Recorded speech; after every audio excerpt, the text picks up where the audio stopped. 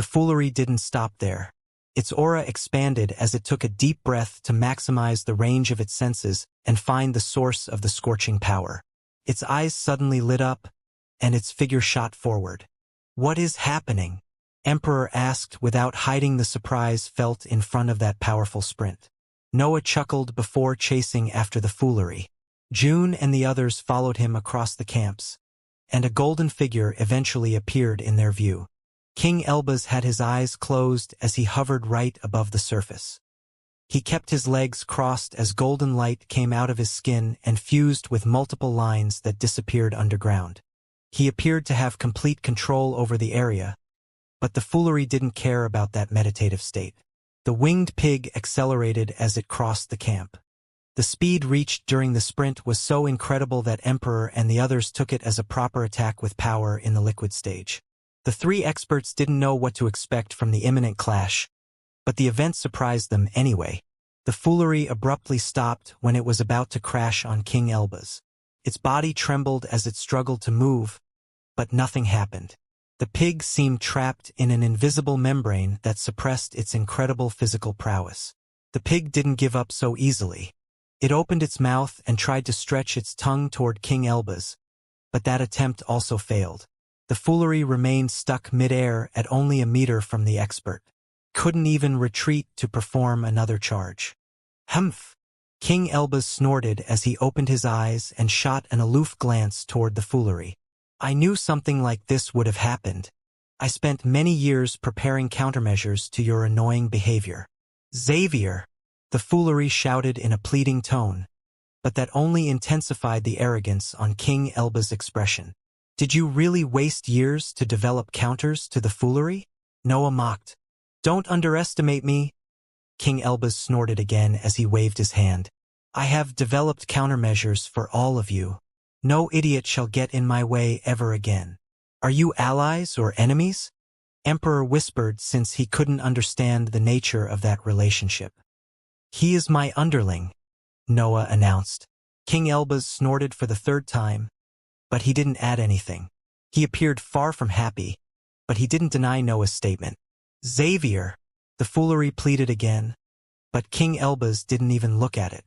The complete disregard expressed by King Elbaz made the foolery's expression freeze. The pig appeared lost, depressed, and dispirited. Noah had never seen it make that face, but Pelio decided to take the matter into his own hands. Pelio opened his eyes, and a series of golden lines lit up around King Elbaz. The latter appeared clearly surprised about the event, and his gaze soon fell on Pelio. Pure curiosity had filled King Elbaz's eyes, but the disappearance of his defenses distracted him from his inspection. The golden lines spreading from King Elbaz's figure vanished, and the same happened to the invisible membrane keeping the foolery still. The winged pig finally had the chance to complete its charge, and a proud squeal accompanied the event. Noah shook his head when he saw the foolery standing on King Elbaz.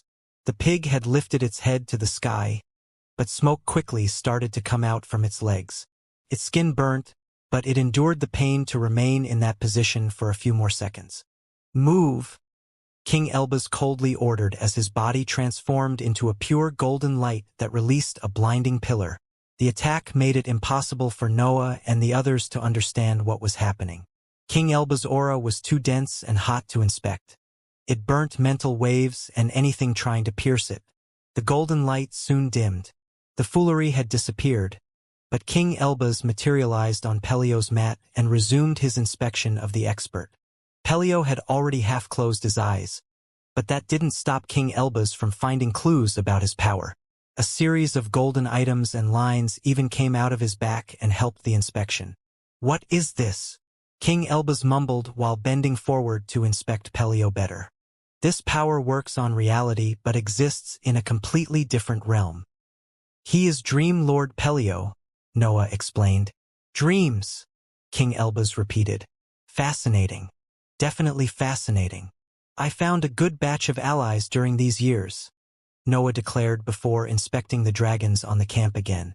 "I see that you have also been busy. The old rulers know heaven and earth deeply," King Elbaz exclaimed as he stopped inspecting Pelio and moved his attention on the other experts. "However, Their knowledge can easily turn into a limit, especially now that heaven and earth are evolving so quickly. They needed someone capable of providing a different perspective, and finding someone better than me is virtually impossible. How is the liquid stage? Noah asked. Disappointing, King Elbaz sighed. You must be almost there, am I right? I should reach the breakthrough naturally soon, Noah admitted. I'm surprised you improved so soon. Our worlds are similar when it comes to their steep requirements, King Elbaz announced. Yet, my existence is far heavier than yours. I faced the breakthrough simply because the gaseous stage couldn't contain me anymore. That final energy of yours is definitely interesting. Noah growled as a hint of greed seeped into his cry. It's a pity that none of you brutes can even come close to approaching it, King Elbaz declared. Though I might accept you as my disciples if you worship me for a few thousand years. You still have a long way to go. The foolery's voice resounded in the area as a fuming figure descended from a spot near the array of lightning bolts. The smoke slowly dispersed and revealed the charred figure under it. The foolery's skin had turned black, and multiple burns had appeared on its legs. But its condition didn't seem critical. The pig even kept its head lifted during its descent. I have obviously held back, King Elbaz scoffed. So, you admit that my power is necessary for the final battle against heaven and earth? The foolery exclaimed, and King Elbaz's expression froze. Shy as always. The foolery shook its head. Xavier, I shall take you under my wings and teach dashed. The foolery couldn't complete its joke since one of King Elbaz's defenses activated and covered its mouth with a muzzle. The item prevented the pig from speaking or releasing other sounds, and its power clearly was near the peak of the 9th rank. Did you really create an upper-tier item to keep the foolery silent? Noah asked. You can thank me later, King Elbaz responded. Noah shrugged his shoulders and used that chance to scold the foolery. That's what happens when you spend millennia sleeping and eating. You must grow stronger if you want to keep teasing Xavier. The foolery appeared enlightened by those words. Resolve filled its eyes as it nodded furiously. Then it looked at Pelio, and the latter made the muzzle disappear. You are a bunch of idiots, Queen commented. You have to see the others. King Elbaz and Noah sighed at the same time. Is it possible to see the old rulers now? Cursed Reality asked. Of course. The old ruler's voice came out from the various buildings and ground. We are waiting for you. Come, we have so much to discuss. The city opened and revealed its deep pit after the old ruler's formal invitation. Orange light seeped out of the vast hole and filled the area with deep power, but Noah jumped inside it without showing any hesitation. King Elbaz and the others didn't waste time and followed Noah. But Emperor, Queen, Cursed Reality, and Vesuvius slowed down their descent to inspect the area. The old ruler's aura was peculiar, and its resemblances with heaven and earth's power only deepened those features. Still, it now carried a specific individuality that separated it from the sky. The bottom of the hole was as Noah remembered it, but the orange figure that it contained had gone through some changes. Noah and the others could see a tall avatar made of a shiny metal that highlighted its many details. The avatar had gained a detailed robe, clear fingernails, ears, and eyes. The rest of its facial features were still vague, but a nose had begun to take form, and the same went for a proper mouth. Noah disregarded the unclear features and the robe to focus on the eyes. The old ruler's gaze carried emotions and intentions. It had become almost human. You are growing stronger, Noah commented. Obviously. The old rulers responded as their unclear mouth trembled. We benefit a bit from the changes in the world's fairness due to our lingering connection with heaven and earth. Besides, your ambition has already tainted us. I've seen your work on the dragons. Noah changed the topic. It's bold enough to receive my praise, but it also worries me. You still don't trust us. The old rulers chuckled. Can you blame me? Noah asked. Not at all, the old rulers exclaimed. Actually, we share some of your worries. We and heaven and earth are increasing the distance between ourselves with each step toward higher forms of power. However, that also makes us grow closer. I hate when they speak about complicated stuff, The foolery sighed. It's inevitable, really, the old rulers revealed. We are separate existences, but we used to be one and the same. That connection won't disappear as long as the world exists. Heaven and earth had severed the part of themselves that had become the old rulers, but the world still found similarities in their existence that allowed them to benefit or suffer from the changes in the fairness scales. So, I guess you have a strategy. Noah moved the conversation to serious topics. What did you plan to do after improving the dragons? We wanted to wait for you to cause a mess. The old rulers promptly revealed. The dragons are powerful, but heaven and earth will counter them as soon as they appear on a battlefield. We plan to use them as a secret force. Why would I even cause a mess? Noah asked. King Elbaz, June, and even the foolery launched meaningful glances at Noah. They didn't need words to make Emperor and the others understand what their gesture meant. No, I mean, Noah cleared his throat.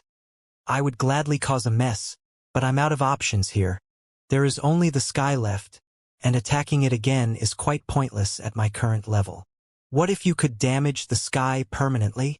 The old rulers asked, and King Elbaz wore an arrogant smile that Noah didn't miss. What did you develop in these years? Noah asked. A weapon, obviously, King Elbaz revealed. You have seen the power of the black metal. I only needed to perform some personal modifications to turn it into a proper counter worthy of the sky. Noah didn't need to question King Elbaz any further. He had already used the black metal to hurt the sky, but he could understand how his underling might have developed something far stronger in those years. King Elbaz's final energy was perfect for those projects. He had even worked together with the old rulers, so Noah felt sure that the result had been outstanding. Still, a few problems remained. Heaven and earth managed to kill the death dragon after you performed minor improvements on its underlings, Noah exclaimed. What will happen if we unleash this weapon? We believe you can understand that better than most experts, the old rulers replied. I do, Noah said before turning toward King Elbaz. How strong is this weapon? What do you mean by permanent damage? According to my calculations, King Elbaz explained, the weapon will remove the sky from the higher plane. Heaven and earth should also lose their grip on many mortal lands, but it's impossible to know their exact number since I can't evaluate the ruler's power in its entirety. That will force their hand, Noah responded. Did you grow scared of heaven and earth in these years? King Elbaz mocked. Noah ignored the joke as deep thoughts filled his mind. The weapon described by King Elbaz was obviously powerful and valuable. Noah also knew that it would work. However, the inevitable consequences of that attack would be terrifying. The weapon seemed able to reduce heaven and earth's influence. Removing their access to the mortal lands and the higher plane would significantly affect their energy reserves. In theory, the event might lead to a safer environment. Moreover, having access to less energy would limit the number of projects that heaven and earth could pursue. They would have to focus only on what they considered necessary, and the improvement of their existence would naturally come first. Nevertheless, the rulers were resourceful, and they had accumulated wonders inside the sky for countless years. They could probably release their armies of avatars and take complete control over the higher plane even without the weak sky. Actually, the disappearance of the weak sky would force heaven and earth to be even more aggressive in their hunt for small forces. There was a high chance that the weapon could backfire, especially once the world's fairness came into play. Still, Noah only had two alternatives. One of them saw him secluding himself inside the Orange City to cultivate. That wasn't different from what he had just refused to do inside the Cursed Labyrinth, so he didn't even consider it. The second alternative was his initial plan. Noah wanted to use Pelio's power to find other forces and amass them under his banner. He expected the various experts in the higher plane to be eccentric and challenging to approach, but the threat of the final battle was bound to bring some sense inside them. Heaven and earth might decide to ignore everything happening outside the sky if the weapon does enough damage, Noah eventually thought. That would give us the chance to gather even more forces and salvage those already in the tribulation's target. The plan sounded like a gamble since it was impossible to predict heaven and earth's reaction. But Noah wasn't the type of expert to refuse a fight. He also had to prove himself in front of his new underlings, and a clash against the ruler's forces would probably push him into the liquid stage. The final battle is already a gamble, Noah sighed. I guess it's time to face some privileged cultivators. Let me see this weapon. He changed his mind so quickly, the foolery whispered. Why are you surprised? June commented. I'm not, the foolery replied. But it's my role to crack jokes about it. Elba's muzzle, Noah ordered, and the golden item materialized in front of the foolery's mouth as soon as King Elba's snapped his fingers. The sky was the most secretive and protective location in the entirety of the higher plane. Every expert feared that destination since it represented the sheer amount of power that heaven and earth held. The sole thought of invading the sky was pure madness in the minds of most experts. Even solid-stage cultivators would label that mission as crazy. Yet, for Noah, a trip into heaven and earth's white world was nothing more than a dangerous task. Of course, the current situation in the higher plane required thorough preparations. Heaven and earth weren't a mindless program anymore. Sneaking up on them was impossible now, and Noah also expected the full force of the sky to converge on his position as soon as the invasion began. So, this is the weapon, Noah exclaimed while looking at a strange black substance raging inside a series of golden barriers. It's quite the masterpiece, King Elbaz proudly responded. It's a pity that it needs to be disposable to have such incredible raw power. The group had split after learning about the plan.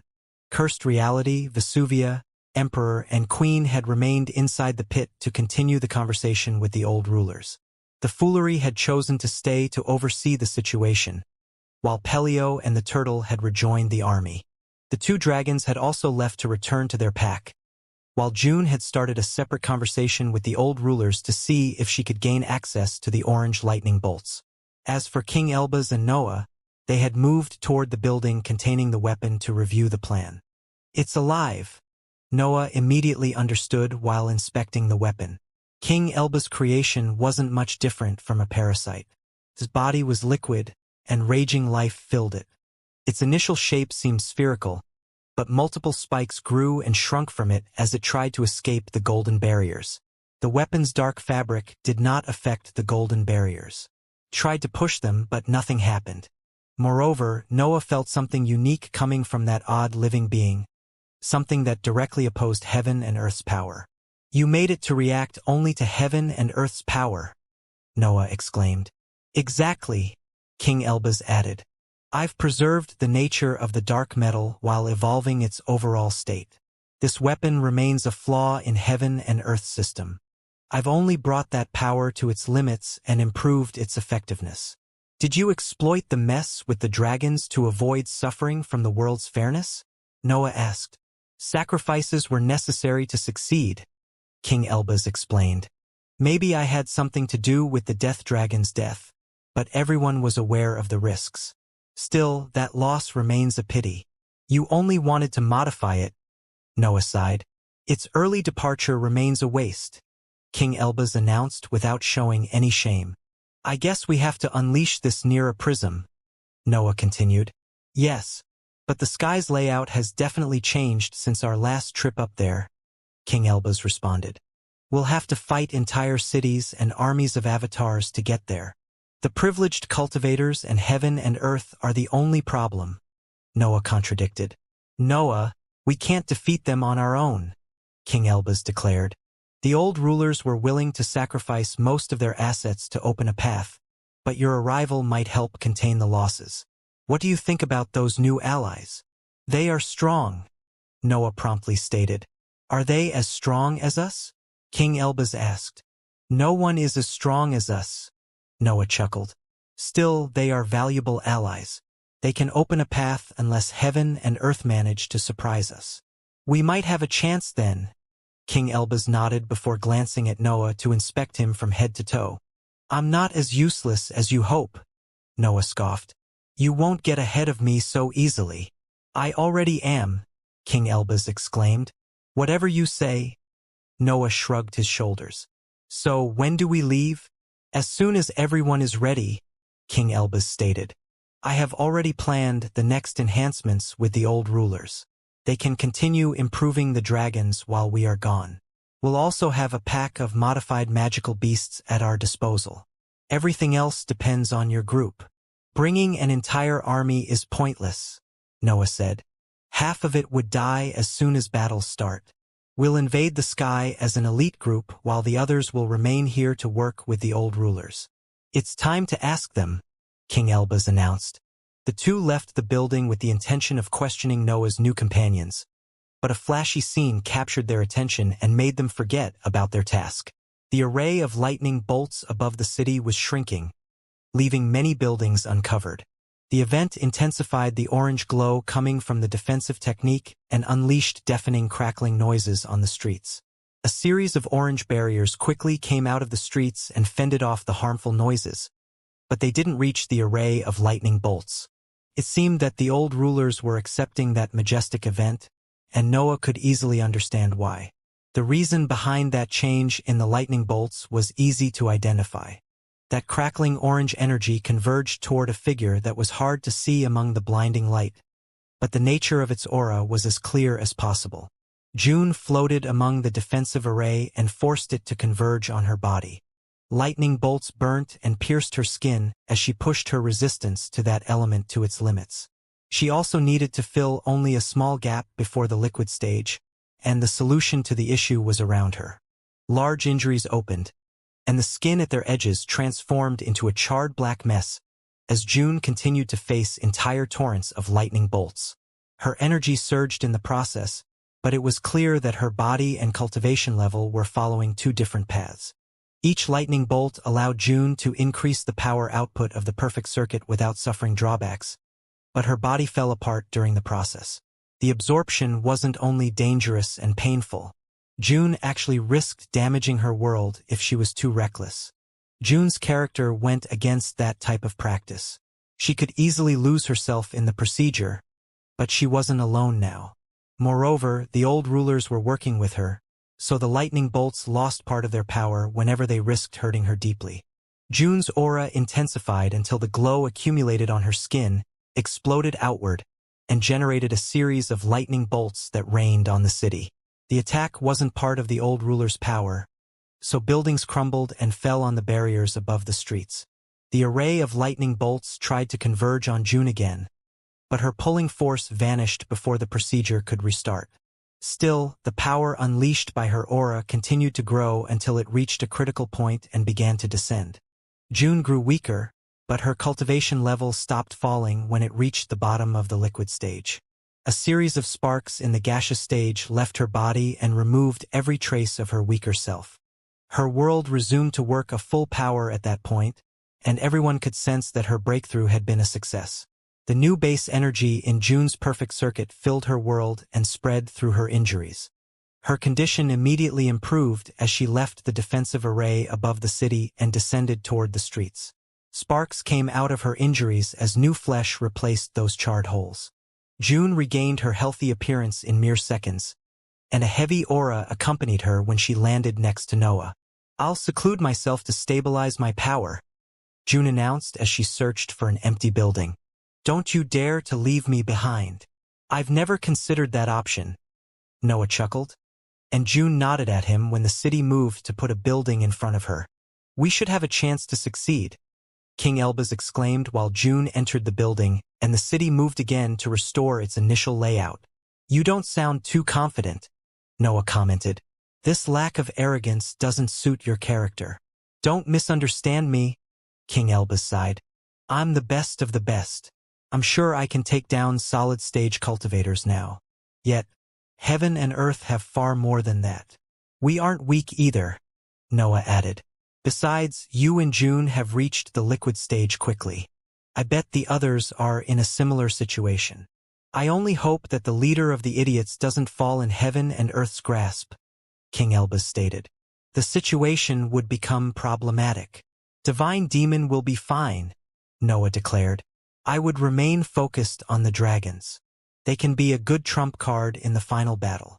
"Everything will change once this mission is over," King Elbaz explained. "That project will probably suffer a lot from the shift in the world's fairness. I'll have to adjust all my calculations." You would have needed to do that anyway since I'm here now, Noah laughed. You are lucky we are dealing with magical beasts. King Elbaz snorted without denying Noah's statement. The two went on separate ways at that point. King Elbaz wanted to review his preparations for the mission, while Noah had to reunite with the other solid-stage experts to share part of his knowledge. The sky was immense, but its layout was relatively simple. Heaven and Earth had probably changed something after their recent improvements, but Noah still shared everything he knew with his new companions. The upper-tier turtle didn't like Noah's decision to leave it behind, but the reality of the situation was undeniable. The leader would be useless in the sky in its current state. It was better if it remained inside the Orange City until the mission was over. The same went for Old Tyrant, Gabriel, Fiery Mountain, and the other experts retrieved in Artemo's dimension. None of them was strong enough to survive a mission in the sky. Even the rank 9 foolery didn't meet those requirements, but Noah couldn't force it to remain behind. The team took form in no time. Noah, the foolery, King Elbaz, June, Cursed Reality, Emperor, Queen, and Pelio would head toward the sky to plant the weapon. As for Vesuvia, she had decided to remain behind to make sure that the old ruler's plans were in line with humanity's future. We could send a shard of our power with you? The old ruler's voice came out of the streets and buildings where the team had gathered. But heaven and earth would only have an easier time locating you like that. We'll join you the next time. I wouldn't have let you come anyway, Noah responded. It's too risky to expose your existence to heaven and earth right now. We could use you as a distraction, King Elbaz continued, but it's better to keep the mission simple. We don't know how much heaven and earth would improve after absorbing your power. That despicable woman will also keep an eye on you, Queen added. Don't try anything funny while we are gone. Your interactions are always fun to witness, the old rulers exclaimed. I blame you for this side of their personality, King Elbaz announced while glaring at Noah. He is always ready to comply dash. The foolery began to crack a joke, but it sealed its mouth when it noticed that King Elbaz was ready to summon the muzzle. You'll regret the day when you forced me to be serious about my cultivation level. The foolery eventually snorted as it lifted its head and let Pelio's mat carry it. Sometimes I think you get on its bad side on purpose, Noah commented. Nonsense, King Elbaz scoffed. It's only normal for brutes to envy and feel threatened by me. How many of you are still on the higher plane? Queen asked. Are they all idiots like you? She really has no idea, Noah sighed. I've gone through squabbles that hurt more than the sky's pressure, King Elbaz sighed. I'm actually curious now, Emperor admitted. Emperor, please, Cursed Reality called. You'll only make Queen join the squabbles. Can we go already? June asked as she stared at the sparks coming out of her palm. The tea is ready, Pelio stated, and Noah roared to cover the foolery's loud squeal and announced the beginning of the mission. The group shot upward and crossed the array of lightning bolts through an opening that the old rulers had prepared for them. The city had already reached a suitable location, so the real sky unfolded in the expert's vision once the orange glow vanished. Queen, Emperor, and Cursed Reality instinctively slowed down. They didn't know every detail about the mission, and approaching the sky so quickly seemed reckless. However, King Elbaz waved his hand and launched a series of golden bullets that dug a path inside the white layer before they could land on it. A tunnel quickly took form and allowed the group to accelerate toward its insides. Noah glanced at Cursed Reality, and the expert understood the meaning behind that signal. The fabric of space around the group trembled as the cultivator enveloped them into a different space-time array. The technique was incomplete, but it needed to be like that since a proper alternative space-time array would prevent the group from flying forward. Cursed Reality had to limit his power and the cloaking properties of his technique, but Noah released his dark world to help. The dark matter enveloped the group and worked with the alternative space-time array to create a proper cover that kept everyone hidden from the whiteness. The technique wasn't perfect since they had to affect the sky to advance, but that was the best they could do. The days when you could come here unnoticed are over. A youthful voice echoed from the white surfaces of the tunnel after the group flew for a while. Noah and the others immediately stopped. The whiteness intensified and transformed into piercing beams that broke through the alternative spacetime array to expose the group. Even the dark world shrunk under the light's pressure. Something strange quickly became evident. The whiteness was heavy and dangerous, but only one aura seeped out of the tunnel's surfaces. Noah even recognized it, which allowed him to gain an idea of the situation. "Just come out, Caesar," Noah called while recalling the dark world. A playful chuckle resounded as Caesar came out of a random spot before the group and crossed his legs. His gaze soon converged on Noah, but he shook his head after inspecting his cultivation level. "Not yet, Noah Bulvin," Caesar exclaimed. "It's still too early. Did you come here to tell us to go back?" Noah asked. "Indeed," Caesar declared. "You will die if I let you continue. Your fate has never been clearer." "How kind of you to warn us," Noah mocked. "Still, I think we will continue our mission anyway." "You fail to understand my words," Caesar exclaimed. "The strings of fate are already in place. You won't move forward."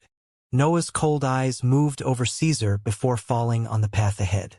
He took a step forward, but the world around him suddenly twisted to bring him back in his previous position. The event didn't feature any teleport or actual change.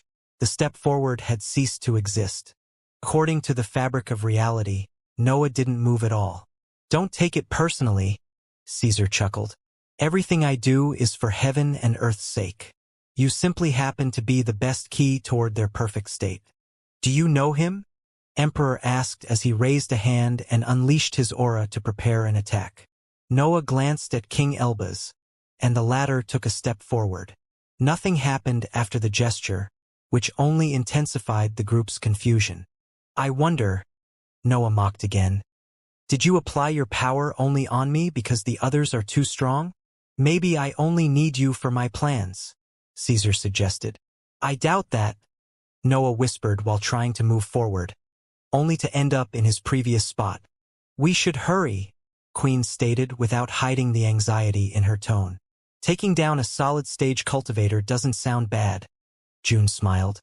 "No, you go ahead," Noah ordered.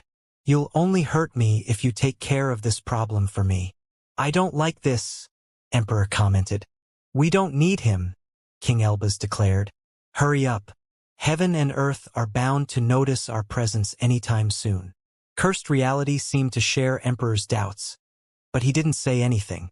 He didn't believe that Noah was working with the privileged cultivators for even a second.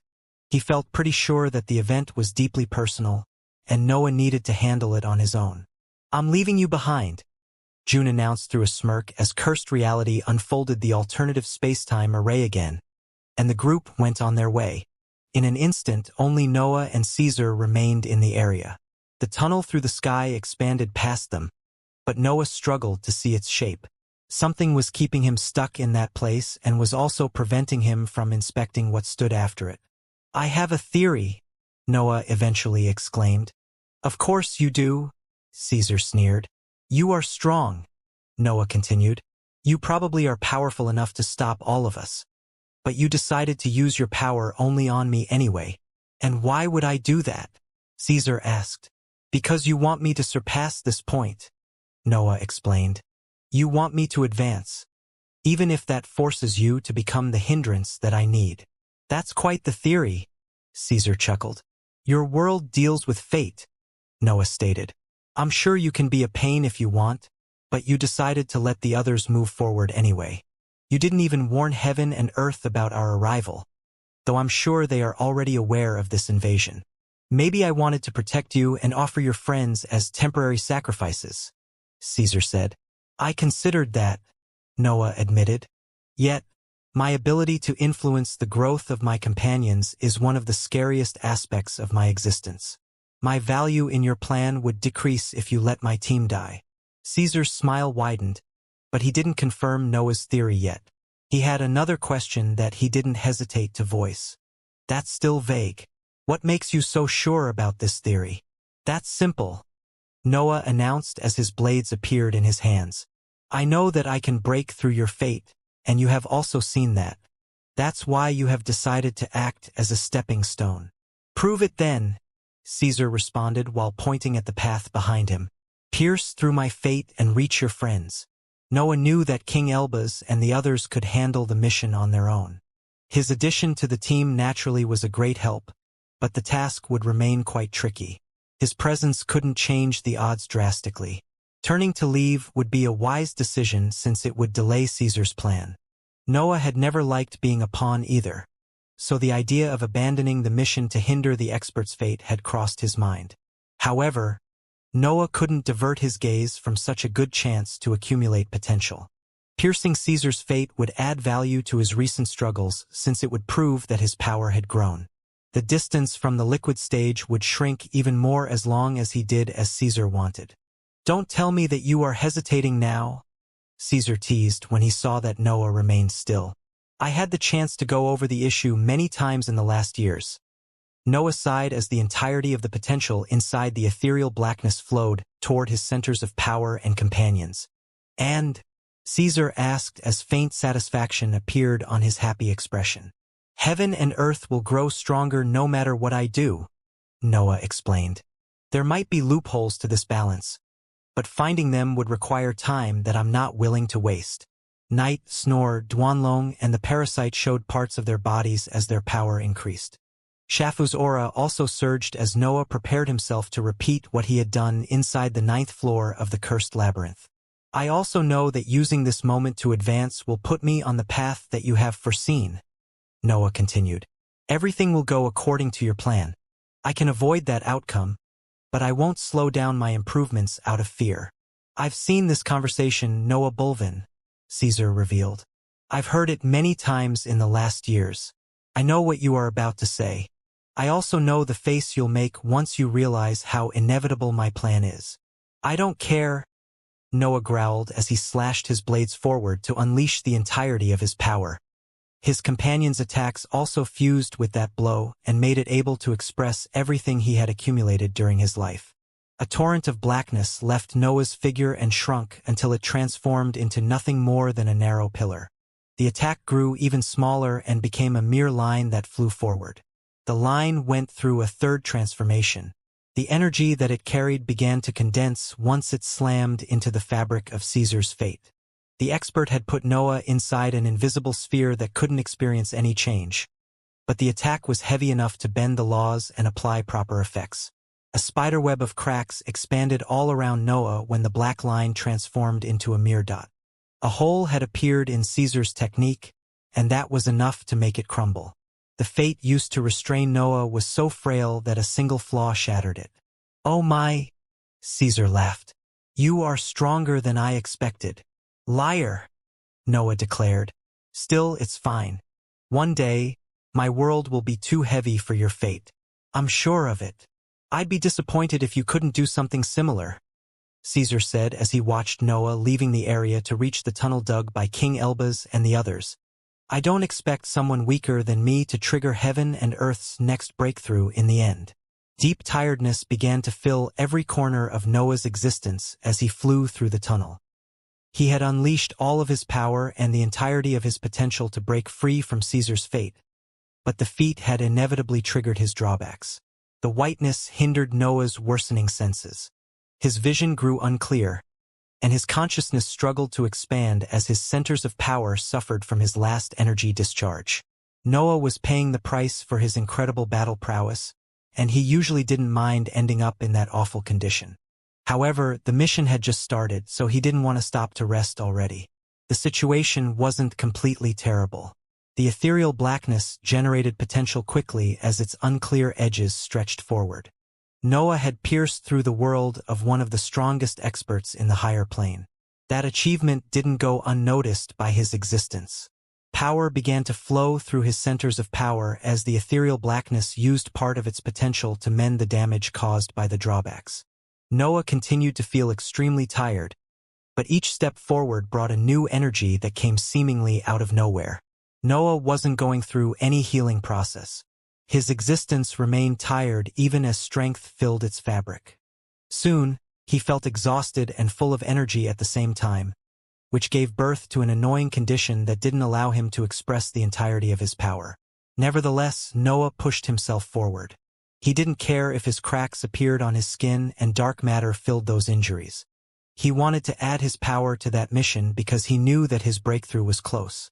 King Elbaz and the others were obviously flying faster than Noah. The latter couldn't find his companions along the way, but he noticed traces of battles or familiar techniques.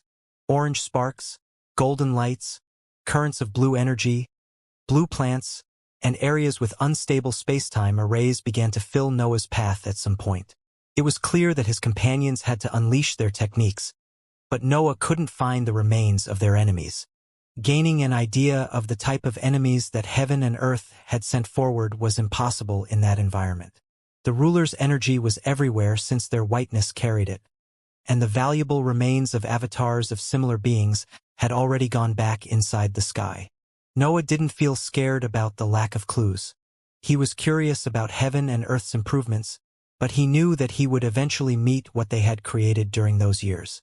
The ethereal blackness continued to expand even as Noah crossed familiar environments. The tunnel wasn't completely straight, and large areas featuring tall buildings appeared from time to time. The cities still existed, but they were empty, and their intact state confirmed that his companions didn't meet any hindrance there. Noah also found empty oval areas that resembled the spaces from where he had stolen prisms in the past. Those locations lacked their incredible features now. They appeared abandoned, which felt strange since they didn't match heaven and earth's newfound clarity. To put it simply, heaven and earth had greater control over their power and world now. Unused space was a waste of energy, so the rulers theoretically had to fix that issue. The matter wasn't even external to heaven and earth's power. The issue affected their world, so it would typically be a priority to streamline it as best as possible. However, the rulers did nothing to remove those empty spaces. They didn't even put traps or similar arrays to use them to hinder eventual invaders. Heaven and earth had decided to let part of their power go to waste. Are they doing this on purpose?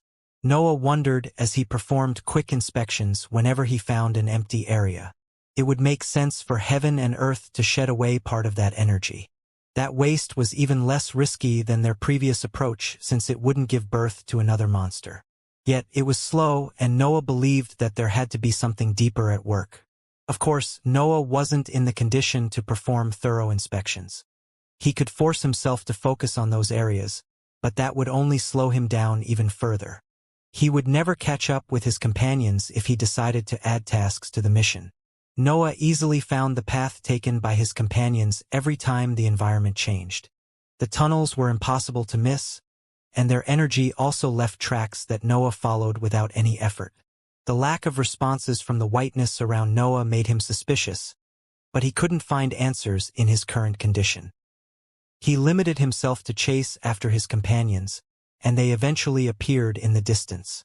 The scene that unfolded in Noah's vision was amazing and shocking at the same time.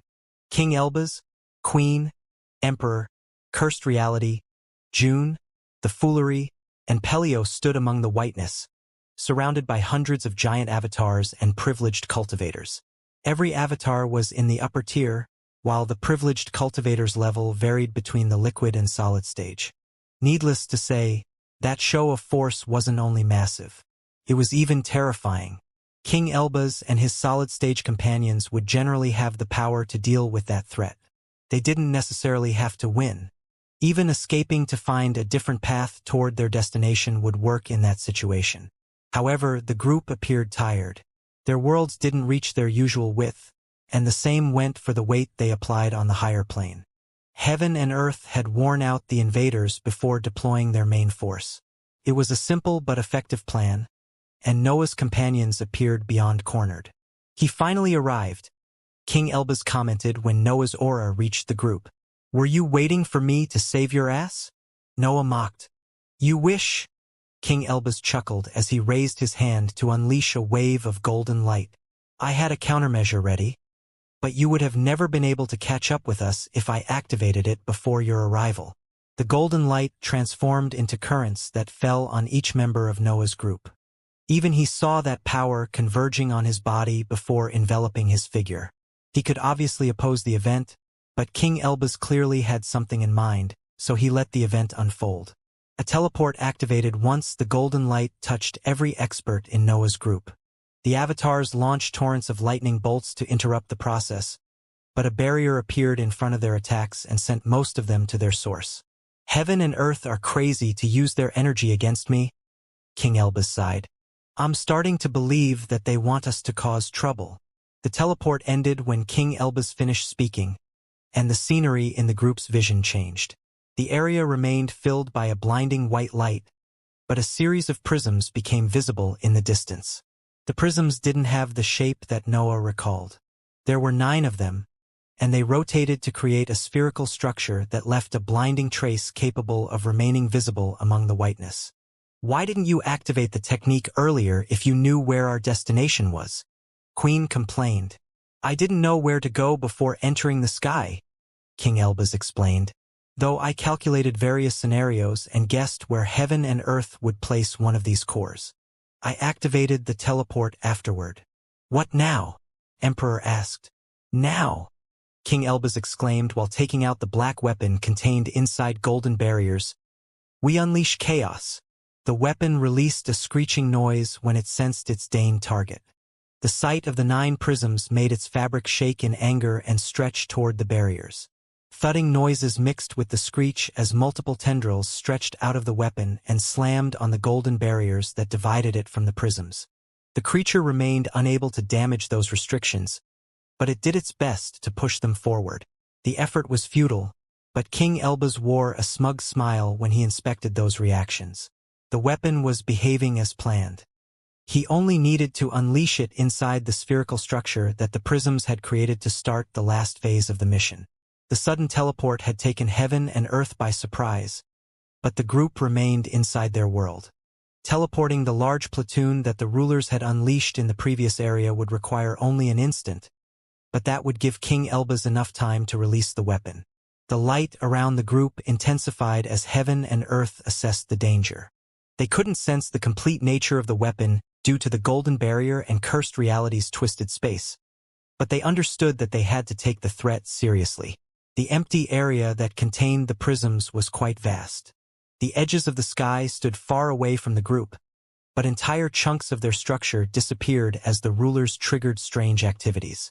The teleports were too slow, but heaven and earth had ways to quicken them. They sacrificed chunks of the sky's edges to send part of their structure in front of the prisms and create a humanoid form that the group knew far too well. An avatar took form in an instant.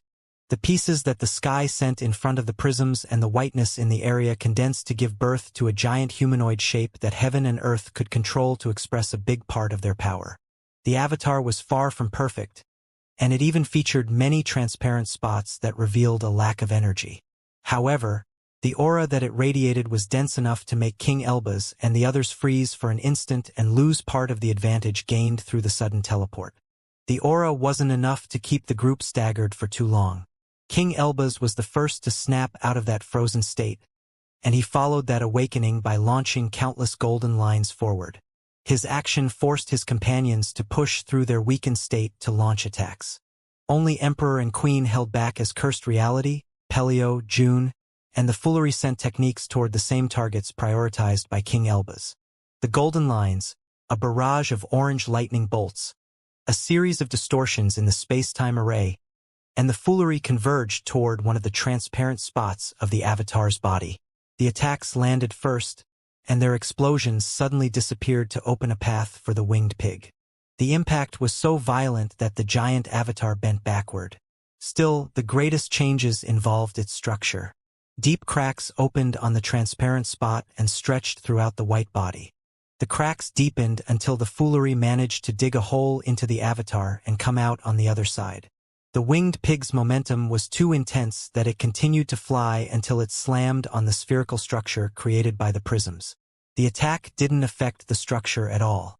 A burst of white light filled the area when the Foolery touched the sphere's edges.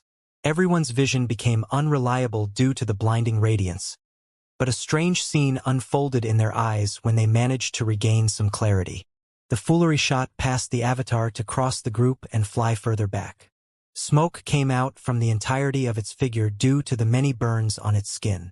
The mere contact with the spherical structure had turned its body into a charred mess, and it was clear that it couldn't stop on its own for now. Noah was still behind the group, so he sprinted toward the foolery to catch it midair. The pig was in pain, but its eyes showed the resolve to fight. Yet, the damage suffered during the impact had made it temporarily unable to move. Noah expanded the dark world to envelop the foolery and enhance its healing properties. It wouldn't take long before it became able to move again. But Noah didn't know if that would be enough, since heaven and earth had already bought themselves another instant.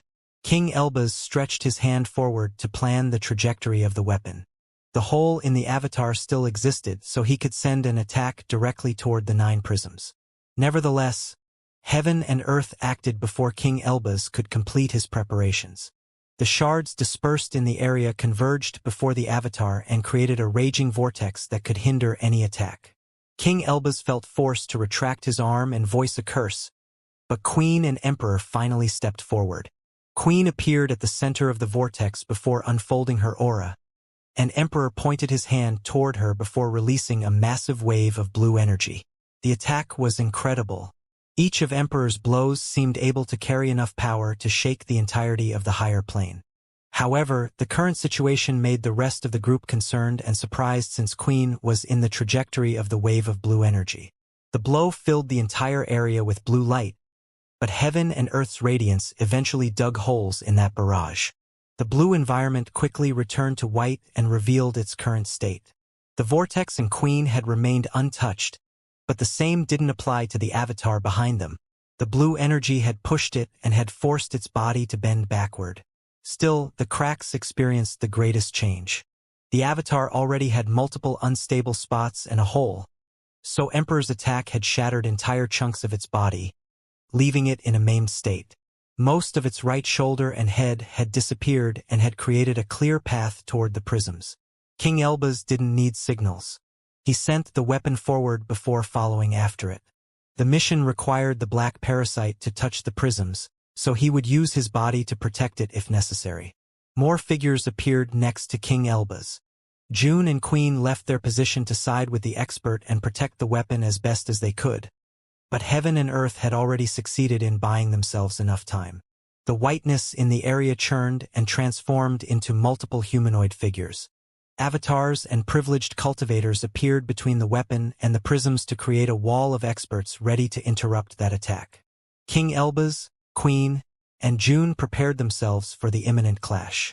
Yet, it was pretty evident that their efforts couldn't open a path for the weapon. After all, their opponents counted tens of experts with battle prowess in the solid stage. Pelio and Cursed Reality couldn't do much either. Removing or isolating part of those threats wouldn't change the situation. There were simply too many opponents. Then, an oppressing aura filled the whole scene and forced the white radiance to gain dark shades. The entire area dimmed, and everyone immediately sensed the source of that event. Noah had raised his swords, but the power that came out of him had changed. Its weight could push back heaven and earth's radiance. Being immersed in heaven and earth's whiteness was normal for those inside the higher plane. That was even truer during a mission inside the sky. The ruler's light could stretch almost everywhere, and powerful experts could push it back only temporarily. However, Noah's influence didn't stop there. His heavy aura pushed the whiteness back before infecting it with black lines that expanded in every direction. Those lines resembled the infective destruction that Noah usually unleashed when in front of an opponent that he couldn't defeat in a few blows. Yet, those structures carried something far deeper now. They expressed the entirety of Noah's world, which made them reach new realms of heaviness and power. The lines expanded and enlarged, transforming into spiderwebs that quickly merged their edges. They soon turned into vast spots resembling black lakes immersed in the purest white radiance, and their influence forced the entire area to darken. King Elbaz and the others remained stunned before that sudden event, and heaven and earth's army fell prey to the same feeling. Everyone in the area turned toward Noah, and their expressions inevitably twisted to reveal their mental state. Even the faceless avatars developed mouths and other features that helped express their feelings toward the black infection. Still, they didn't reveal any surprise or amazement. They only had hatred and anger to show to the world. The event was quite hilarious since Noah's aura was the reason behind their new facial features. His infective black aura had forced the avatars to improve a bit, but their core as heaven and earth's puppets made them hate that newfound power. Instead, the experts in the area experienced various emotions, but they all shared intense amazement. The power that Noah was unleashing into the world didn't make any sense. Even solid-stage cultivators would struggle to cause those reactions inside the sky. Meanwhile, Noah was barely paying attention to his surroundings. His eyes were open, but they didn't look at the darkening environment. The entirety of his attention was on his centers of power and world. The ethereal blackness had been restless since Noah pierced the 9th floor of the cursed labyrinth. That state had only intensified after Caesar's trial. Noah's world had continued to grow during the flight through the sky, inevitably leading to a breaking point. The ethereal edges of Noah's world expanded as new potential filled its insides. He noticed how his core energy had changed now, but the transformation had yet to complete its course. The new potential created waves that flowed toward the centers of power. Everything about Noah improved and sent that energy back to the ethereal blackness. The exchange of potential happened multiple times in cycles that brought new power whenever they ended. The ethereal blackness gave the centers of power the energy to improve. Meanwhile, they set new standards after each step forward. The exchange led to a sharp increase of power, which translated into the new heaviness that Noah was expressing. He felt able to stretch his fingers into deeper areas of the space-time fabric, and some of them seemed to be outside heaven and earth's control. I can almost touch the universe, Noah thought as his swords began to shake. The tremors generated shockwaves that quickened the expansion of the black infection. The dark lakes transformed into a proper sea that stretched past the battlefield and reached areas behind the 9 prisms. The expansion of the Black Sea was only the least significant effect of Noah's new aura. The greatest changes happened to heaven and earth's influence and their army. The dimming white light stopped applying pressure on King Elbaz and the others. Heaven and earth's power also diminished and failed to hinder the experts on their path toward the prisms. The avatars experienced spontaneous explosions due to the conflicting forces that filled their bodies. Noah's aura had forced them to improve, but his influence wasn't in line with heaven and earth's power, which led to internal fights. Every avatar, even those in the upper tier, saw entire limbs or vast chunks of their bodies blown away due to the conflicting energy inside their structure. Heaven and earth couldn't allow that tampering, which only weakened their army. Of course, the privileged cultivators could fend off Noah's energy, but that didn't stop them from remaining in a daze. They understood what was happening. They had actually waited for that event for quite some time by now. Noah was stepping on the liquid stage. Still, the breakthrough went beyond what the privileged cultivators had predicted. Even heaven and earth's help didn't allow them to come up with a correct prediction. Noah was unleashing too much power for an expert in the liquid stage, and his aura kept getting heavier. It wasn't an exaggeration to say that the entire battlefield had come to a stop while Noah was experiencing the breakthrough. The effects that his new aura was spreading in the environment were captivating, but they weren't the most interesting aspect of the event. Noah's aura, influence, and weight confirmed what the privileged cultivators and his allies had started to expect a long time ago. Everyone wanted to watch the birth of the strongest liquid stage expert in the world. The exchange of potential eventually came to an end, and Noah's power stabilized only to skyrocket in the following instant. He had immediately put his new energy to use, which pushed his existence toward superior realms that even the privileged cultivators in the solid stage felt forced to take seriously. Noah didn't care about the army. He didn't even bother to check the state of the maimed avatar carrying a chunk of heaven and earth's real power. He had a single goal in mind, and he didn't hesitate to pursue it. The cursed sword and the demonic sword slowly descended until their tips pointed at the spherical structure created by the 9 prisms. Avatars, privileged cultivators, and allies occupied that path, but Noah limited himself to growl a single word before unleashing his power. Move! The attack that came out of Noah's swords was silent. It had the shape of a thin black line that disappeared among the Black Sea. Its disappearance didn't prevent the other experts in the area from sensing its power. King Elbaz, June, Queen, and the privileged cultivators instinctively retreated to get out of the attack's trajectory. They knew that something massive was about to arrive, so they unleashed defensive techniques to prepare for the event. The avatars were too damaged to move in time to dodge the attack. The line continued to fly through the Black Sea and crossed the maimed giant but stopped right before reaching the 9 prisms. The attack seemed to end there, but everything exploded after a silent second went by. The arrival of the Black Line triggered something inside the Dark Sea and the energy that had affected the avatars to generate a series of detonations. Each explosion carried the peak of Noah's destruction, including the might that his companions could unleash. That single attack had made use of the entirety of his power without needing any preparation, and the world inevitably suffered. After the explosions fused to create a chaotic environment, the whiteness became impossible to see. Waves of pure destructions flowed among the void that had replaced the battlefield. Intense winds blew and pushed away every trace of heaven and earth's power. The path between Noah and the 9 prisms was the only spot devoid of his destructive power. Nothing existed in that area, and the universe's fabric also appeared slightly unstable. However, it was a passage that King Elbaz didn't hesitate to exploit. King Elbaz's figure released intense golden light that allowed him to cut through the destructive waves and discharge the weapon in the empty passage. The latter began to fly on its own at that point, and nothing managed to stop it from reaching the 9 prisms. The battlefield went silent again when the weapon touched the prisms, and everyone's attention went on the spherical structure. Even heaven and earth wanted to know what would happen after that event. The weapon abandoned its single shape to turn into multiple tendrils that stretched toward the prisms. The black parasite entered those structures without meeting any hindrance. It seemed made to fuse with heaven and earth's creations. The area was already dark due to Noah's breakthrough and attack, but the fusion between the weapon and the prisms enhanced that feature. Everything went black as one of the last sources of white light dimmed until it transformed into a dark sphere.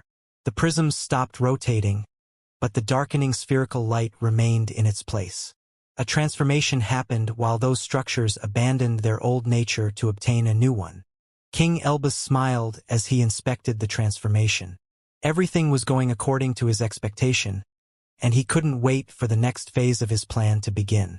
When the spherical structure went utterly dark, the prisms slowly began to move again. They started to rotate in the opposite direction, and their motion generated energy for their creation. The dark sphere began to radiate a black light that intensified as the prism's rotation quickened. Black sparks also flew among the 9 items as their motion reached a critical point. Deep crackling noises resounded in the area as the black sphere expanded. The new energy generated by the prisms allowed the structure to stretch past its natural limits without losing its initial shape. Nevertheless, as the energy accumulated, the structure exploded into 9 black pillars that flew through the area darkened by Noah's power and stretched toward the whiteness in the distance. The entire transformation had lasted for a mere instant, but all the experts on the scene had been able to inspect the various changes thoroughly. The knowledge obtained from that study allowed them to predict what would happen, and heaven and earth's side obviously wasn't happy about that. Some privileged cultivators teleported in front of the pillars in a desperate attempt to stop their flight, but their efforts were pointless.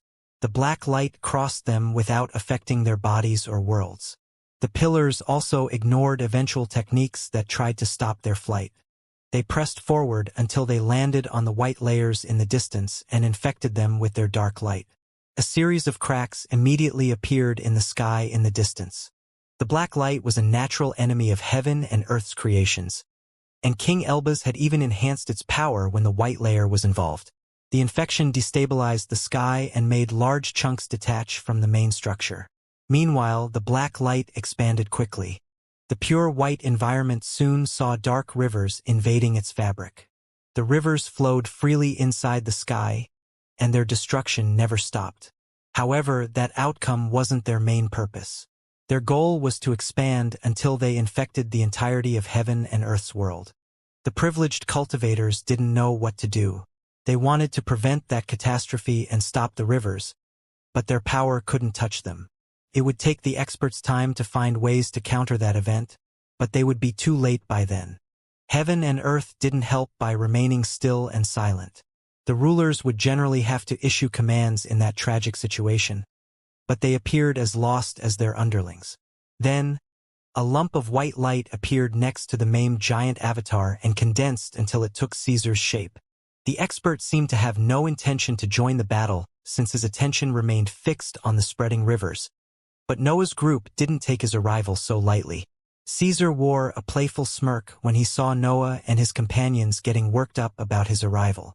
An abrupt gesture might trigger a series of attacks on their side, but he moved slowly and carefully as he waved his hand to point at the black rivers.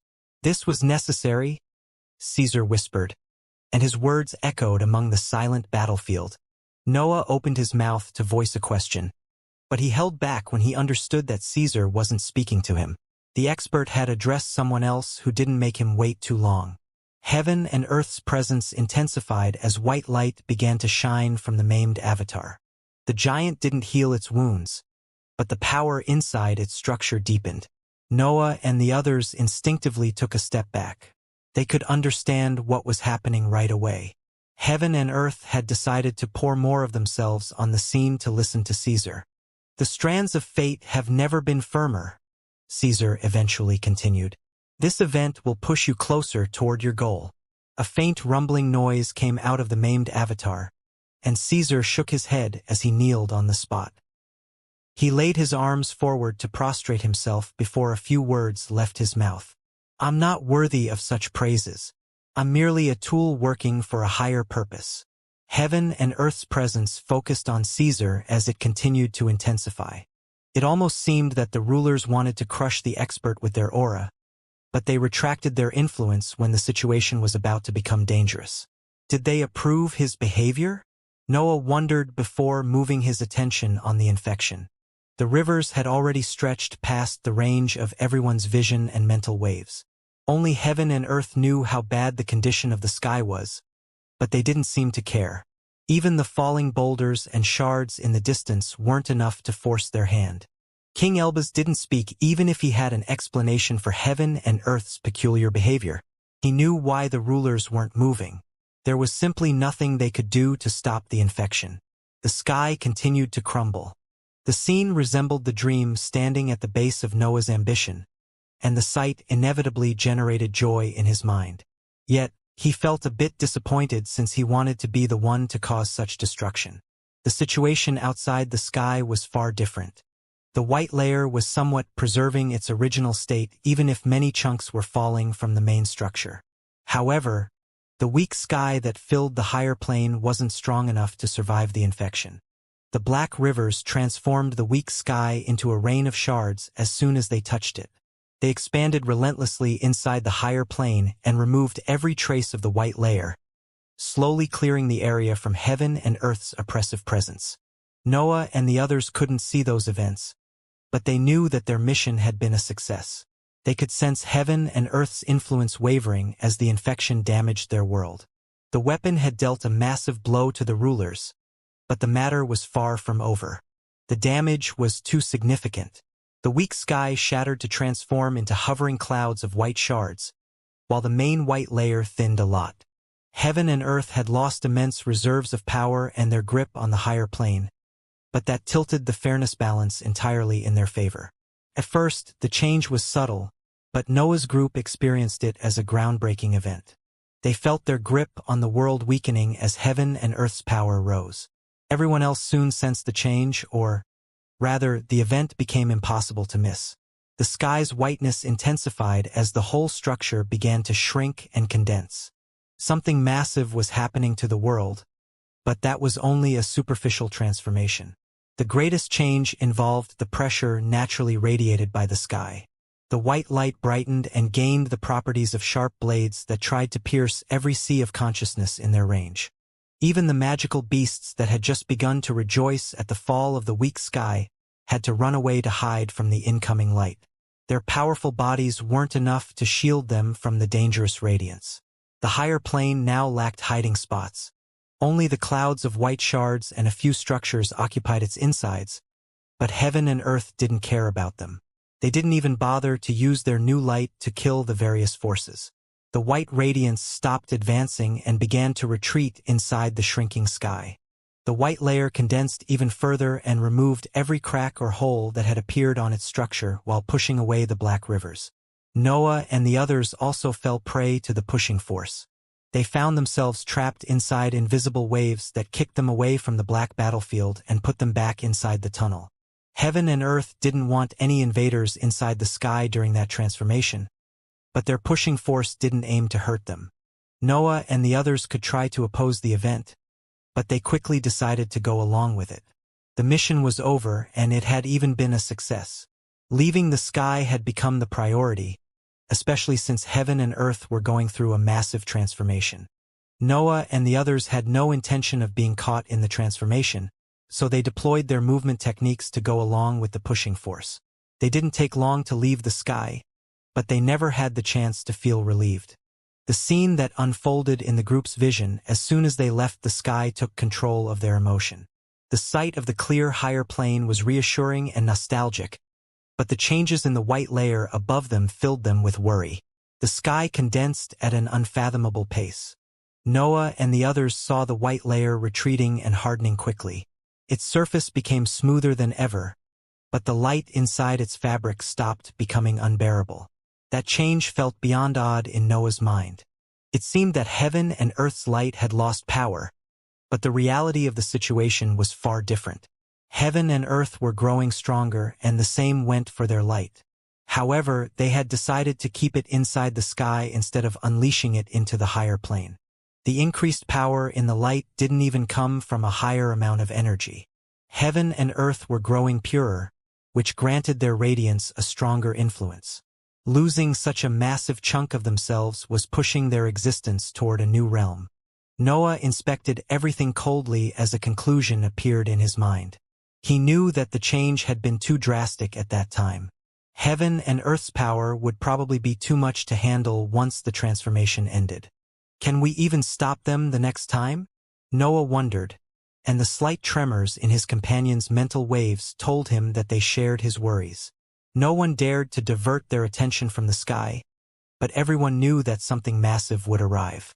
Maybe the event wouldn't come right after the transformation, but the situation had reached a critical point.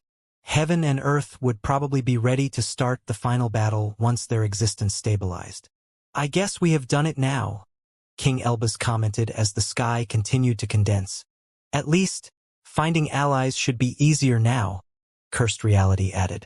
"We might not need to find them," Noah suggested. "What do you have in mind?" Emperor asked. "He wants to create a new higher plane," June sighed. "I guess it's a fitting plan considering our situation." "I can help with that," the foolery stated during one of its rare serious moments. "Everyone must help," King Elbas scoffed. "You won't handle something so important without my supervision." "You obviously had to say something boring," the foolery replied. "Is this really the time to bicker?" Queen asked. "Cultivators should follow their nature," Pelio declared. "Why aren't you making tea then?" Queen rebuked. "I don't want to risk losing a single scene of this event," Pelio honestly admitted, and no one could disagree with that statement. The world was transforming beyond everyone's expectations.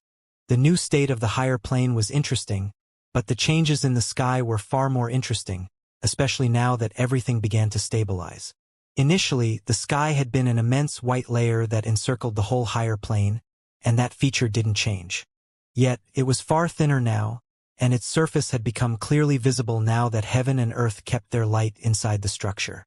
A smooth, seemingly endless surface enveloped the entirety of the higher plane and shone on all the surviving forces.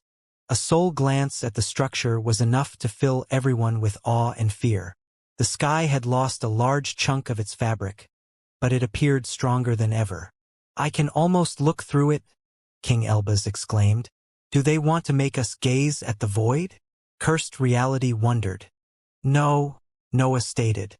"They have stopped caring about us."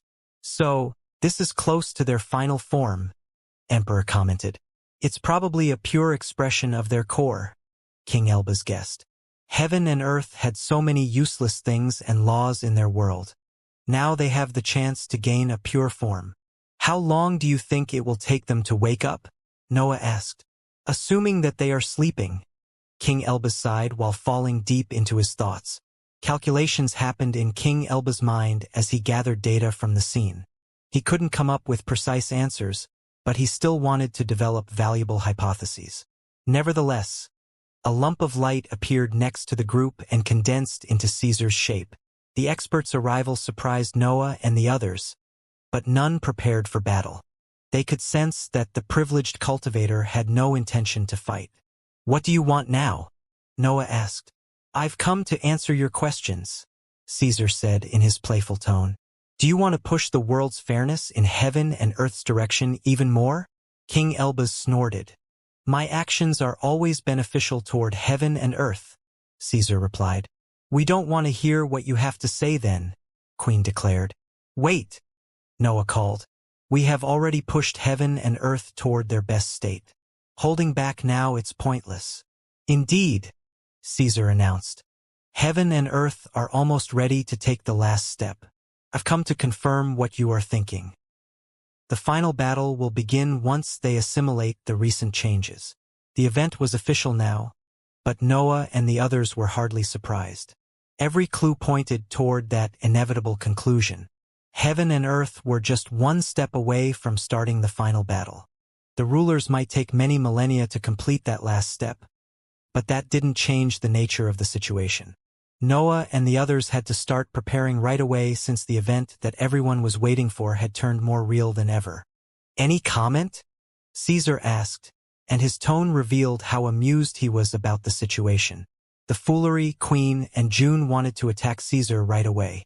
That probably was the perfect chance to take out one of the strongest privileged cultivators, but Noah and King Elba's behavior made them hold back. Noah and King Elba's had been the first to interact with Caesar. The expert's words and motives had sounded conflicting at times, but he had always been in control of every situation. Noah and King Elba's knew that even their peak power wouldn't be enough to take him out now. "Let's go," Noah eventually ordered. "We have a world to build. It feels fated, doesn't it?" Caesar voiced while Noah's group turned to leave the area. "The forces of the higher plane will develop one last battle tactic. The end of the world will see a dark landmass rising to crash on a bright sky. Even you couldn't have plotted so far ahead." Noah dismissed that assumption. "I didn't," Caesar admitted. "I only wanted you to picture the scene in your minds. The last two forces in the world will have one final battle, and your side won't be able to play defensively." Noah knew that Caesar was speaking the truth, but he still ignored him. He descended toward the clouds of white shards, and his team followed him closely. Caesar remained in his spot and observed the departing group. His smirk never left his mouth, and the now empty environment allowed him to keep track of the expert's movements for a long time. Noah sensed Caesar's gaze on his back.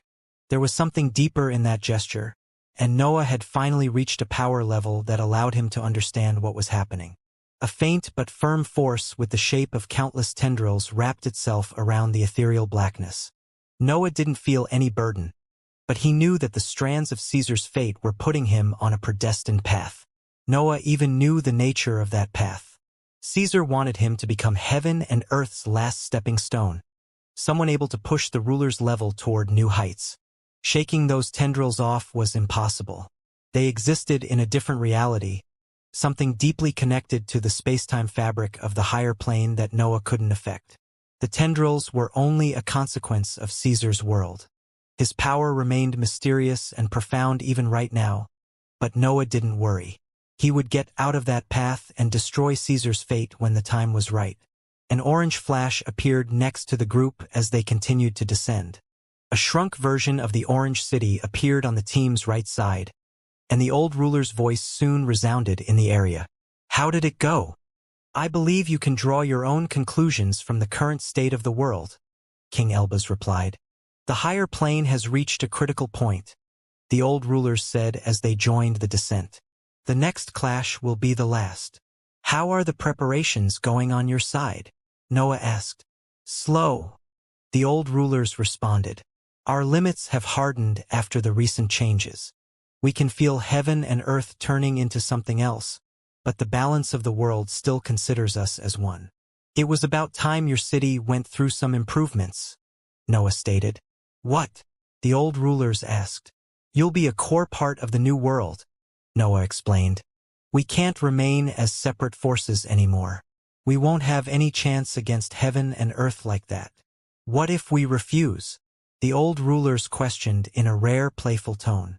We have become protective toward our existence. We are sure you can understand the feeling. I don't really care anymore. Noah sighed as his pride seeped out of his world on its own. I'm tired of these games. I need your buildings, so I'll get them one way or the other. Are you willing to start an internal war before the final battle? The old rulers wondered. I'm willing to eat the whole world if it doesn't side with me, Noah growled. The foolery, Pelio, June, and King Elbaz couldn't help but wear faint smirks. That was the path that they had chosen.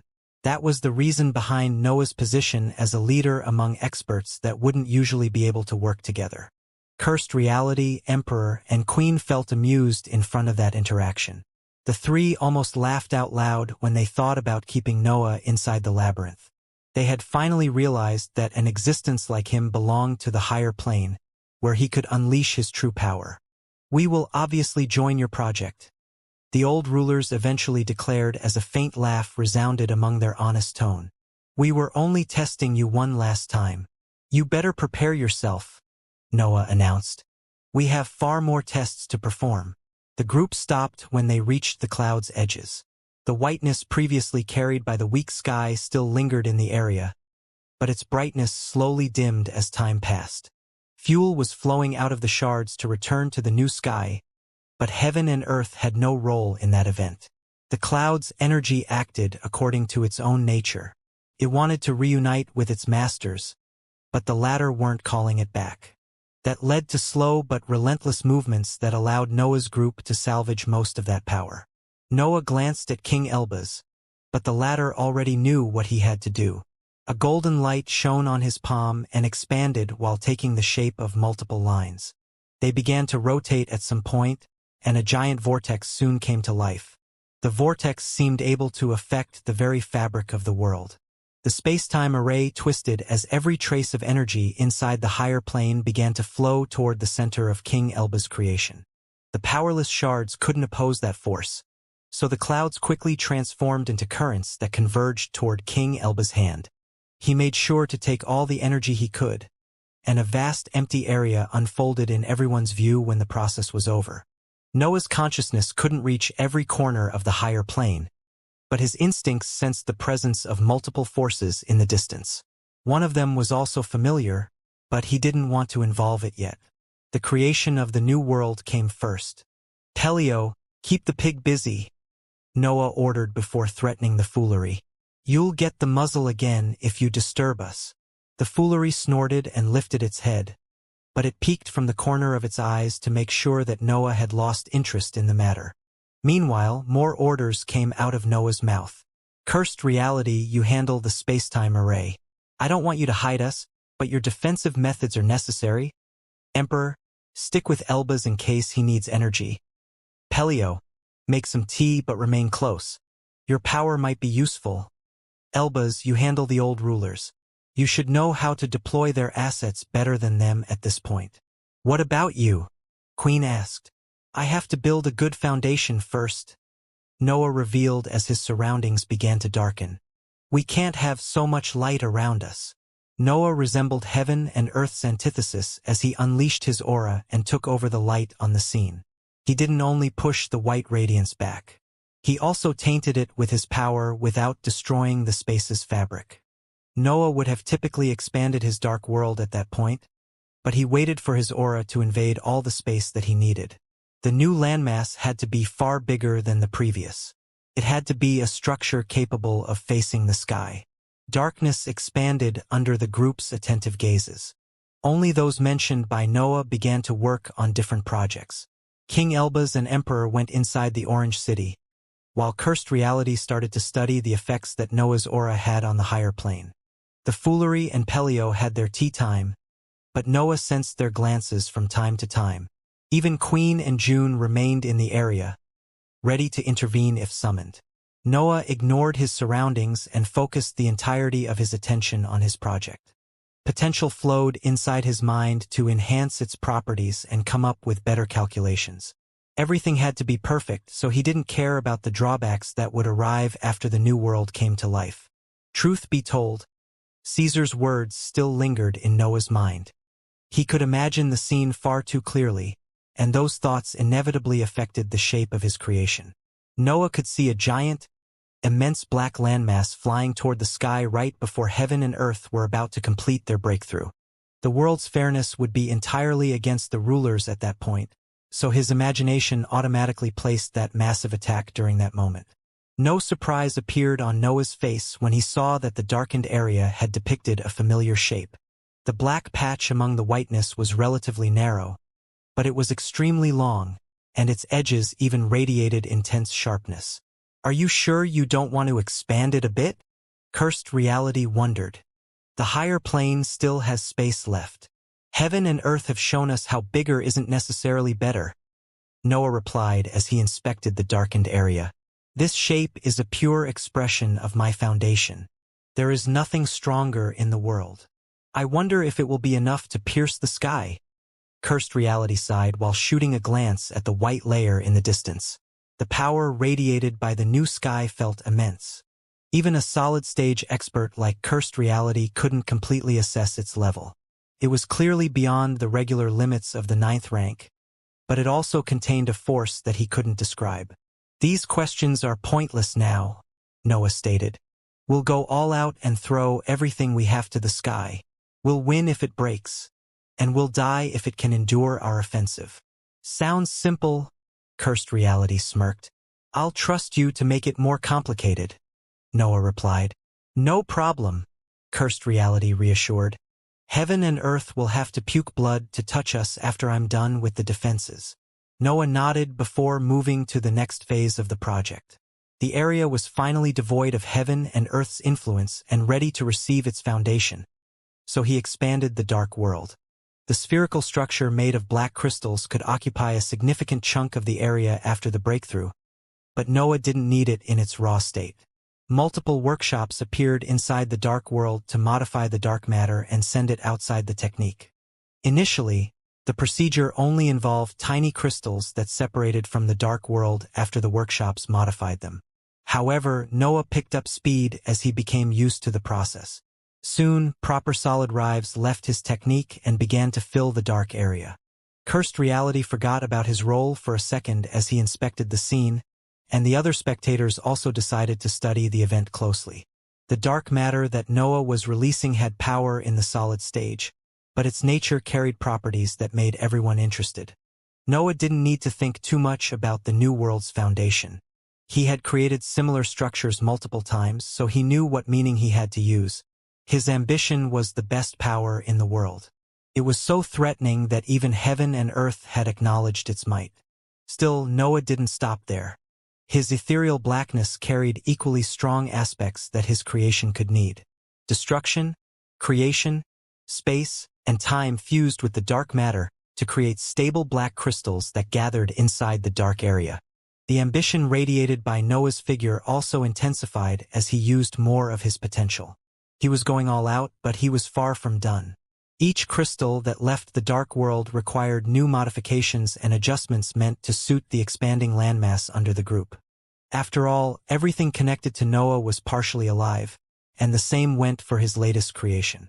The Time Dragon and the Space Dragon left the Orange City while the process continued. They wanted first-row seats to inspect the event thoroughly.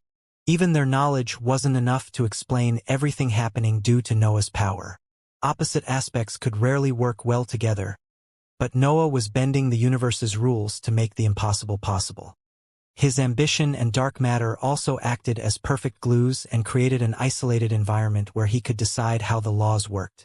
The aspects of time and space further deepened Noah's freedom and allowed him to give birth to a spectacular fabric.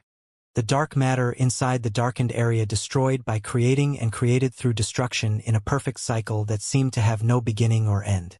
The various crystals expanded and shrunk as the cycles continued, and they didn't lose that behavior after fusing. Actually, That constant exchange of destruction and creation grew stronger as the landmass expanded, and it soon turned into something incredible. Cursed Reality eventually heard a clear thumping noise coming out of the expanding landmass. The event had been too random and short to make him reach conclusions, but something louder followed after some time passed. More thumping noises followed as crystals continued to fuse with the landmass. Those sounds even gained new features. Some of them began to carry the echo of distant roars that grew clearer as the process reached its final stages. "It's a heartbeat," June whispered when she realized what was happening. "That can't be, right?" Queen questioned. "Only fools deny events happening in front of their eyes," Pelio commented as his eyes opened entirely and moved across the landmass. Queen couldn't find the strength to bicker with Pelio. She didn't care enough about the expert when something so spectacular was unfolding, and the others on the scene shared her feelings. The heartbeat grew louder and stranger before going utterly silent once Noah filled the entirety of the darkened area with his dark matter. Everything began to stabilize at that point, but a growling noise eventually disrupted the peace and filled the environment with an intense feeling. Noah couldn't help but smile in satisfaction. His ethereal blackness even resonated with the feeling expressed by the giant structure. An existence like him wouldn't fail to recognize the hunger of a newborn creature. "Are you sure it won't go rogue?" Cursed Reality asked while inspecting the landmass. His question was reasonable due to the nature of the landmass. The structure wasn't a simple mass of dark matter with unique features. It was alive, and the aspects inherited from Noah had turned into its core abilities. Moreover, the landmass shape didn't help reassure the expert. Everyone had already understood what form that creation would take when Noah had darkened the area, but seeing it after obtaining a proper foundation gave birth to worries. The landmass was a giant, colossal sword that featured actual sharp edges, a pointy tip, and a threatening aura. Its hunger was a heavy force that tried to destroy the area, and its body was thick enough to worry even the biggest structures in the higher plane. The sword had no handle. Noah had created only the blade, but that was fine since no one could wield it. The only way to use that immense weapon was to convince it to attack. "Can't you find the answer by yourself?" Noah revealed a cold smile. "It's already rogue. I can only influence part of its behavior, but it remains an independent creature." "How do you plan on planting formations on it then?" Cursed Reality asked. "That's a problem for a certain arrogant expert," Noah chuckled, and a golden light promptly shot out of the orange city to land next to him. "You took your time," Noah mocked. "You would have taken twice as long." King Elbaz snorted as he deployed a series of items that began to fly toward the sword-shaped landmass. Formations with various shapes materialized around King Elbaz as his items scanned the landmass. The amount of data that reached him was immense, but he analyzed everything thoroughly, and he didn't hold back from shooting surprised glances at Noah. "Do you like what I made so much?" Noah teased. "It's an ugly creature," King Elbaz commented, "but I can't deny its power." "Where is the other?" Noah asked. "He is coming," King Elbaz replied, and a blue light came out of the orange city right after his statement. Emperor landed next to King Elbaz and joined the others in the thorough inspection of the landmass. Even an expert as old as him could remain stunned in front of something spectacular. However, it was clear that the creature was far from complete. The landmass only had its foundation and basic instincts that tried to enter the law's realm. It would typically require millennia to grow and develop completely, but that wasn't part of Noah's plan. "It's hungry," Noah declared. "Emperor, feed it. I can exchange energy with Queen freely due to our relationship," Emperor revealed. "It might cause unwanted reactions with this creature." "Don't worry," Noah reassured. "It will be able to eat it." Emperor dismissed his worries and took a step forward before raising his hand. A blue light took control of the area as he sent a massive amount of energy ahead, but that radiance disappeared instantly. A louder growl came out of the landmass as its heartbeat began to apply pressure on the experts' minds. The creature was still hungry, and Emperor only needed a gesture from Noah to unleash even more energy. The landmass expanded as Emperor continued to feed it with his energy. The creature's hunger seemed bottomless, but Noah never told his companion to stop. King Elbaz couldn't help but grow curious about Emperor during the process. His final energy carried an immense amount of power that even Noah would struggle to match. Yet, Emperor seemed able to accomplish that feat easily with a far inferior fuel. Emperor didn't even sweat as he continued to unleash unfathomable masses of energy. His power didn't waver at all. The scene established him as another incredible monster. The landmass eventually voiced a satisfied growl followed by a change in its heartbeat. Noah understood that the creature had gone to sleep, so he moved the plan to the next phase. Elbaz, June. Noah called. Work together to improve its core and external layers. Hurry up too, the foolery shouted from the back of Pelio's mat. I want my turn to arrive quickly. King Elbaz glared at the winged pig, but the latter promptly hid behind Pelio.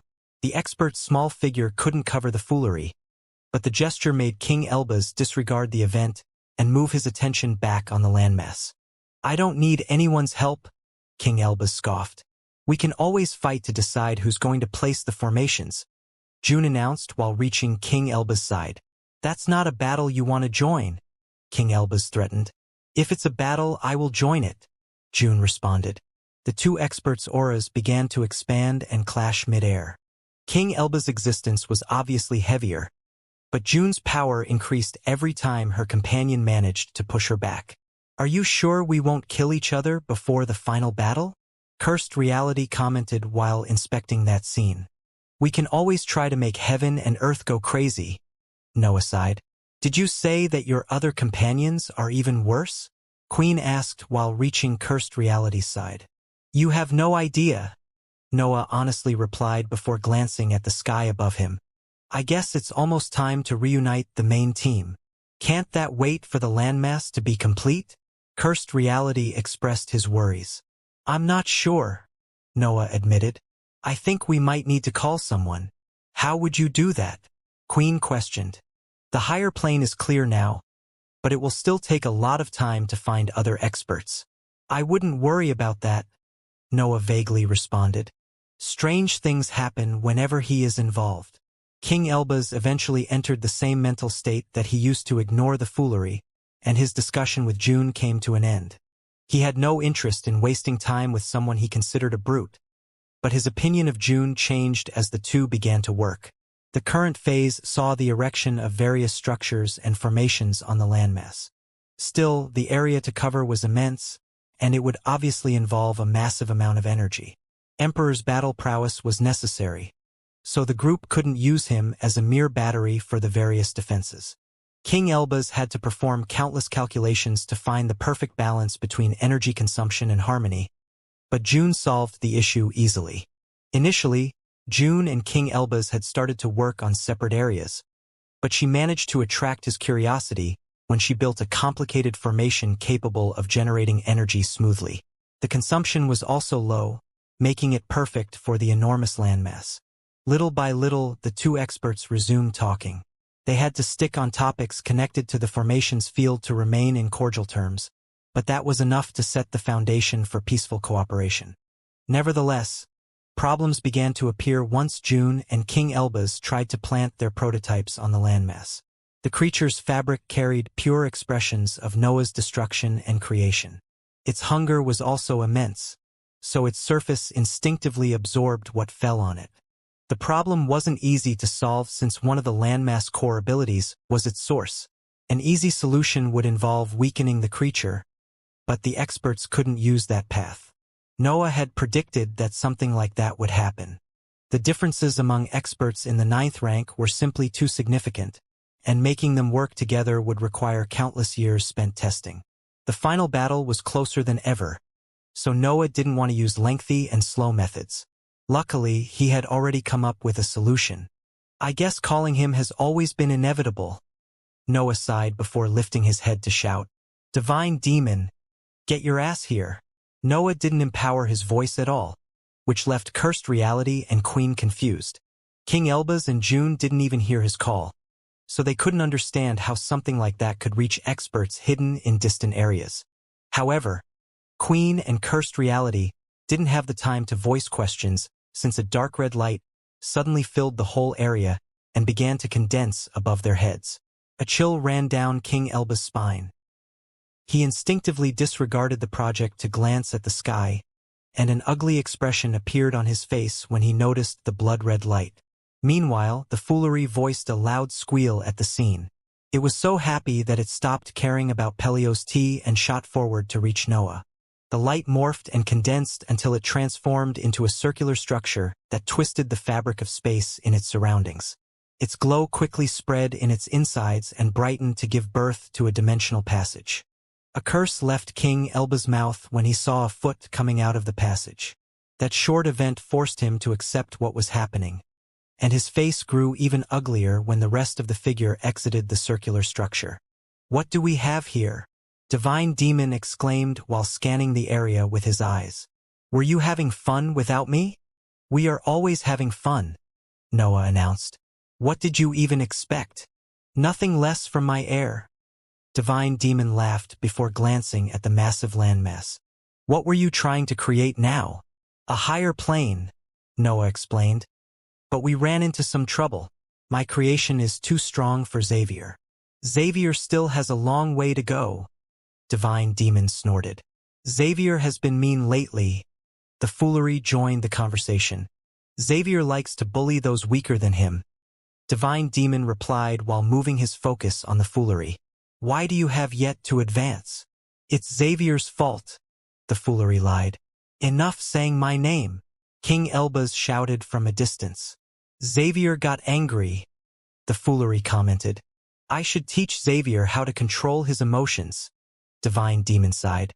"Did your wine improve?" Noah asked before saying Xavier for no apparent reason. "My wine has always been the best in the entirety of the Immortal lands," Divine Demon announced while flicking his sleeve. "Even Xavier would praise it." Lumps of blood-red energy suddenly gathered in front of all the experts on the scene. The fuel took the shape of multiple cups that radiated an appealing scent, and Noah didn't hesitate to drink from it. Divine Demon's level had become clear even before he stepped out of the dimensional portal. He had reached the liquid stage, and his wine reflected his growth.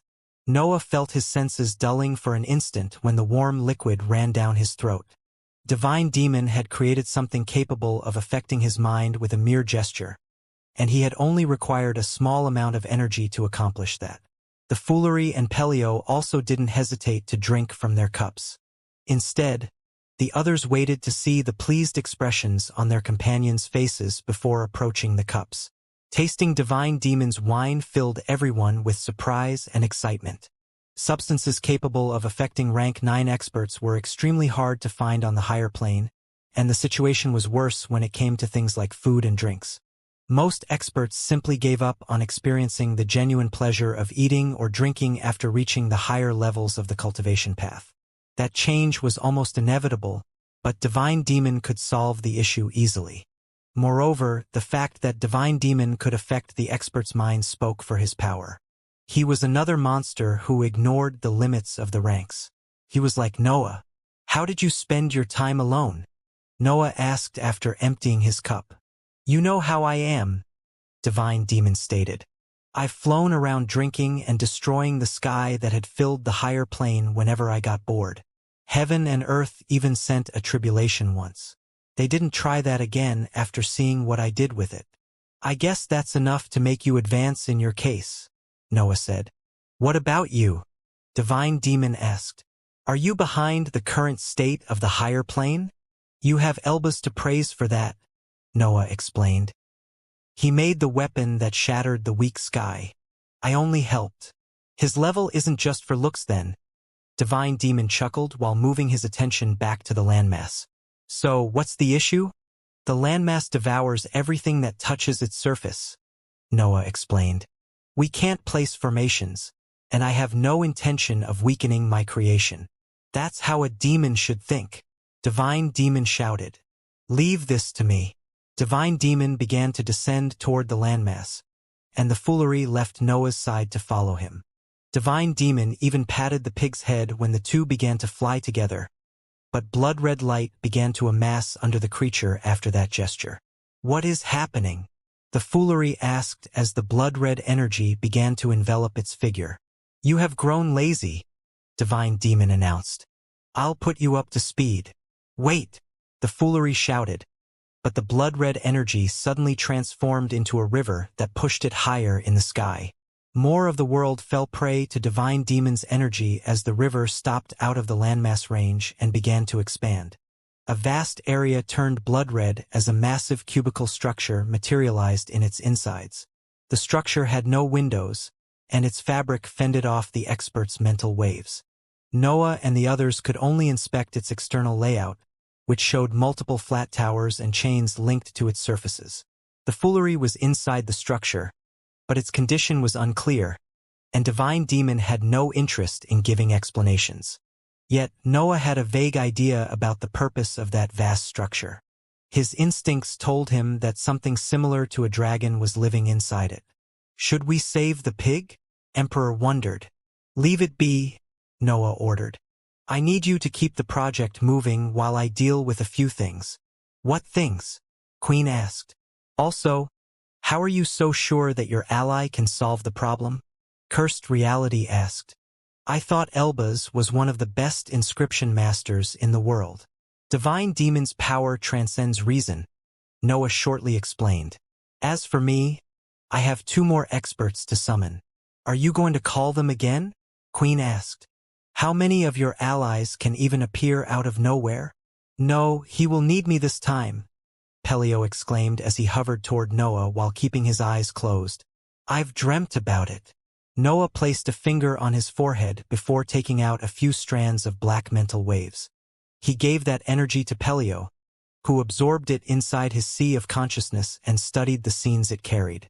Is that enough to find them? Noah asked. I can dream about their location and bring you in that area, Pelio stated.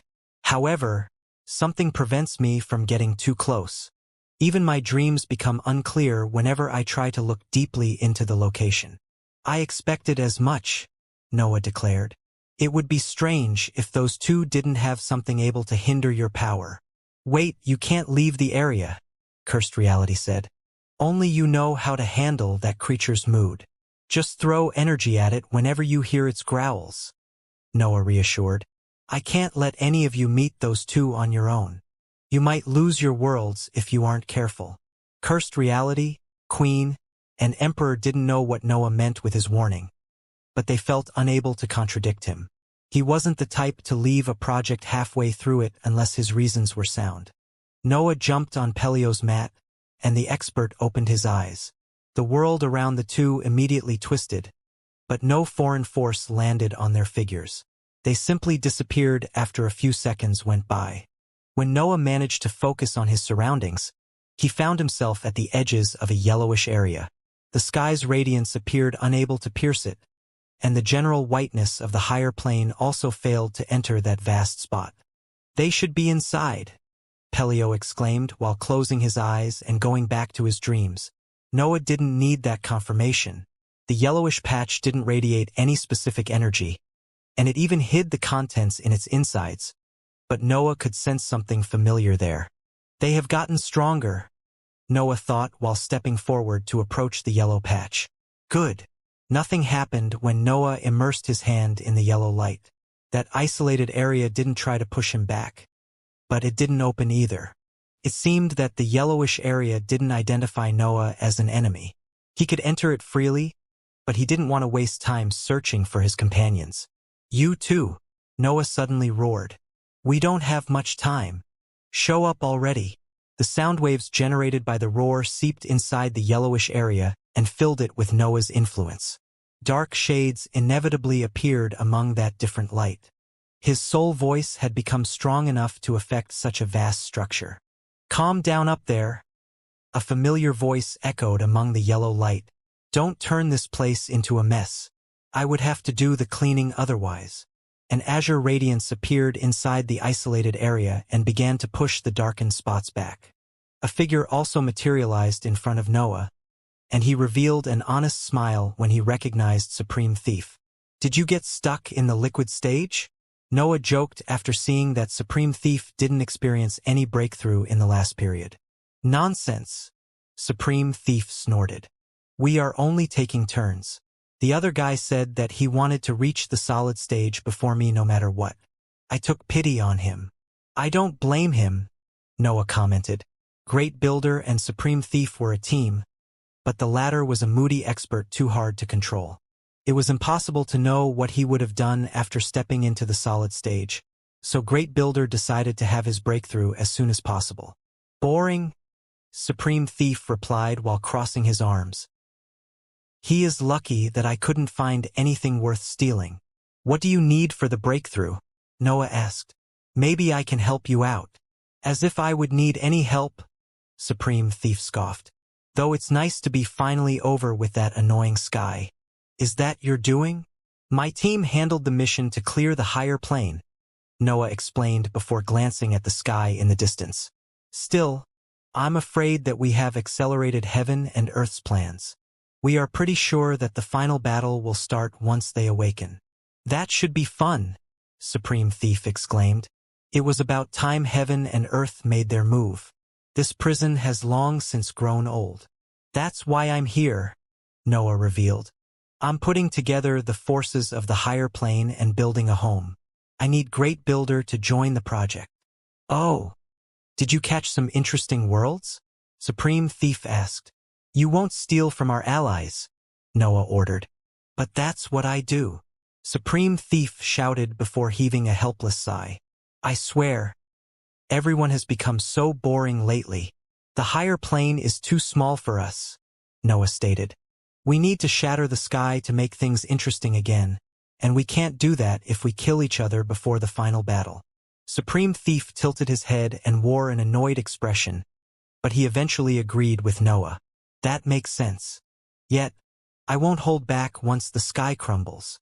I'm sure you won't be alone there, Noah chuckled.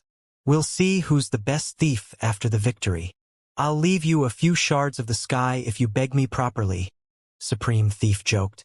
You won't get to touch a single shard, Noah responded. Both experts wore cold smiles as their gazes intensified. They were experiencing the same restlessness.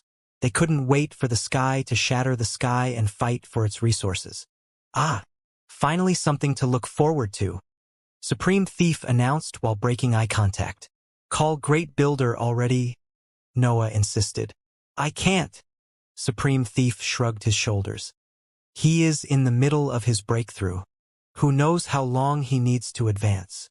Can't we move this whole area next to my creation at least? Noah wondered. How would you do that without affecting the breakthrough? Supreme Thief asked. You aren't exactly delicate.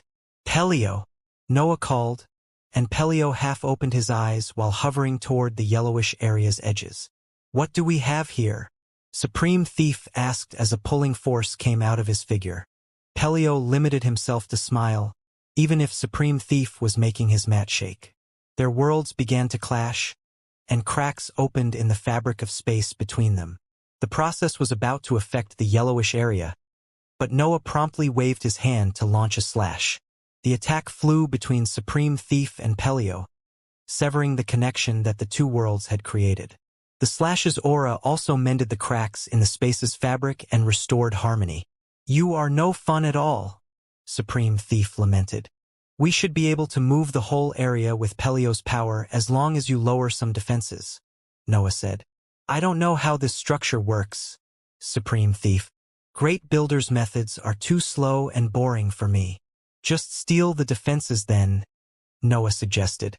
Supreme Thief thought about the matter for a few seconds before wearing a smirk. He turned to inspect the yellowish area, and he nodded a few times as azure light began to leave his figure.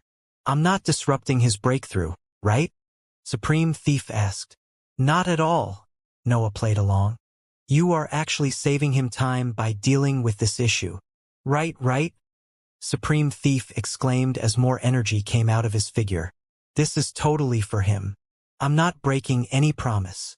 You are just taking away the defenses that prevent us from helping him, Noah continued. Correct, Supreme Thief shouted. Ah, Great Builder. You are so lucky to have such a caring friend.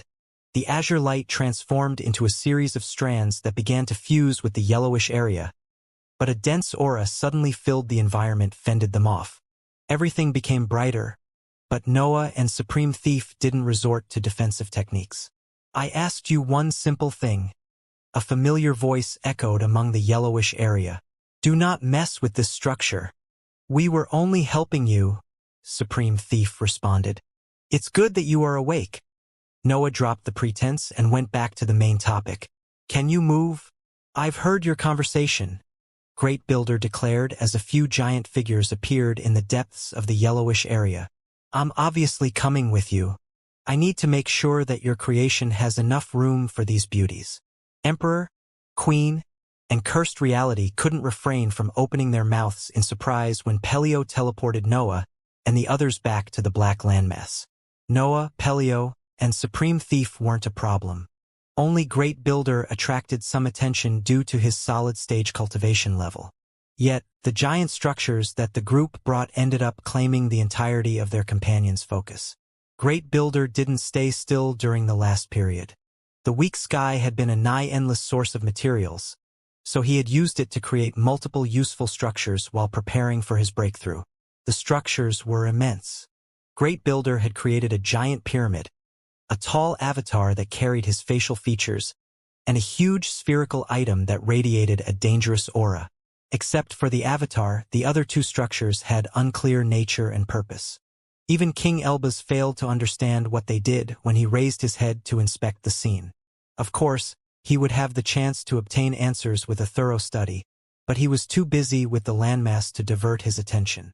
"You aren't as lost as you made me believe," Great Builder commented while studying the landmass. "I guess it's impossible for that guy to fail at something." "Divine Demon is here to solve unsolvable issues," Noah explained, "but I need actual experts to handle the most crucial details. I'm obviously counting myself in this." The landmass appearance had already changed during Noah's short trip. Its core had remained the same, but a wide array of formations now ran over its external parts. There was still a lot of work to do, but it was clear that Divine Demon had solved the previous issue. "How did the landmass behave?" Noah asked without moving his gaze from his creation. "It didn't require more energy," Emperor stated. "However, I'm afraid it's going to wake up soon.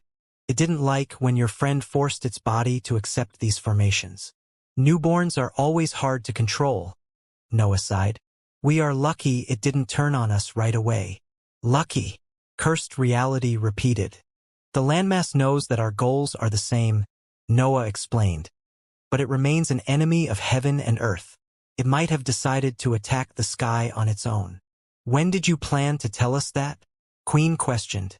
"They are a boring bunch," Supreme Thief scoffed. "And who would you be?" Emperor asked. "Deal with the introductions quickly," Noah ordered while turning towards Supreme Thief. "You should focus on your breakthrough." "He needs to cause a mess for that," Great Builder declared. "Supreme Thief, wait until we complete the landmass. I'll help you open a way afterward." "I don't need your help," Supreme Thief complained. "But we need you to stay still for a while," Great Builder responded. "Why do you even care? You have yet to find an interesting target." "I can't find it if I stay still," Supreme Thief continued. "I'll explain this so that even uncaring idiots like you will understand," Great Builder sighed. "The higher plane is almost empty since Defying Demon used most of its resources for the landmass. The other forces still in hiding are potential allies, so you can't touch them. That leaves only one target." "I know that I have to attack the sky," Supreme Thief said in an annoying tone. "Also, we don't have to let everyone join. I'm sure I can steal a few useless worlds." "How would you become interested in useless worlds enough to steal them?" Great Builder asked. "I always want to steal stuff," Supreme Thief replied. "But you won't gain anything by stealing random worlds," Great Builder continued. "A man must follow his nature," Supreme Thief exclaimed. "Why are you so hard to deal with?" Great Builder sighed while shaking his head. "You want me to stay still for who knows how long?" Supreme Thief snorted. "We are all dead if you wake up heaven and earth before we are ready for the final battle," Great Builder declared. "The same goes if our forces aren't enough to deal with heaven and earth's forces." I'm starting to have doubts about this friendship, Supreme Thief announced. Which part of this friendship? Great Builder sarcastically asked. The one where I brought you back to life? That was only one time, Supreme Thief shouted. How many times do I have to resurrect you to make you behave reasonably? Great Builder asked. I don't know. Supreme Thief tilted his head as he thought about the matter. Maybe 5 or 6 times. I can kill you even 100 times if you want, Great Builder threatened. Impossible, I can't die, Supreme Thief snorted. You just admitted that you dash.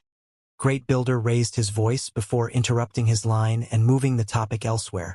Are you doing this only to piss me off? Of course, Supreme Thief proudly announced. It's not like I'm going to steal the path to the solid stage right away. Only an idiot would do that. They are idiots, Cursed Reality commented while the bickering continued. How did you survive the cultivation journey? Queen asked in disbelief. Technically, they didn't, Noah revealed. Still, don't worry. We'll have good teamwork after gathering everyone. How many idiots does your group even have? Emperor questioned. Do you really want to know? Noah laughed. Anyway, the others should come here on their own, especially after the landmass is complete. I actually need that guy toward the last phases of the project. I can't imagine creating a sword without him. The bickering between Supreme Thief and Great Builder had never stopped, which slightly overshadowed Noah's serious statement. Cursed Reality, Emperor, and Queen found it hard to focus on him since the two experts were getting heated at his side. Noah didn't care about the event, and a sudden explosion of blood red, golden, and orange light eventually attracted everyone's attention. June, King Elbaz, and Divine Demon had unleashed their auras, and they appeared on the verge of fighting from the look of it. Great Builder, go there and try to make them work together, Noah ordered while shaking his head. I'm not a nanny, Great Builder complained while descending toward the landmass. Supreme Thief neared Noah's ear before whispering a joke. He is a perfect nanny. I heard you, Great Builder shouted, and Noah and Supreme Thief laughed loudly. When the laughs ended, Noah approached Cursed Reality to get a proper update on the project. The summary didn't contain much since little time had passed, but one thing had become clear. Cursed Reality couldn't start working on the defense until the landmass was almost done. I can't affect the dark area since it acts as a lair for the landmass, Cursed Reality explained. I can start working on separate realities, but I don't know if they'll suit the creature by the time the others are done with it. Focus on studying the situation for now, Noah ordered. I'll also rely on Queen and you to make sure that the idiots don't cause any trouble. What about me? Emperor asked. I can't trick my nose, Noah joked. Welcome among the idiots. Emperor wanted to say something, but he wore a surprised face when a chuckle left Cursed Reality's mouth and Queen rolled her eyes. As for Noah, he stopped caring about the matter and gestured at the Time Dragon and Space Dragon to follow him toward the landmass. The project was a joint effort that featured multiple powers. Each phase required the help of various experts, even if some only had to play a small role in the matter. Noah had built the landmass core, but his tasks weren't over. His influence was the only force able to suppress and control his creation, so he had to remain around and watchful. Emperor had to work closely with Noah due to his unique ability. The landmass would start eating the fabric of space if the expert didn't provide energy. Noah even had to predict whenever his creation would become hungry at some point since the project had reached critical phases. June, King Elbaz, Great Builder, and Divine Demon were the true stars of the project. Their knowledge of the inscriptions field was boundless, and their specific fields were necessary for different reasons. No one dared to say it out loud, but King Elbaz was the true leader of the project. His knowledge wasn't only unmatched. He also had access to the strongest type of energy in the entirety of the higher plane. That part wasn't always a positive aspect. June and Great Builder struggled to understand how to use King Elbaz's final energy due to its incredible features. Explanations wouldn't work either, but Divine Demon didn't need them. Divine Demon was the exact opposite of King Elbaz. He barely knew what he was doing, but his miraculous ability allowed the experts to work together even if that wasn't theoretically possible. The landmass ate anything that touched its surface, but Divine Demon created a series of extremely thin layers that didn't cause any reaction on those black surfaces. Those structures allowed King Elbaz and the others to place formations on the creature without interacting with its devouring abilities. June had to build the cores of the various formations since her expertise could optimize consumption and power output better than anyone else on the scene. However, her creations often failed to withstand the levels of power reached by King Elbaz's final energy. Divine Demon solved that issue by generating new materials that escaped even King Elbaz's knowledge.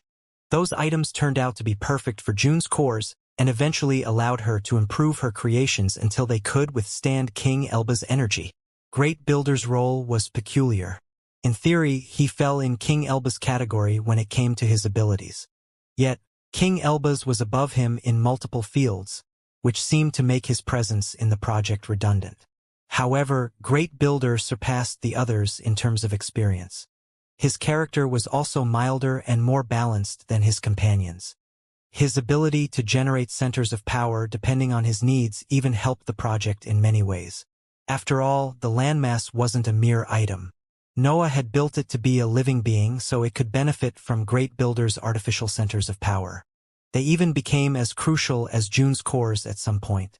With King Elbaz in the lead, June taking the role of a priceless asset, Divine Demon solving each significant issue, and Great Builder acting as a glue for the team, the project moved quickly. Still, they weren't the only experts with crucial tasks. The Orange City provided necessary materials and assets whenever the team on the landmass needed something. The old rulers had the greatest workshop in the world, and they could handle every request even if part of their buildings were busy improving magical beasts.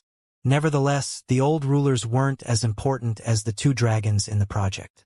The Time Dragon and the Space Dragon's abilities were crucial in quickening specific phases, and making sure that the various formations didn't influence each other until the experts were convinced that they could work together. Of course, King Elbaz, Great Builder, Noah, the old rulers, and probably even June would have been able to handle most of the project by themselves. Still, working together allowed them to make their different expertise shine and strive toward the best version of the landmass. The landmass changed as the project continued. Initially, it had been a massive, sword-shaped chunk of unique dark matter, but its colors and shape underwent heavy modifications. The creature grew thicker as formations and buildings accumulated on its large sides. King Elbaz and the others tried their best to leave its sharp edges clear, but they didn't hold back from adding weapons and similar tools on those spots. The new shades that covered the landmass were mostly golden since King Elbaz was in charge of dealing with the foundation of the whole array of inscriptions. However, colors belonging to each expert involved in the project also appeared and showed their light as they came to life. Soon, multiple areas appeared on the landmass. The experts built various training fields meant for the improved magical beasts and specific structures for each major expert in Noah's organization. The landmass didn't only need weapons. It had to become a proper world, something similar to the previous higher plane. It required resources, different environments, places that creatures with many natures could inhabit freely. Luckily for the group, Noah had already dealt with similar projects, and his companions could help improve them. Their assistance also felt necessary in front of something as massive as the landmass, but the teamwork made everything go smoothly. The landmass continued to radiate its aura throughout the process, which naturally carried Noah's ambition. That influence improved everything built on its surface, and the expert's careful approach prevented that force from disturbing the general harmony. Typically, each building and structure on the landmass would obtain a personal path. Noah's ambition didn't care about harmony. It only wanted each material or construction to strive toward the best version of itself. Still, King Elbaz's calculations had considered that feature. The ambition radiated by the landmass didn't see the various creations and inscriptions as different structures. It saw them as a single environment connected to the black core, which generated harmonious growth. The project went on for an uncountable number of years, even if the experts did their best to quicken its phases. Yet, their worlds didn't suffer from that lengthy effort. They actually improved. Noah and the others were literally building a world. No other project could make them affect the universe as deeply, so they naturally improved. They were leaving an eternal mark on the higher plane, and their existences understood that. Sadly, the growth remained slow. It was simply impossible to affect that part of the group's training due to their high level. Noah and the others became stronger, but none experienced significant improvements. Then, when the project was about to reach its final phases, Noah's prediction turned out to be correct. A wave of silver light appeared in the distance and flew toward the landmass, stopping only when it reached the edges of the dark area. Noah didn't even need to inspect the wave of energy to know who had joined the team. Sword Saint didn't greet anyone as he flew toward the edges of the landmass and studied their sharpness. He appeared conflicted about their state, and his hands itched to start working on them. "Go ahead," Noah announced before Sword Saint could ask anything. "I was waiting for you to show up, but make sure to work with the others. We can't mess things up now." The leadership of the project went to Sword Saint right after his arrival. The expert knew almost nothing about inscriptions and similar fields, but his orders were necessary to preserve the landmass nature. It didn't matter had many buildings appeared on the landmass surface. Even the rich and vast array of inscriptions couldn't affect that issue. The immense creature had to remain a blade, and only Sword Saint could make sure that the project went in the right direction. The final phases of the project revealed problems that went beyond the structural hindrances caused by the different methods applied. The landmass never stopped growing stronger, and the formations on its surface improved with it. Those effects eventually became impossible to ignore and forced the experts to adapt to them. The darkened space expanded as the landmass improved. The creature carried Noah's influence, so it naturally applied the same effects on the world. The expansion also accelerated exponentially since the buildings and formations went through the same improvements. It was as if the landmass experienced two different growths at the same time, which obviously quickened the arrival of significant changes. The sharp edges stretched under Sword Saint's directives. The landmass as a whole also became thinner to enhance all the features connected to the blades. The experts had to adjust some of the arrays during the process, but their efforts eventually became superfluous. The project reached the point when the landmass and the structures on its surface stopped being separate entities that shared deep connections. They completely fused into a single being and improved together seamlessly. King Elba's calculations allowed the group to reach that situation after they had built all the necessary structures. The landmass was in its best possible state, even if the experts had to polish specific areas and add a few inscriptions. The most challenging and significant part of the project was over. The world had obtained a new higher plane, but the event didn't make the group happy. Noah and the others knew that they had reached a phase they couldn't affect. The landmass and the inscriptions on its surface had become one. It was safe to say that the current state of the structure depicted its core, but an issue remained. The creature had to grow, and only time could solve that problem. "How long do you think it will take to reach full maturity?" King Elbaz asked when he found Noah working on an area next to him. "I honestly don't know," Noah admitted. "Can't you at least come up with an estimate?" King Elbaz seriously questioned. "I could when the landmass only had my power," Noah explained. "We have fused too much with its core now. I can't understand how some of its parts will affect its overall growth. I believe you have the same problem." "I hoped your instincts would have found something," King Elbaz sighed. "I guess asking the idiot is too dangerous." "Divine Demon's ability is unreasonable," Noah stated, "but it doesn't always work according to our needs. He might find an answer or force the landmass to stick with it, and we can't risk affecting its growth." "What about the other issue?" King Elbaz asked. "We are basically taking over the whole world. Did you expect a different outcome?" Noah chuckled. "We have always been above the normal limits of the accepted cultivation system.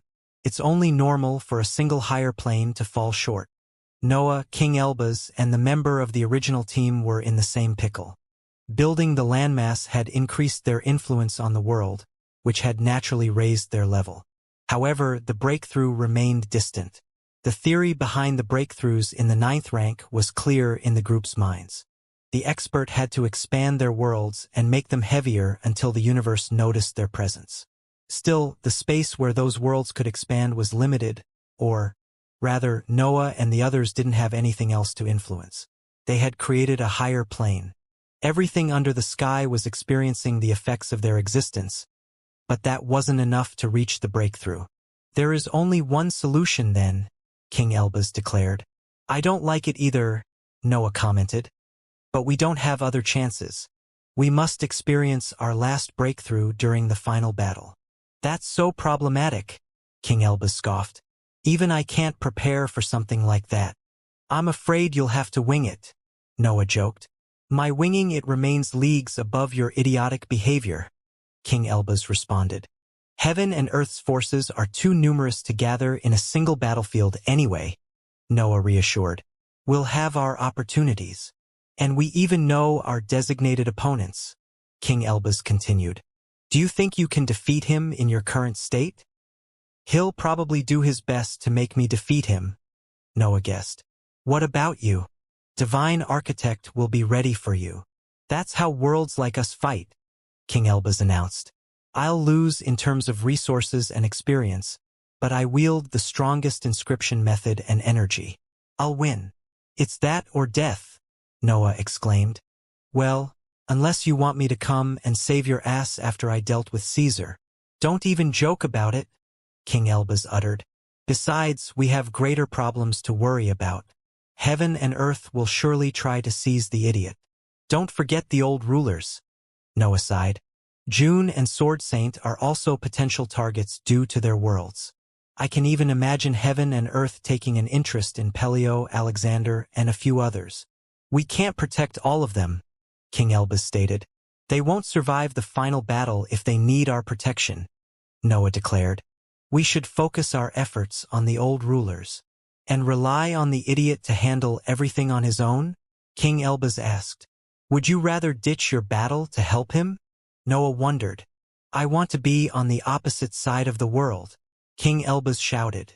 It's set then, Noah laughed. See? It wasn't hard to come up with a plan. The sole fact that you consider that to be a plan is insulting, King Elbaz commented.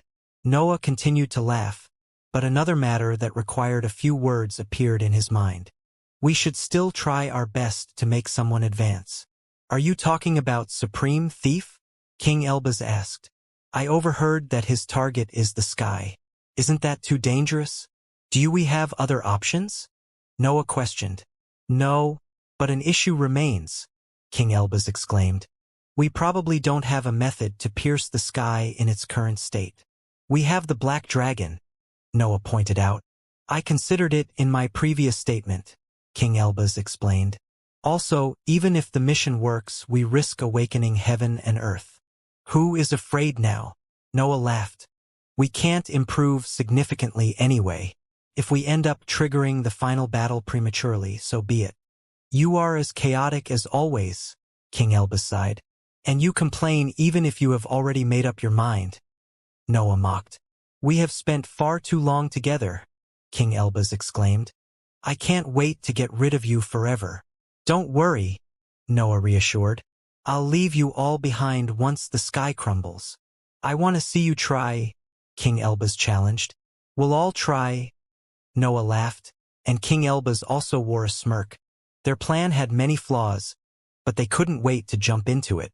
The landmass presence became impossible to ignore as it grew through its last phases. Every force in the higher plane had noticed it as soon as it appeared, but its appealing influence became a beacon that started to attract a few curious beings. The first to arrive were the small packs of magical beasts that had already interacted with Noah's quasi-living workshops. They could sense the landmass radiating a familiar aura, so they drew close to see whether they could find a new home. Noah had to redirect those magical beasts toward the Orange City, since the landmass wasn't ready to gain inhabitants. Its power was at the right level, and its shape had also reached a final state. However, its surface remained barren since it only had formations and buildings. In theory, those magical beasts could still occupy areas of the landmass protected by the formations, but they would end up hurting those structures to appease their hunger. The creature could also eat them if they weren't careful, so Noah let the old rulers handle them for now. A few cultivators also appeared near the landmass. They were obviously interested in the massive structure, but many focused on the force handling the overall project. Almost every force in the world knew that heaven and earth would eventually start the final battle. Many experts had chosen to hide since the rulers never stopped hunting them. Still, the appearance of a landmass and an organization that opposed the sky granted them the confidence to come out in the open. None of the cultivators who had chosen to remain hidden during the past eras wielded valuable worlds. They were strong, but they remained one step below Emperor, Cursed Reality, and Queen. Everyone knew Noah due to his feats during the non-world invasion, so the various introductions went smoothly. Many experts in the group remained busy with the landmass, but Queen and others could organize meetings meant to assess the newcomers better. The trend inevitably led to the appearance of familiar figures. Maribel was the first to arrive, but Stephen eventually showed his face while bringing more good news. The old landmass had come with him, which carried Sepunia other than all Noah's friends. The celebrations happened on their own. No one planned them, but massive gatherings appeared on different spots around the giant landmass anyway as the reunions followed. The higher plane was really gathering to create a single, massive force with a sole purpose. Heaven and earth had to fall or everyone would meet their doom. The final battle became the most talked about topic in that period. But the situation never became too tense. The sky shone above Noah and the others, but laughs often resounded among them due to the many familiar faces. The expansion of the darkened area only accelerated during that period. King Elbaz and Noah devised teams that had to feed the landmass periodically to give Emperor some rest. Other experts had to help with various projects. Everyone worked together, and the whiteness soon stopped being an unavoidable feature of the higher plane. The cycle of growth and new arrivals continued and accelerated. The landmass expanded, and its darkness convinced more forces to join Noah and the others. The Orange City had to take care of most of those newcomers, but the last piece required by the landmass eventually appeared. Everything started as a mere thudding noise that resounded through the area every once in a while. The chatters caused by the various experts and magical beasts around the landmass were enough to suppress it, but a few knew what was happening. The thudding noises grew louder and more frequent until they became impossible to ignore. Many experts started to gain an interest in the blood-red structure hovering above the landmass, but the event also left some displeased. "You look tense," Noah joked while drinking from one of Divine Demon's cups. "Why would I be tense?" King Elbaz snorted and added golden shades to the wine in his hands. "I have already improved the muzzle. My calculations can't fail." "Muzzle?" Flying Demon asked. "You'll see it once the pig comes out," Noah chuckled. "Why would Master put it there?" Dreaming Demon questioned. "Because it was slacking off." Divine Demon snorted. "Don't look so surprised. You will also take a tour in my special training area." Flying Demon and Dreaming Demon were still at the peak of the 8th rank. June had told Noah that Dreaming Demon was holding back for the sake of her lover, but Divine Demon didn't seem to care about that matter. "Master," Flying Demon gulped before wearing a serious expression. "I'm afraid I can't follow you until the end of the path. I am a failure as a disciple." "Who cares about your opinion?" Divine Demon shouted. "You are going in whether you like it or not. You better come out as a useful asset if you don't want to kill me personally." "But, Master Dash," Flying Demon tried to explain his situation, but he stopped speaking when he saw Noah shaking his head. Truth be told, Noah wanted the two demons to go through the special training area. Divine Demon's energy could accomplish miracles, so he probably was the only one in the entirety of the higher plane capable of giving Flying Demon a chance. "We'll leave soon, right?" Supreme Thief asked while ignoring the atmosphere. "I can't bear to waste time any longer." "Witnessing the birth of a sword doesn't classify as wasting time," Sword Saint commented. "I must agree with Sword Saint," Maribel announced. "Working on this dark version of the higher plane is an incredible experience. Only our leader could unite the whole world under a sole banner," Stephen exclaimed. King Elbaz cleared his throat before diverting his gaze when most of the group turned toward him. He didn't want the teasing session to begin, but his gesture still caused a wave of laughs. "I can oversee the landmass while you are gone," Daniel declared. though I'll need someone else. I'm not strong enough to deal with some structures. You are cute, Vesuvia chuckled. I'll make sure to work really close to you. What's her deal? Faith whispered while leaning toward June. She is an old hag, June scoffed. A hateful old hag, Queen added. The atmosphere grew so tense that the weaker experts in the area became unable to withstand it. After all, the gathering counted multiple heavy worlds. Some rank 8 cultivators could die just by standing next to them. Master, permission to leave? Kirk requested once the pressure became too heavy for him. Sure, go, Noah said.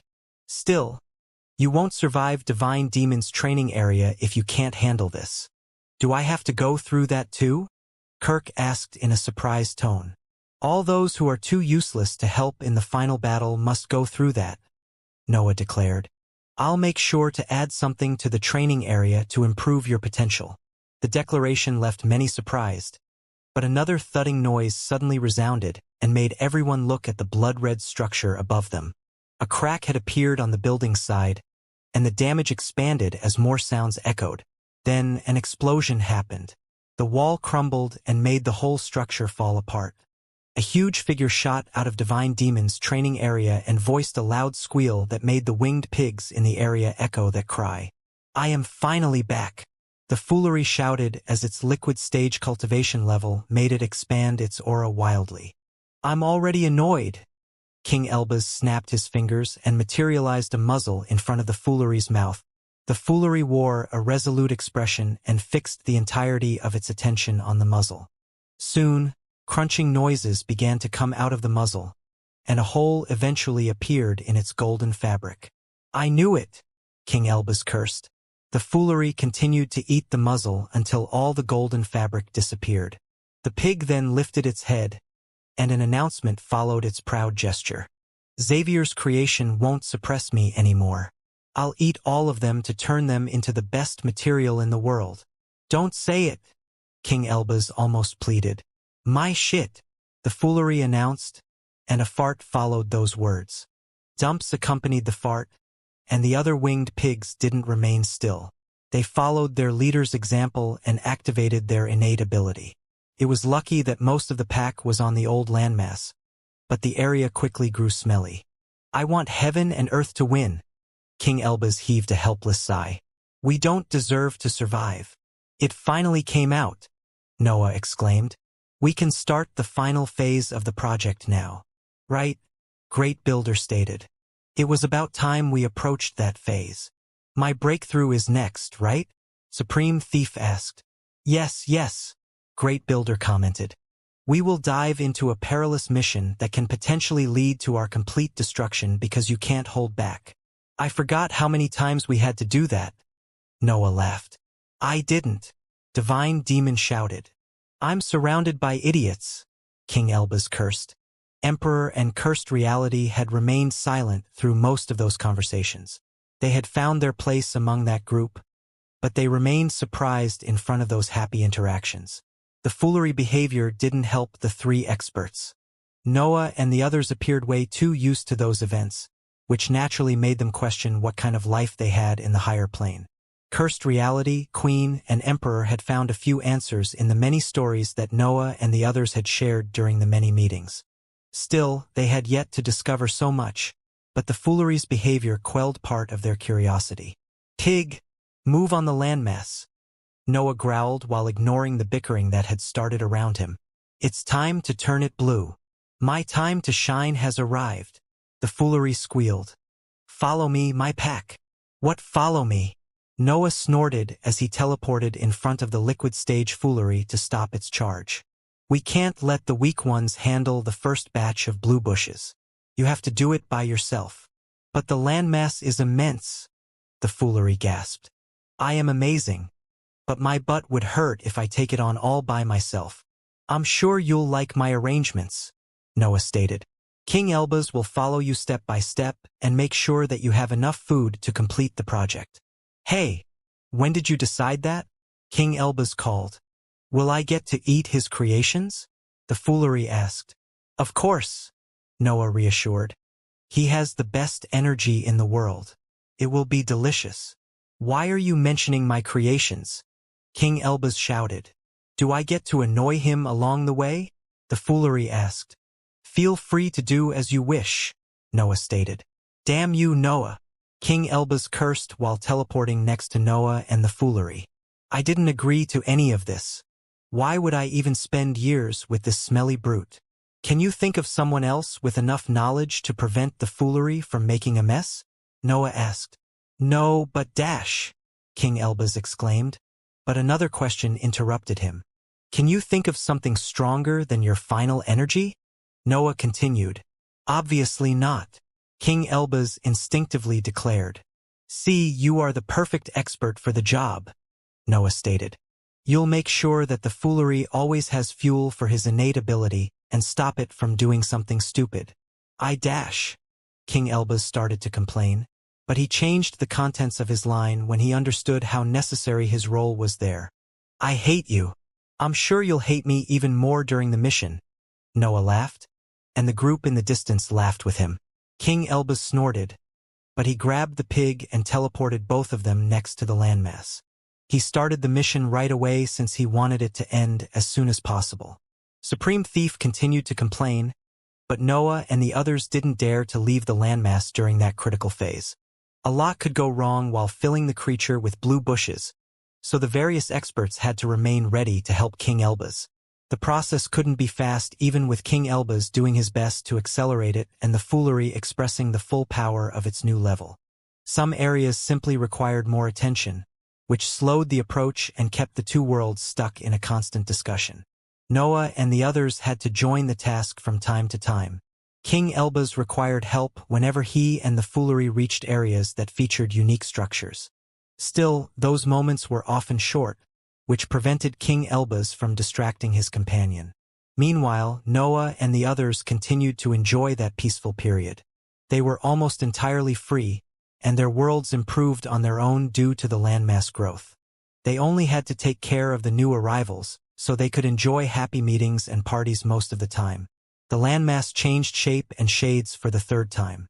Multiple colors had filled it after the experts were done with the formations and structures, but a blue radiance became predominant as the foolery continued to activate its innate ability. Blue bushes began to fill every corner of the landmass without affecting its core. Its aura continued to carry the same intense features, but a pleasant and captivating scent joined them. The magical beasts inside the Orange City grew restless in front of so many resources. Far too long had passed since they could enjoy the benefits that only a higher plane could offer. They were all old enough to remember how life was in the past, and that only intensified their urges. Moreover, Noah's landmass appeared far richer than the old higher plane. The solid stage aura that surrounded the creature was a bit scary, but the resources on its surface were numerous. Heaven and earth had destroyed the higher plane and had caused countless deaths. They had also taken control of all the landing areas connected to the mortal lands. The population under the sky had shrunk further due to the various tribulations and difficulties connected to life inside the storms. Yet, a new higher plane had appeared now. The time to repopulate the world had finally arrived. Of course, the old rulers didn't let anyone leave the Orange City until King Elbaz and the foolery completed their task. The landmass continued to turn blue as more bushes appeared until that color took control of the whole area. The time had come. King Elbaz and the foolery reunited with the main group, while hordes of improved magical beasts left the Orange City and shot toward the landmass. The resources on the landmass didn't benefit any specific species, but they remained incredible since they came from the foolery's ability. The magical beasts soon occupied multiple areas, and their influence naturally transformed them into unique habitats. It has begun, Great Builder sighed as a satisfied smile appeared on his face. The others stood up and inspected the scene. The magical beast's influence was adding a diversity that the landmass didn't initially have. They were the real last phase of the project, which had finally started. Everyone gazed in amazement and satisfaction as the transformation progressed until it reached its end. Noah and the others had done it. They had built a new higher plane, and the event matched the complete expansion of the darkened area. The world had two factions, and its colors clearly showed them. The sky's light wasn't as intense as before, but it still existed and tried to seep into the higher plane. However, the landmass didn't allow that. The entirety of the higher plane was dark. That color even tried to push back heaven and earth's light, creating a constant conflict right above the sky's edges. The scene was spectacular, and Noah's forces gazed in amazement at what they had created. It seemed that the higher plane had fallen into a constant night that had a single, massive star in the distance. Noah couldn't help but feel restless as he inspected the sky standing past the landmass darkness. Caesar had confirmed it, but that scene highlighted it. The final battle was only one step away. The event was so meaningful that King Elbaz forgot to complain about his recent mission with the foolery. Even the winged pig stopped caring about teasing his companion. Everyone watched the culmination of the project in silence and excitement. "We got a banner in the end," Stephen commented. "Robert would have liked it." "Robert would have liked all our recent feats," Noah responded. "That's only natural when we behave as true demons," Divine Demon announced. "More forces are coming to reach the landmass," King Elbaz revealed. "I can't see Alexander and Wilfred," Sword Saint exclaimed. "They are probably together somewhere," Noah reassured. "Where?" Great Builder asked. "We have literally become the higher plane. I would have considered separate realities, but we have the guy who does them right here." "I haven't been called Guy in eras," Cursed Reality replied. "He wants to make you feel young," Supreme Thief joked. "You know the answer," Noah stated, ignoring the jokes that had begun to resound around him. "They are probably busy doing something in the sky." "That's oddly perfect since we are headed there," Supreme Thief exclaimed. "Do you think heaven and earth want to use them as baits?" Stephen asked. "Do you think heaven and earth can keep those two trapped?" Sword Saint questioned, and the group instinctively turned toward Divine Demon, King Elbaz, and Noah. "We would have noticed it if heaven and earth were up to something," Noah reminded. "This is probably something that the privileged cultivators are doing on their own. They better not lose against those weaklings," Divine Demon snorted. "I can't imagine them losing," King Elbaz admitted. "They are strong, and Alexander isn't a complete idiot either." "I want to see Xavier's rankings in idiocy," the foolery declared. "Divine Demon and you are in the last spot together," Noah answered. "I bet he even has many empty spots before his name," Sepunia giggled. "You just went down by one spot," King Elbaz stated. "No, you added an empty spot before my name," Sepunia corrected, and King Elbaz rolled his eyes to avoid confirming the statement. "Xavier suddenly became cuter," Vesuvia commented. "You have one annoying kink," June sighed. "Why do you think we put her on the floor?" Queen asked. "Can we go back to my breakthrough?" Supreme Thief suggested. "We might be able to distract this greedy idiot for a few millennia," Great Builder guessed. "Do not worry," the foolery exclaimed. "I shall remind him of the mission every day. It obviously got everything wrong," King Elbaz sighed. "Let's go to the Orange City," Noah ordered. "We need the dragon anyway. Also, we must make sure that our influences keep transforming the landmass." "Who is staying behind?" June asked. "Cursed Reality has his part of the project to handle," Noah explained. "Vesuvia's presence is necessary down there, and I won't bring the old rulers anywhere close to the sky. A few experts who know how the landmass works should also remain behind. As for the others, you are free to do as you wish." "I won't miss a mission inside the sky," Stephen announced. "I'm not doing something as boring as remaining behind," Divine Demon declared. "I must come to make sure that you won't die," King Elbaz sighed. "My role is obvious," Supreme Thief snorted. "A trip to the sky sounds fun," Sepunia giggled. "I want to remain behind and have fun," the foolery complained. "Then do that," King Elbaz uttered. "But Divine Demon will scold me again if I slack off," the foolery whined. "What is taking heaven and earth so long?" King Elbaz cursed. "I also think that I should work harder," Maribel added. "We have the team," Noah announced. "Everyone else, just do as you wish." The group dispersed and flew toward different areas of the landmass. The rank 9 experts did their best to take control of empty spots that wouldn't end up clashing with other worlds. They also avoided the areas already occupied by magical beasts to make sure that diverse environments continued to appear. Meanwhile, Noah, June, King Elbaz, Supreme Thief, Sepunia, Maribel, Divine Demon, the Foolery, and Stephen flew toward an area hidden behind a thick array of orange lightning bolts. The Orange City had claimed a spot on the landmass, and its forces had spread in the nearby areas. Numerous packs of improved magical beasts altered the artificial lands created by arrays of formations by devouring the blue bushes and expanding their influence. Multiple suitable lairs had already appeared in that short time, but more work was needed. Noah and the others only glanced at those areas before entering the Orange City. The array of lightning bolts opened to allow the experts' passage, and the team soon reached the deep pit. "We never thought we would have seen the higher plane reach a similar state," the old rulers announced as soon as the experts landed at the bottom of the pit. "Don't try to take over the landmass while we are gone," Noah warned. "Oh, we have prepared plans during the whole project," the old rulers joked. "Does it count as a betrayal if I steal the landmass for myself after the old rulers take it?" Supreme Thief wondered. "Our creation would be a failure if it were so easy to corrupt and steal," Divine Demon commented. "Do you want to make a bet?" Supreme Thief asked. "You are rank 9 experts," King Elbaz scolded. "What can you even gain from a bet?" "The landmass," Supreme Thief questioned. "A demon doesn't need gains to jump into a gamble," Divine Demon exclaimed. "I swear I heard you say the opposite thing in the past," June scoffed. "A demon doesn't need to be reasonable," Divine Demon responded. "That sounds convenient," Maribel politely added.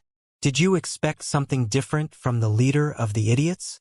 King Elbaz sighed, and Sepunia giggled. "How is the dragon?" Noah asked while ignoring his group. "It grew," the old rulers replied. "However, piercing the sky in its current state might be too hard even for a creature with such peculiar abilities." "Can't you see my underlings?" Noah stated while pointing at the experts around him. "They will probably kill each other if I don't give them something to do. We are indeed surprised that the landmass is still in one piece," the old rulers joked. "Never say never," Divine Demon laughed. "Did you forget about the mission again?" Supreme Thief asked.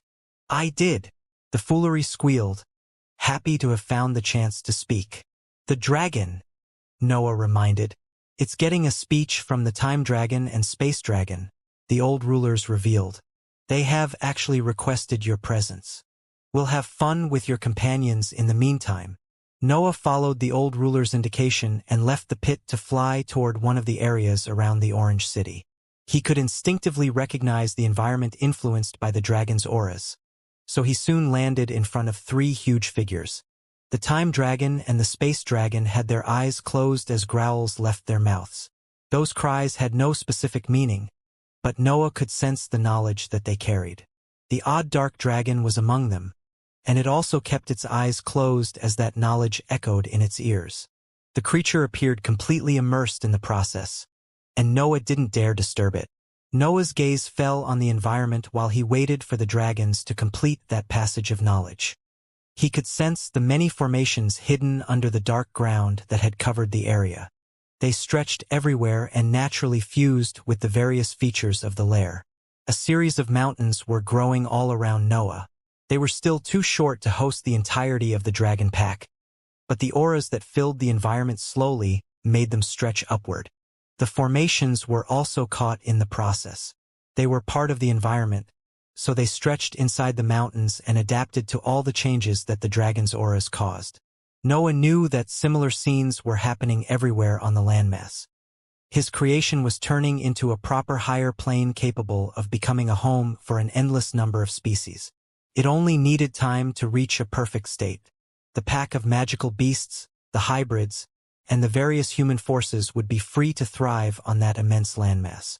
The area wouldn't ever suffer from a shortage of resources due to the Foolery.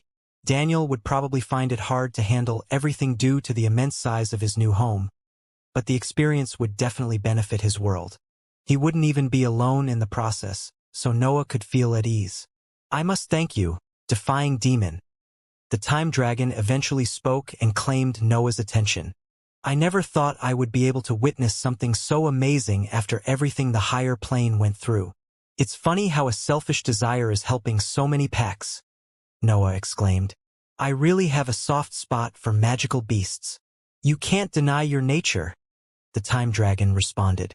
"You radiate the pride of a leader. Guiding your underlings toward a better future is part of your instincts."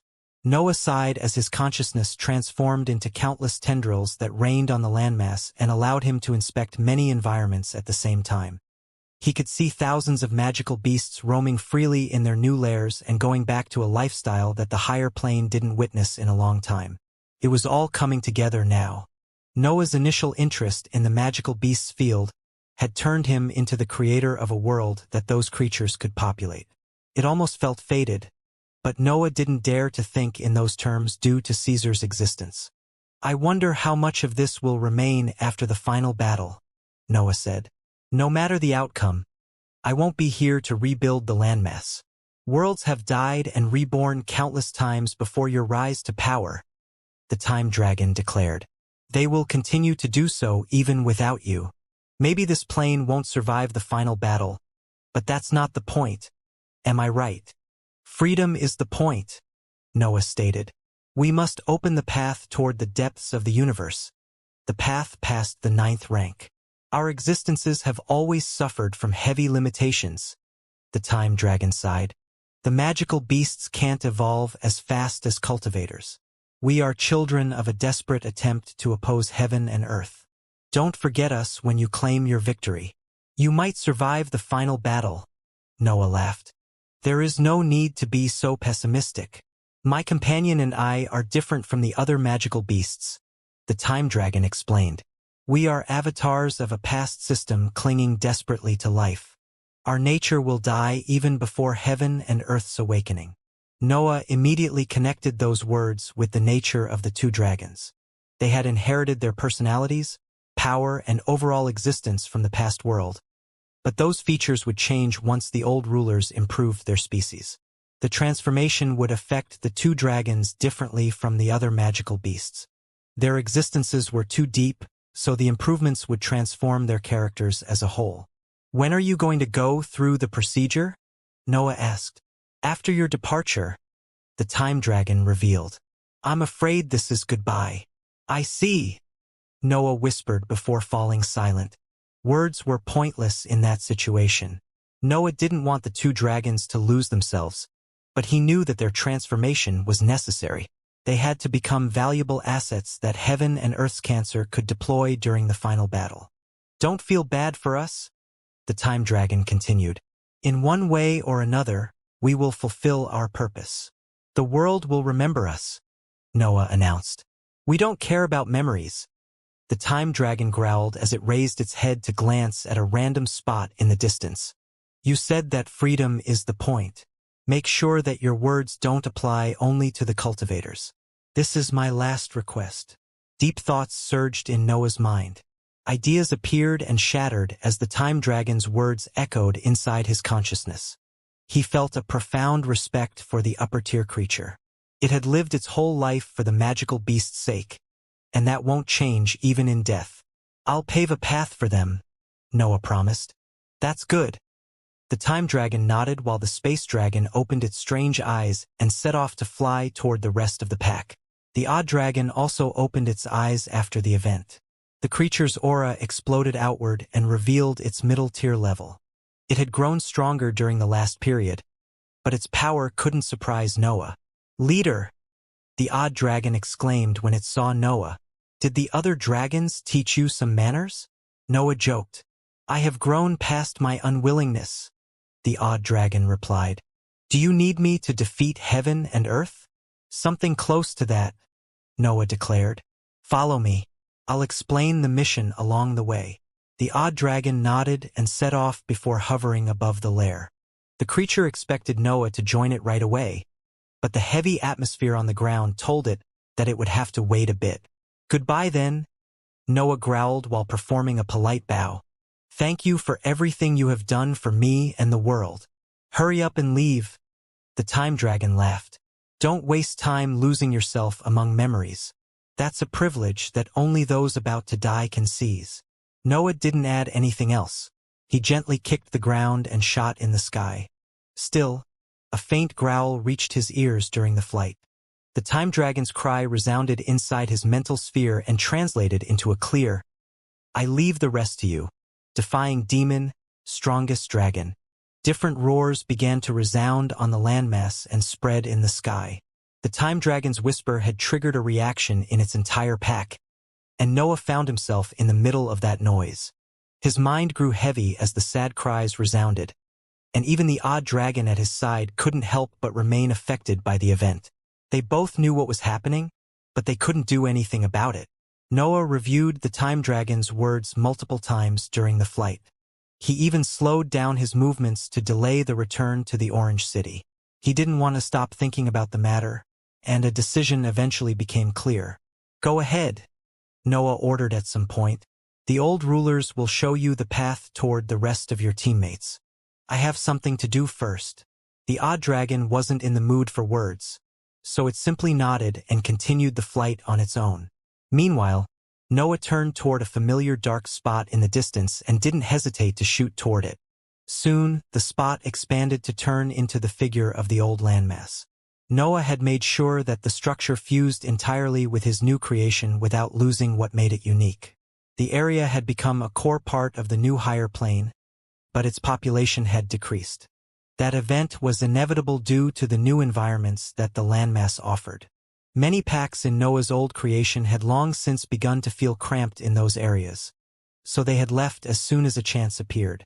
Some packs had migrated far away from their initial lair, but they couldn't escape Noah's consciousness and his expertise in following tracks. He quickly found his target, and the latter also stopped when it sensed his descent. A series of hisses resounded in the area and suppressed the distant cries that had continued to echo from the dragon's lair. Many reptilian heads rose toward the sky to fix their eyes on the small figure descending toward them. Anger built up in the area, but lingering respect retained control over the atmosphere. "It's been a while," Noah exclaimed. "What do you want?" The leader of the Eternal Snakes asked through a low hiss. "Aren't you tired of roaming into my lands?" Noah mocked. "I'm beginning to think that you like being my pet." A loud hiss followed by a reckless charge unfolded before those words stopped echoing in the area. Noah found himself with a palm placed on a massive dark green head. The snake had attacked him, but it couldn't even make him budge. "You are weak," Noah commented. "Why did you bother reaching the upper tier? Your whole path is a waste of energy." The snake hissed in anger again, and its underlings began to jump into the sky. However, Noah mocked the creature before the whole pack could converge on him. "Do you need your whole pack just to make me move?" The snake felt challenged, which led it to hiss another order. Its underlings immediately stopped attacking and returned to the surface. They obeyed their leader faithfully, but their expressions told Noah that they could see the truth behind the situation. "You can't win with anger alone," Noah declared, but the upper-tier snake seemed unable to hear him. The creature opened its mouth and spat a silver river that quickly turned into ice. The entire region soon froze, and Noah found himself trapped inside that vast structure. However, roots pierced Noah's skin in multiple spots and destroyed all the ice around him. The parasite even tried to stretch toward the snake, but Noah forced it to focus on the frozen areas. The vast frozen structure vanished, and the land under it transformed into an empty plain devoid of resources. Noah had destroyed one of the new lairs in a matter of seconds, and he didn't even need to move to accomplish that. "Can you see it now?" Noah asked. "You used to be strong and fearsome, but you are nothing more than a beast in my eyes now." The snake's anger didn't diminish at all, but it didn't blind it. The recent events had proven how Noah had reached unmatchable realms, and the creature didn't find any point in attacking him again. The upper-tier snake returned to the surface and heaved a hiss meant to gather its underlings. The pack would migrate somewhere with more resources, and no one would speak about Noah anymore. "Is this fine with you?" Noah asked before the snakes could go away. "Is that all you want to be? Will you keep crawling like a worm even during the final battle?" What do you want? The upper-tier snake hissed. Why are you suppressing my influence? Noah questioned as his consciousness condensed into the shape of a dark pillar that shone on the upper-tier specimen. The pillar shrunk until it focused on a spot somewhere in the middle of the creature's body. Its dark green scales then turned transparent and allowed everyone to see its insides. The focus of the pillar was on a black oval organ surrounded by silver ice. A dark influence seeped out of that structure and spread throughout the snake's insides, but it appeared too weak to cause significant changes. Why don't you want to evolve? Noah asked. Mind your own business, the snake scoffed. You will never amount to anything like this, Noah continued. Shut your mouth, the snake shouted. You'll watch unworthy beings climb to higher heights, Noah added. That's how the rest of your life will be with that attitude. You don't know that. The snake hissed as its pride spread in the barren area and gave birth to new ice. You don't know anything about me. You don't know anything about my species. You built a throne to stare at us from above. Tell me, how are you different from heaven and earth? Anger instinctively flowed inside Noah's aura as he lifted his head to voice a roar. He couldn't accept that comparison, but he understood what was happening. The snake's pride was poisoning its mindset. Prove it then, Noah roared. Come into the sky with me and prove that you have what it takes to go past the peak. Why would I join you? The snake angrily hissed. Because you are useless right now, Noah shouted. I don't care what method you use, but I won't stay silent when you choose to remain useless. You are more valuable as a source of meat in your current state. How dare you? The snake voiced another angry remark before leaping toward Noah again. However, he waved a hand and delivered a slap that flung the creature back on the ground. This is where you belong, Noah announced. Your current form is an insult.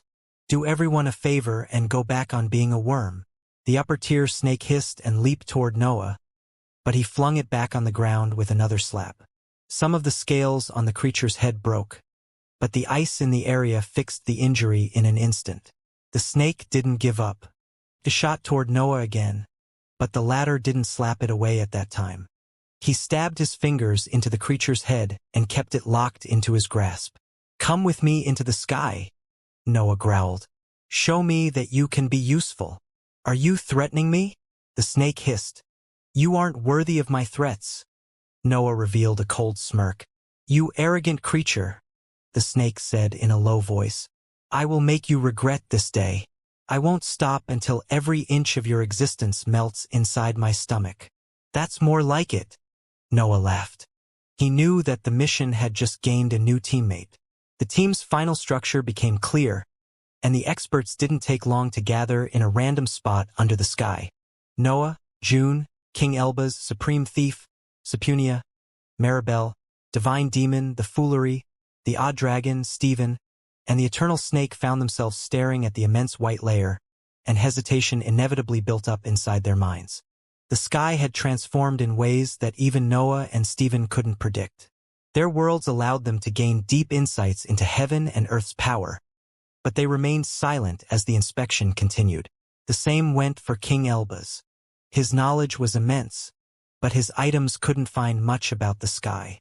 Divine Demon was also unable to find answers through his miraculous methods, so the experts accepted that preparing properly was impossible.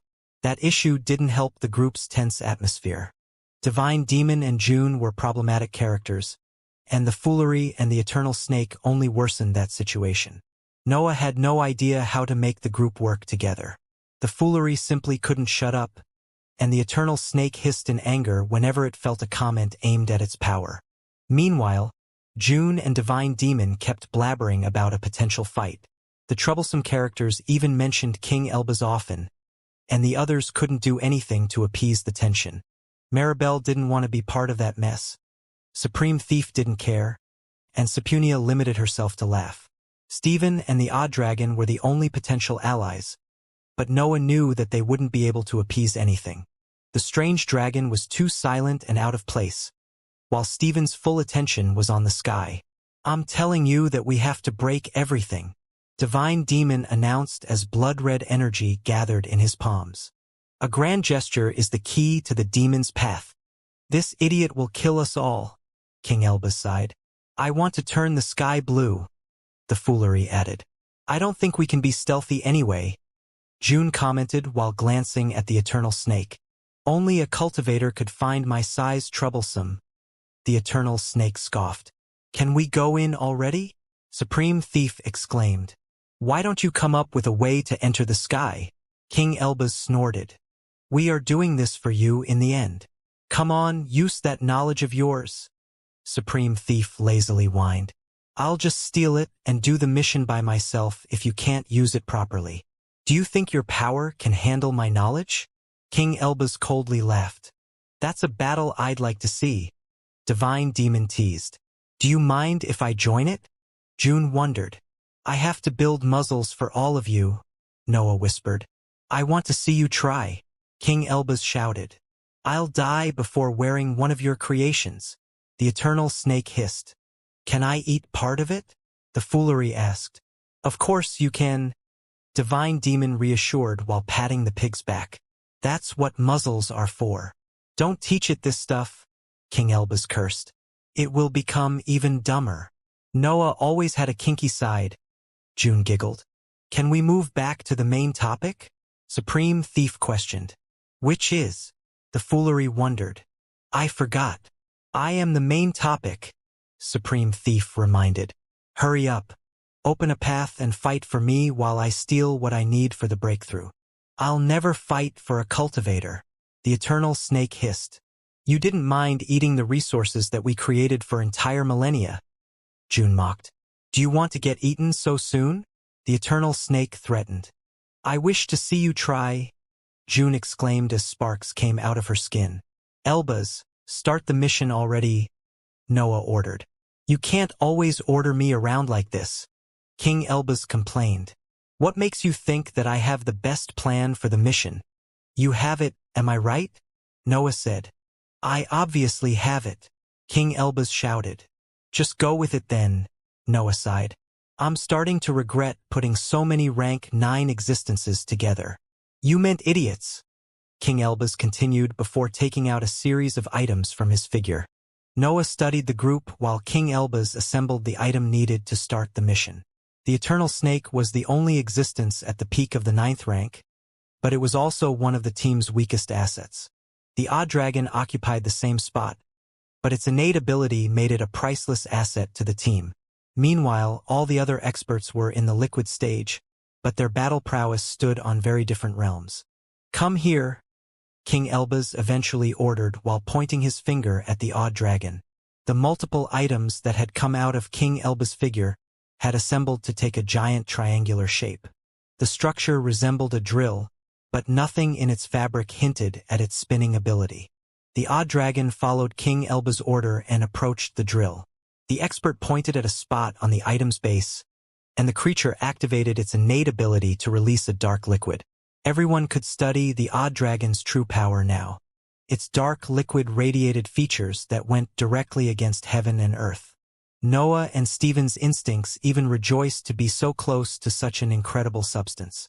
King Elbas made sure that all the liquid fell on the drill. The item absorbed everything in its insides and allowed its color to change.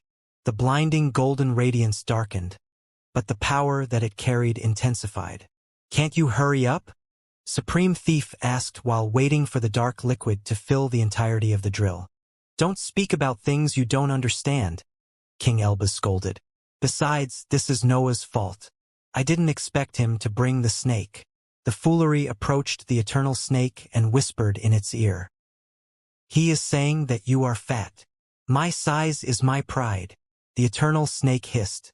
I'll leave some of you inside the sky if you don't shut up, Noah threatened. That would be fun. Divine Demon laughed. Is this thing ready or not? Supreme Thief insisted. Almost ready, King Elbas sighed. Dragon, don't make me steal your innate ability, Supreme Thief continued. Elbas, Noah called. It's ready, King Elbas exclaimed, and the bickering finally ended. Everyone's focus went on the drill. King Elbas pushed the item forward until its tip touched the sky. The white layer tried to dissolve that dark gold fabric, but bubbling noises soon came out of it.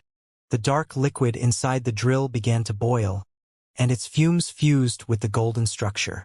A strange aura came out of the item as its entire fabric started to shake. No rotation happened, but the sky suffered anyway. The drill sent the strange aura forward through its tremors. The sky began to cave in due to the toxic influence slowly entering its fabric. It was clear that the process was working, but it was incredibly slow due to the new properties of the white layer. Too slow. Divine Demon eventually expressed everyone's thoughts and waved his hand. "Stop it," King Elbaz pleaded, but blood-red energy shot out of Divine Demon's figure and reached the drill before the former could do anything about it. Divine Demon's energy fused with the drill and enhanced its properties. The item started to rotate, which allowed it to condense the features of the dark liquid in its insides. The drill's effectiveness sharply increased, but a sudden event made its power pointless. A big chunk of the sky melted and retreated on its own to create a giant passage. It seemed that heaven and earth were inviting the experts inside. "I didn't expect heaven and earth to be so kind," Divine Demon laughed. "They have probably acknowledged the importance of the mission," Supreme Thief announced. "Noah," King Elbaz called. "I think they are protecting the sky," Noah guessed while focusing on the drill. "Did you tune the drill to give us a chance to pass unnoticed?" "Of course," King Elbaz scoffed. "It's a pity that a certain idiot ruined my plan." "A demon must show no fear," Divine Demon exclaimed. "Protecting the sky," King Elbaz repeated while ignoring Divine Demon. "Heaven and earth have never cared about the state of their world. They actually benefited whenever we destroyed parts of it." "The situation has changed," Stephen stated. "It's possible that their energy reserves are running short. Maybe heaven and earth need to preserve the sky for now," Noah wondered. "We should destroy as much as we can then," the foolery shouted. "How would you do that?" King Elbaz sighed. "Heaven and earth can liquefy the sky at will. Even my modified item can't destroy it fast enough." "You meant improved item," Divine Demon teased. "I meant what I said," King Elbaz snorted. Noah ignored the bickering happening around him to focus on the issue. Heaven and earth's reaction had opened the path for a different approach. Attacking the sky might be a good option since the rulers seemed to care about its state. Noah instinctively glanced at King Elbaz before moving his gaze back on the vast passage. His companion could probably make more drills in no time, and Divine Demon could also improve all of them. Planning an all-out attack against the sky was far from impossible. However, that approach would force heaven and earth's hand. Noah had a vague idea of their actual power, so he knew that his organization wasn't ready for the final battle. Surpassing heaven and earth's numbers was impossible. That was something that no one could deny. Noah's group had to rely on the advantage given by the world's fairness during the final battle to win. Still, they had other tactics. Noah had never liked placing his life in someone else's hands, especially when it came to an unreasonable power that tried to enforce balance. Yet, he didn't have many options. Heaven and earth virtually had no weaknesses in their current state, and their long rule had made them superior to their opponents in almost every field. That almost was Noah's main focus now. His side wasn't a match for heaven and earth, except when it came to the individual strength of its assets. Noah and the others had already proven how they could surpass the privileged cultivators, which were heaven and earth's best assets. Tricks and plans could work in the final battle, but Noah believed that enhancing the only strong point of his organization was the best approach. Attacking the sky could hinder heaven and earth's plans and delay the arrival of the final battle. Yet, Supreme Thief's path would also suffer from that approach since he would lose his chance to steal something necessary for his breakthrough. The expert might cause problems on the black landmass if something like that was to happen, but Noah's thoughts never reached those topics. He made up his mind even before considering Supreme Thief's character. He wanted to prioritize his underling's growth, so the other approach had to wait. "Let's go in," Noah ordered, and his words claimed everyone's attention. "It's pointless to wait any longer, especially when heaven and earth have decided to take away one of our greatest problems." "Did you make up your mind?" King Elbaz asked in a severe tone. He had understood the conflict inside Noah, so he couldn't help but express his curiosity. We would never win through smart tactics and traps anyway, Noah sighed. Individuality is our only advantage. We can't take paths that risk hindering it. I agree with you, King Elbaz stated. But that path also has flaws. We'll control what we can control, Noah announced while his mind played the flaws mentioned by King Elbaz. We'll kill what tries to go against the plan. The approach chosen by Noah had a single but significant flaw. Enhancing the individual power of many rank 9 beings could lead to internal fights. The outcome almost sounded inevitable when Noah thought about it. After all, those who could reach the peak of the cultivation journey were unreasonable maniacs. Divine Demon and the others didn't cause internal battles due to their friendship. Yet, that didn't apply to every force on the landmass. The discussion with the Eternal Snake was only one of the many problems that could appear due to the numerous powerful existences on the Black landmass. The old higher plane handled those issues by sending everyone in the stormy regions, but Noah couldn't use a similar solution. Noah's organization had to remain on the same landmass, even if that led to a clash of worlds. The future appeared grim and troublesome, but Noah couldn't find other paths. He could only make sure that his core team remained stronger than the other forces. Let's go, Supreme Thief eventually announced before shooting inside the opening. King Elbaz cursed, but he went after Supreme Thief. Noah and the others didn't hesitate to follow the two experts, so the entire team soon found itself inside the tunnel opened by heaven and earth. The rulers didn't set a specific path.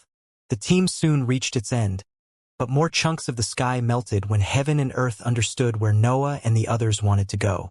Noah didn't like heaven and earth's cooperative behavior, but he didn't complain. He didn't even question the lack of avatars and special forces on the path. The rulers had probably understood the team's plan, so they preferred not to send assets towards Supreme Thief. Supreme Thief wasn't looking for anything specific. He wanted something to steal, but that wasn't limited to the worlds of the privileged cultivators. Each inch of the sky carried heaven and earth's laws. They weren't intense in the path that Noah and the others were crossing, but they remained able to attract Supreme Thief's interest from time to time. Of course, that lack of intensity prevented Supreme Thief from stealing enough to approach the breakthrough. He needed something big, something able to push his vast world into the last step of the cultivation journey. The requirements for the breakthrough didn't stop Supreme Thief from indulging in occasional thefts. Stealing was more than an urge for him, so his special pulling force came out of his figure whenever he found something interesting. Noah and the others never hindered Supreme Thief's behavior. Azure light came out of the expert whenever he noticed an appealing law. Heaven and earth managed to hide those weak meanings many times, but they also failed to salvage them now and then. Supreme Thief's mood worsened whenever the rulers prevented him from stealing something. That made him slightly vengeful, which affected his interest in the laws around him. The expert could steal when something attracted his interest, but heaven and earth's behavior lowered his standards. Supreme Thief's pulling force began to appear more often since he began to rob the sky for the sole sake of hurting the rulers. Noah and the others didn't intervene, and they didn't feel surprised at all when white light flashed a few times next to them. 3 solid-stage experts materialized among that radiance, and one of them spoke before her physical features became clear. Stop this. Accept heaven and earth's kindness and only steal what you need. Someone owes me resources, Divine Demon announced. We have all placed bets on the same outcome, King Elbaz complained. We too smart, the foolery exclaimed while lifting its head. Shut up and pick an opponent, Noah ordered. We can't miss this chance to kill some of heaven and earth's assets. Heaven and earth wouldn't have refrained themselves from attacking Noah's group directly if they were awake. However, their passive and condescending behavior told the team that they still couldn't show their faces. That understanding made the following events far too easy to predict. Noah and the others knew that some privileged cultivators would have appeared, so they were ready when the battle arrived. I am more than enough to deal with all of them, Divine Demon shouted. Leave them to me, Supreme Thief exclaimed. They seem to be a good addition to my world. Let me prove myself. The foolery squealed. I shall not cooperate with anyone, the eternal snake hissed. I'll kill anyone who gets in my way, June threatened. Don't you even think about leaving me behind, Stephen announced. I also want to fight, the odd dragon roared. Defying demon, what do we do? Maribel politely asked. Isn't that obvious? King Elbas sighed. You don't need to ask Noah that kind of stuff. Just ignore the idiots and join the fights. Did you just save defying demons some time? Sepunia teased. You acted as a proper underling. Why don't you join my battle and get in my attack's trajectory? King Elbas scoffed. I wonder if you'll really attack me. Sepunia giggled. And King Elbas limited himself to ignore her. Elbas, take the pig, Supreme Thief and Sepunia, Noah ordered. June will go with Stephen, Maribel, and the dragon. I will handle the snake and divine demon. Why would I fight with the pig? King Elbas complained. I will never join forces with you, the eternal snake hissed. Can I complain even if I don't mind the current teams? The foolery asked. Noah knew that those complaints were coming, so he focused the entirety of his attention on the three experts. They were clearly privileged cultivators, but their power stood on different realms even if they were all in the solid stage. The middle-aged woman who had spoken acted as the leader of her group. The intensity of her aura surpassed her companions, and the same went for the disgust on her face. The young-looking man at her left wore an uncaring smile. His presence was difficult to inspect, but his level remained undeniable. Instead, the third cultivator was an old woman who wore a cold expression while studying her opponents. Supreme Thief instinctively sprinted toward the middle-aged woman, and the companions appointed by Noah followed him. Meanwhile, June and those in her team flew toward the old woman. Noah didn't feel surprised by that division, and he didn't mind handling the least remarkable opponent either. The intensity of the aura didn't necessarily reveal someone's prowess, and he preferred to go against seemingly troublesome opponents. His team was perfect for them. The snake didn't like to fight someone seemingly unremarkable, but it held back from opposing Noah's orders. Still, it shot toward the young-looking man before Noah and Divine Demon, and the latter let it do as it wished. The three privileged cultivators separated and flew toward different areas to create multiple battlefields. Their expressions carried no fear toward the incoming fights, and it wasn't hard to guess why. Noah and the others were in the middle of the sky. Even Noah's new influence would find it hard to create areas where the whiteness couldn't stretch. In theory, heaven and earth had complete control over the area. Killing privileged cultivators in that environment would be almost impossible, but Noah and the others never refused a challenge, especially when the conditions favored them. Heaven and earth's inability to step into the battlefields directly was the most crucial aspect of that situation. They had even chosen to let Noah and the others enter the sky freely instead of opposing them. That spoke loudly about their condition and reassured their invaders. Maybe heaven and earth want us to kill these cultivators, Noah thought as he watched the snake rushing toward the young-looking man. Maybe they want to seize what remains of their world after we win. That plan sounded reasonable.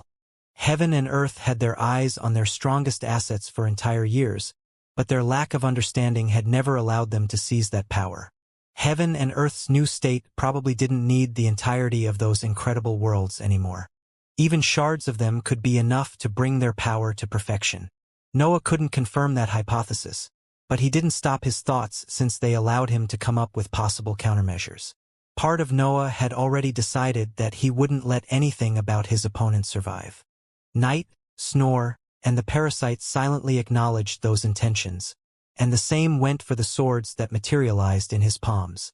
My heir, you think too much. Divine Demon laughed when he noticed Noah's pensive state. Someone has to do it. Noah chuckled. Still, you are correct now. Let's just go all out. That's the spirit, Divine Demon shouted, and the two accelerated toward their opponent. The eternal snake wasn't as fast as Noah, Divine Demon, and the young-looking man. It couldn't catch up with its opponent while he flew toward an isolated area. Still, an angry hiss left the creature's mouth when the cultivator stopped moving. Noah and Divine Demon had the chance to surpass the snake and prevent its reckless charge, but they let it go first. The creature opened its giant mouth before closing it as soon as it reached its opponent. The young-looking cultivator didn't seem to notice the incoming attack. He was busy glancing at a random spot in the sky when the mouth closed around him. Silver liquid even slid down the snake's fangs as it made sure to freeze everything inside its bite. Noah and Divine Demon slowed down when they saw that scene. The eternal snake wasn't weak. It was actually above average for an upper-tier magical beast. However, its opponent was a privileged cultivator in the solid stage. The world had nothing stronger than that. That simple attack couldn't have killed the cultivator. But Divine Demon and Noah remained on the sidelines while they waited for something to happen. Yet, their decision only led to deep confusion since they felt their opponent's aura vanishing. Is he really dead? Noah couldn't help but wonder. It can't be, right? Divine Demon continued. We can't be so unlucky. Should I revive him? Try not to do that with our enemies, Noah ordered. But this was far too boring, Divine Demon complained. The eternal snake gulped and opened its mouth to hiss proudly. Shards of silver ice fell from its fangs during the process, and the cultivator's aura finally vanished. The battle seemed to have ended there, but Noah and Divine Demon didn't let that strange event affect their concentration. I am the greatest being in the sky, the snake hissed, but its expression suddenly froze. A spot halfway through the snake's body began to inflate until it generated a gory explosion. The detonation almost cut the creature in half, but the figure that came out didn't care enough about the situation to benefit from it. Don't go around eating people, the young-looking cultivator complained as he removed all the blood and gore that had fallen on his body. That might kill someone, you know? The eternal snake spat a river of silver water that froze part of the whiteness around it and created ice that fixed its injury. Its anger appeared unstoppable, but Noah landed on its head before it could charge ahead again. What do you mean by someone? Noah asked while preventing the snake from pushing forward. Well, someone... The young-looking cultivator shrugged his shoulders. Someone who isn't me. That sounded like a challenge, Divine Demon declared in excitement while appearing on the opposite side of the privileged cultivator. Don't bother, the young-looking cultivator yawned. I can't die. I am immortal. Divine Demon's aura skyrocketed, but Noah found the young-looking man's words odd. He let them resound inside his mind, and an annoying feeling filled his body when he connected them to a certain expert. Rank 9 experts could speak nonsense, but the young-looking cultivator didn't seem the type. Besides, Noah had witnessed the strange outcome of the last assault. It seemed that the privileged cultivator's world had some connection with the true meaning of immortality, which made Noah's instincts scream. He couldn't help but notice a faint connection with Caesar's fate. Everything could be a coincidence, but Noah couldn't believe that when the higher plane was only one step short from the final battle. His decision to bring the eternal snake and the meeting with an expert who claimed to be immortal felt way too perfect to be true. The strands of fate are strong here, Noah commented in his mind as potential flowed inside his mind and allowed him to perform a better inspection of the area. The inspection didn't reveal anything specific, but Noah trusted his instincts. He felt as if external forces had planned that battle. The current situation was probably happening in Caesar's palm, and he didn't know how to get out of it. Should I even bother? Noah wondered. Noah could guess Caesar's plan. The expert wanted to make heaven and earth's cancer strong enough to force a final evolution in the rulers. That didn't apply only to Noah and the core assets of the organization. The eternal snake also had the potential to turn into a valuable stepping stone. However, that also worked in Noah's favor.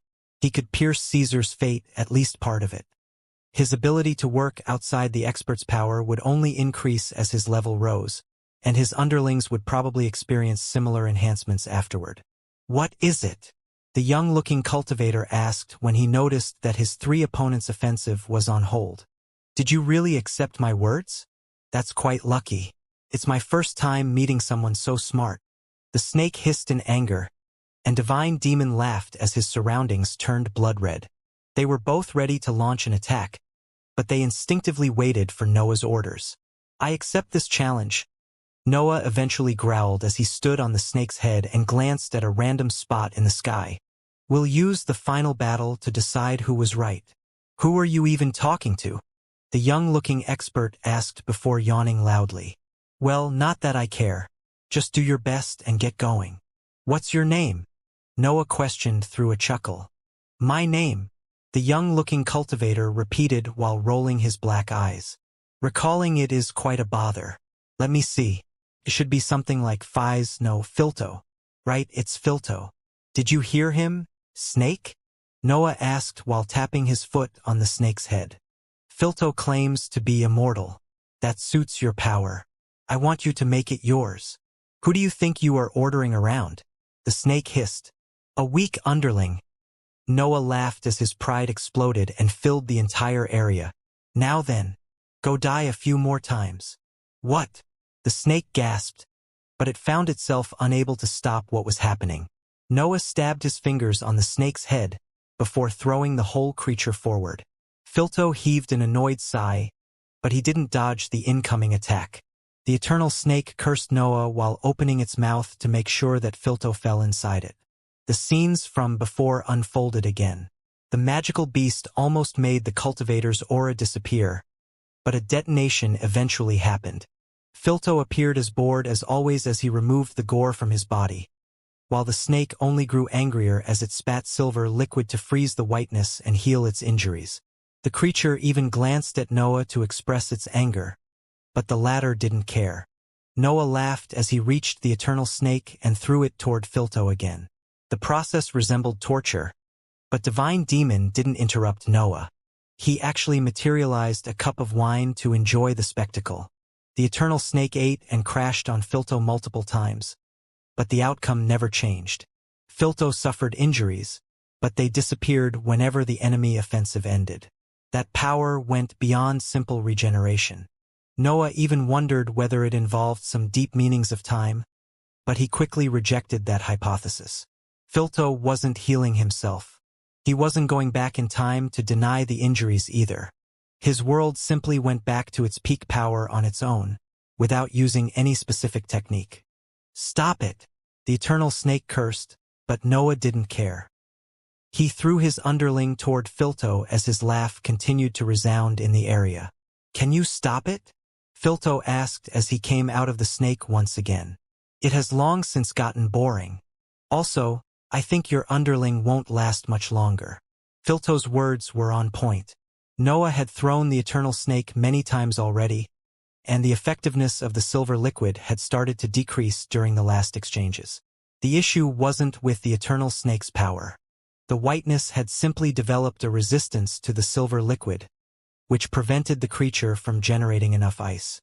The snake couldn't heal its injuries fully without ice, so wounds began to accumulate on its massive body as Noah continued to throw it toward Filto. Still, the creature's immense resilience allowed it to remain able to fight. Oh, I don't really care. Noah continued to laugh as roars mixed with his human voice. I don't need useless assets. I'll keep throwing this idiot at you until it accepts its position in the food chain. Your underling will die, Filto commented. Let it die then, Noah declared while shooting toward the snake again. The eternal snake tried to dodge Noah at that time, but its physical strength and abilities were no match for him. Noah easily reached his underling, grabbed its head, and threw it toward Filto. That was a good throw, my heir. Divine Demon shouted from the sidelines. I'm getting better at this. Noah laughed as he watched the eternal snake eating Filto. I actually did something similar in the mortal lands now that I think about it. You should have turned it into a technique, Divine Demon suggested. I'll think about it if this idiot dies on me, Noah stated. The eternal snake heard everything, but it couldn't answer its companions since an explosion happened inside its body. A bored Filto came out of the gory detonation, but he turned to wave his hand at that time. The gesture sent a wave of energy that worsened the injury and cut the snake's body in half. Filto had finally decided to attack, but he didn't bother to launch other techniques afterward. The snake's angry hiss filled the entire battlefield, but its silver liquid failed to create enough ice to reconnect its body. The creature could only watch as its severed flesh fell on the sky and vanished inside its whiteness. "You bossed a dash." The snake tried to shout, but Noah suddenly landed on its head and interrupted it. "Do you get it now?" Noah asked through a growl. "You talk big, but you aren't willing to do what it takes to reach the peak. You are the worst kind of weak in the world. I won't use your power to evolve," the snake complained. "Then eat it, you idiot." Noah laughed. Pride was an important matter, especially for magical beasts that had reached the peak of the cultivation journey. That feeling was even more significant for the eternal snake due to its angry character. Still, pride and anger easily led to misconceptions, and they could blind even the wisest existences. The eternal snake wasn't part of that group, but the many experiences accumulated in its long life didn't help it understand its flaws. Remaining loyal to its species was a commendable effort, but it became stupid when it turned into a hindrance toward higher forms of power. The eternal snake wasn't willing to accept anyone's help, but Noah's actions had forced it to realize how weak it truly was. Truth be told, the eternal snake was powerful. Only some species of dragons could overcome its innate abilities and sheer physical strength. However, the battlefield had long since gone beyond the mere struggles of the higher plane. The eternal snake's mentality still belonged to the higher plane. At its core, it was a magical beast, so its desires still involved control over regions and similar environments. Nevertheless, the world was far past those problems. The eternal snake could ignore that its pack was thriving on something Noah had created, but the latter couldn't accept that it continued to live like this. Being arrogant was fine. Being prideful was even better. Yet, Noah couldn't forgive weakness, especially when it came from a bad mindset. He didn't care if the snake ended up hating him. He would force it to turn into something useful and deal with eventual problems later. The eternal snake wanted to complain, but everything that tried to come out of its mouth sounded like childish whining. The truth was impossible to deny, and Noah had made sure to show it multiple times.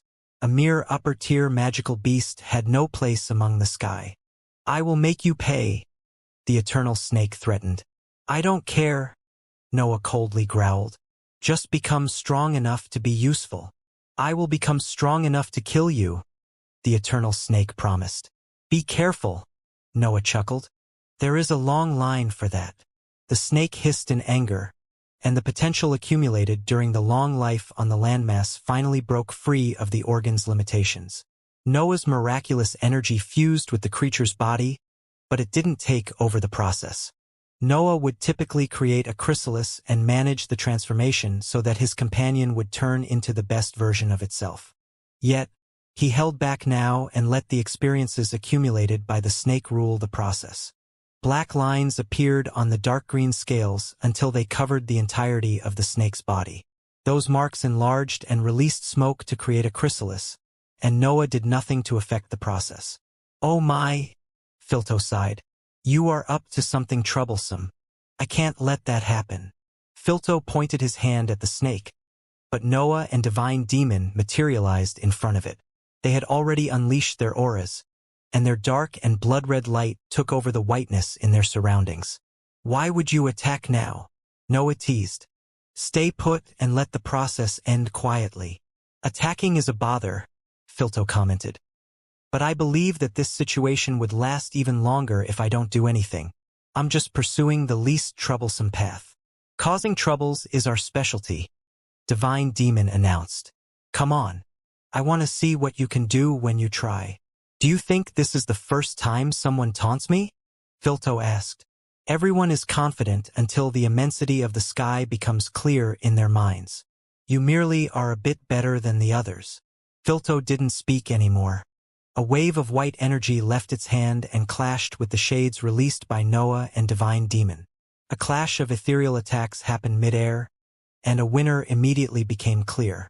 Noah and Divine Demon didn't hide their surprise when they saw the whiteness pushing their auras back. Filto's attack didn't carry any specific feature, but it remained strong enough to win against their opponents. Of course, Noah and Divine Demon didn't accept defeat so easily. The blood-red radiance transformed into a series of dragon-like creatures that ate whiteness. Meanwhile, Night came out of Noah's figure and severed that annoying radiance into countless pieces. "Are your ears even working?" Filto asked in his annoyed tone. "This energy is part of my world, and I'm immortal." The whiteness destroyed and Eaton suddenly reappeared in the area and overwhelmed the opposing techniques. The blood-red dragons crumbled while Night felt forced to retreat. Noah and Divine Demon also had to retreat, but they couldn't go too far since the chrysalis was right behind them. The two felt forced to take the battle to the next level. Noah wielded his swords while Divine Demon generated a series of circular structures that quickly fused. Noah knew what Divine Demon was about to unleash, so he decided to be the first to attack. Night returned inside his figure as he pointed his swords toward Filto. The entirety of his destructiveness gathered on his blade's tips before a wave of darkness filled the area. The whiteness could only crumble in front of that massive wave of power. Noah's attack carried so many aspects of destruction that nothing could stand in its way. The areas inside the sky probably had the most stable fabric of space in the entire world, but they also failed to withstand the blow. The battlefield fell into the void, and the sky in the distance remained the only source of white light. Even Filto suffered from the attack and found a giant hole at the center of its body. The offensive didn't end there. Divine Demon circular structures finally fused to create a cylindrical item that featured multiple odd inscriptions. Noah didn't have the time to study them since Divine Demon unleashed his attack and covered the whole battlefield in bright blood-red light. Nothing survived Divine Demon's attack. Noah even found himself praising that technique in his mind. His companion had proven once again to be an incredible monster. The appearance of a white light among the blood-red area forced Noah and Divine Demon to focus on the battlefield again. They knew what was about to appear, and they felt no surprise when that radiance took Filto's shape. "Troublesome, troublesome." Filto sighed while scratching his long, brown hair. "Look at the mess you have made. Heaven and earth will wake up at this pace, and they will definitely scold me." Filto's aura quickly spread in every spot tainted by the blood-red light to generate whiteness in its insides. The effect didn't only affect the energy on the battlefield. It also restored the fabric of space that Noah had destroyed. Noah and Divine Demon could only watch as Filto restored the battlefield to its original state. It was as if the previous attacks didn't exist at all, but the event was different from what Noah had witnessed with Caesar. "This is bad," Noah sighed. "Bad indeed," Divine Demon agreed. "Are you finally giving up?" Filto asked. "Not at all," Divine Demon stated. "I wanted to let the snake kill you," Noah explained. "But you are too interesting to take lightly." Divine Demon and Noah weren't battle maniacs, but they never backed out of interesting fights. Moreover, their desire to overcome their powerful opponent grew as their attacks continued to fail. The simple desire of proving that their power was enough to defeat the strongest experts in the world was almost innate in their existences. Noah and Divine Demon knew that they were the best, and they wanted heaven and earth to see it.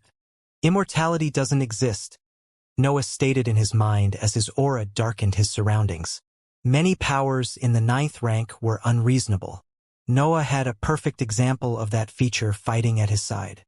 However, limits existed, especially when it came to existences who had yet to step beyond the cultivation journey. Supreme Thief and Great Builder had come back to life, but they had to rely on the deep properties that worlds obtained in the 9th rank. Those structures were extremely difficult to wipe out completely, so the two experts had the chance to resurrect them after fulfilling complicated conditions. The situation was different with Filto. The expert seemed able to die and come back to life freely, and his power never suffered from that process. Yet, his attacks also failed to pose real threats, which hinted at a troublesome ability rather than an actual difference of power. True immortality was impossible to achieve, but Noah could think of ways to get close to it. The trick was to review the matter from the perspective of rank 9 experts. It was clear that Filto's power had to involve the universe. That was the only explanation behind such a flawless execution of a troublesome ability. Filto could endure countless attacks that many solid-stage cultivators would find deadly without suffering any injury. His core had to reach a deep level of power, something that both Noah and Divine Demon had failed to touch during their offensive. I have a plan, Divine Demon exclaimed while Noah was trying his best to come out with a valid strategy. I want my cup to be full if you are going to launch mindless attacks. Noah sighed. That's easy to do. Divine Demon laughed, and blood-red energy gathered in front of Noah to create a cup full of wine. Have fun, Noah stated before darting on the chrysalis and sitting cross-legged. I always do, Divine Demon shouted as the whiteness around him fell under his control. The white radiance condensed to give birth to blood-red light that accumulated behind Divine Demon. The expert didn't have any specific plan, but he wasn't the type to repeat the same mistakes. Divine Demon had understood that his attacks had to reach the mark that Filto had left on the universe. That usually required a depth that only solid-stage cultivators could achieve, but he planned to fill the gap through sheer power. Noah knew that the approach could work, but something told him that defeating Filto wouldn't be easy. He had managed to create cracks in Cursed Reality and Caesar's techniques through a similar method, but Filto had a completely different smell, something that he had yet to understand. The energy behind Divine Demon condensed until it took different shapes. Another cylindrical structure appeared above his head, but other techniques materialized at his sides and waited for his order. Divine Demon only had to point his hand at Filto to launch his offensive. A series of tendrils shot forward and restrained the expert. Then, multiple orbs reached the cultivator's figure and started to erase his connection with his surroundings. The world had given Divine Demon a plan that Noah could understand quickly. The many blood-red attacks wanted to separate Filto from the core of his world before launching a destructive offensive. The tactic was sound, and Divine Demon also made the orbs continue their destruction until their light seeped into the space-time array. That radiance went deeper and deeper until it reached the void contained in the universe.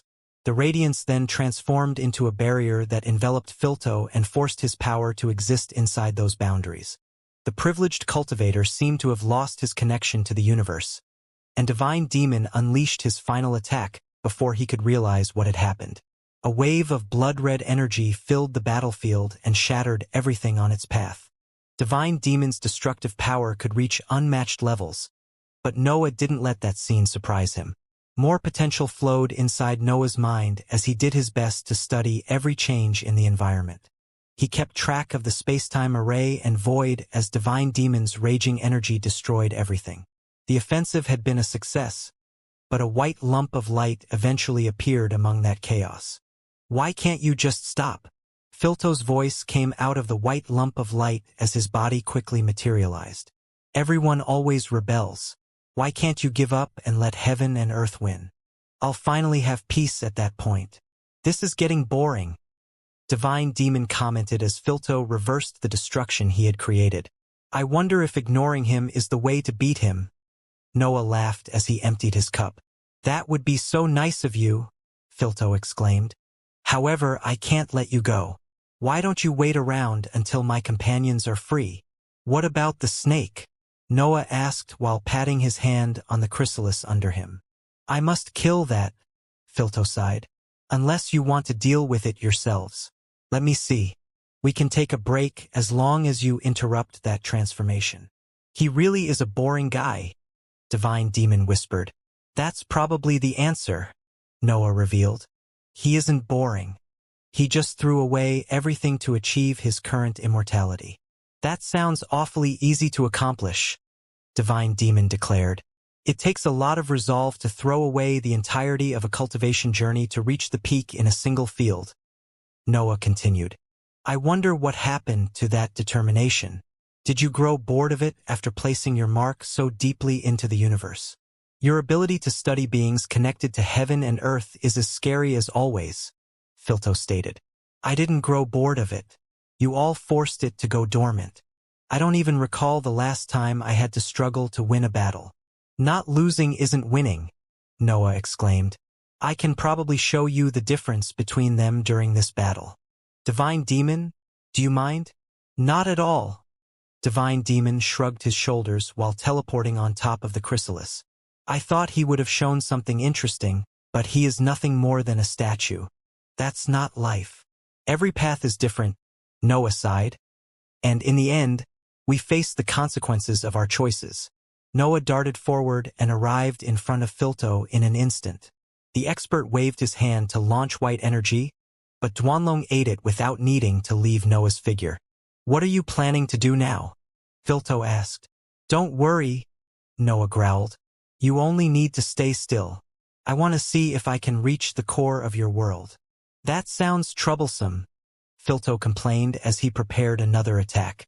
"But I'll be able to kill you if I succeed," Noah replied. "Isn't that what you want?" "No one wants to die," Filto stated. "Though, I guess experiencing something new isn't a bad thing." "Knight, your turn," Noah thought as he withdrew his swords and placed a hand on Filto's forehead. "I'll give you everything I have. Can you handle it?" "I was waiting for you to say that," Knight said inside Noah's mind before the entirety of the ethereal blackness potential flowed inside the creature. Everything inside the ethereal blackness was part of Noah's power. He could draw the abilities of all his companions and use them in one attack, but that wasn't the end to it. Night, Snore, and the other assets inside the ethereal blackness could also benefit from that ability. They were part of Noah's world in the end, so they could use certain aspects of their companion's power. Filto was a troublesome opponent that raw power couldn't overcome.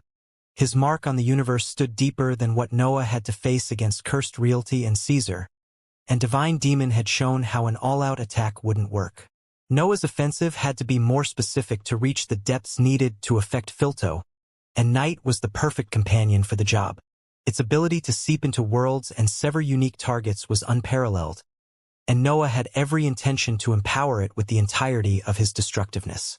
Snore, the parasite, the cursed sword, the demonic sword, and some aspects of Noah's world carried destructive meanings that only a few experts in the entirety of the higher plane could match. Noah made everything flow into Night while adding potential, and the results were incredible. Filto's instincts warned him that something massive was about to happen, but his general laziness prevented him from reacting in time. Noah's ambition surged to incredible heights before unleashing everything it had through the palm placed on the expert's forehead. The attack had the shape of a mere black that left Noah's palm and seeped inside Filto's forehead. That spot was obviously Night, who quickly gained ethereal properties as it made its way toward the expert's world. Night had to use the entirety of the ethereal blackness potential to endure all the power that had flown into its body. The intense destruction running through its fabric threatened to make it explode, but Noah's world didn't allow that. Night had the chance to dive deeper than the previous attacks due to all the destruction accumulated in its body. The effort made cracks appear on its lines, but the damage didn't faze it at all. The pterodactyl was beyond ecstatic to have the chance to destroy something so powerful and close to heaven and earth. Night was willing to reach the depths of Filto's world, even if the effort forced it to recover for entire millennia, and its determination led to incredible results. Filto's eyes widened at some point. Nothing happened in his surroundings. Noah didn't release a single strand of energy into the environment. However, the privileged cultivator knew that something had happened. A shadow left Filto's figure and flew back inside Noah. The latter could sense Night's poor state and didn't hesitate to aid the healing process through dark matter. A wave of tiredness also filled him due to the potential consumed during the attack. Still, his senses remained on Filto. Initially, Filto only experienced some uneasiness that didn't cause any consequence on his appearance. However, that changed after a few seconds passed. A black spot appeared on Filto's white robe. The mark slowly expanded until it transformed into a line that reached the expert's head. Filto now had a shallow scar that ran through half of his body, and nothing he did seemed able to remove it. "What have you done?" Filto asked as he wiped his hands over his face in a desperate attempt to remove the line. Noah limited himself to reveal a cold smile. Meanwhile, Filto tried to use his methods to remove the black line that had marked half of his body. The expert tried to release his white light to restore his original appearance, but that didn't lead anywhere. After a few attempts, Filto directly crushed the areas tainted by the black lines to heal them, but that also failed. "What have you done to my world?"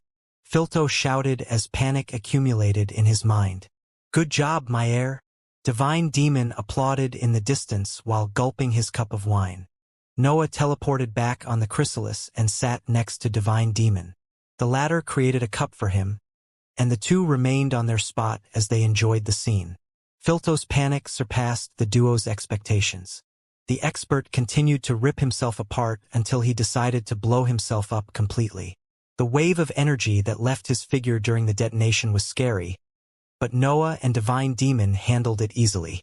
Filto's self-destruction preceded his complete regeneration, but that didn't fulfill his desires. The black line that cut his chest and face in half had come back with him, and it had no intention to leave. "What have you done?"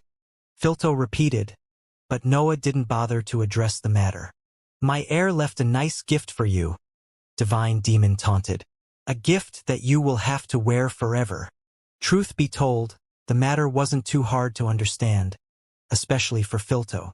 The expert was aware of his world's nature, so finding out what had happened would usually require nothing more than an inspection.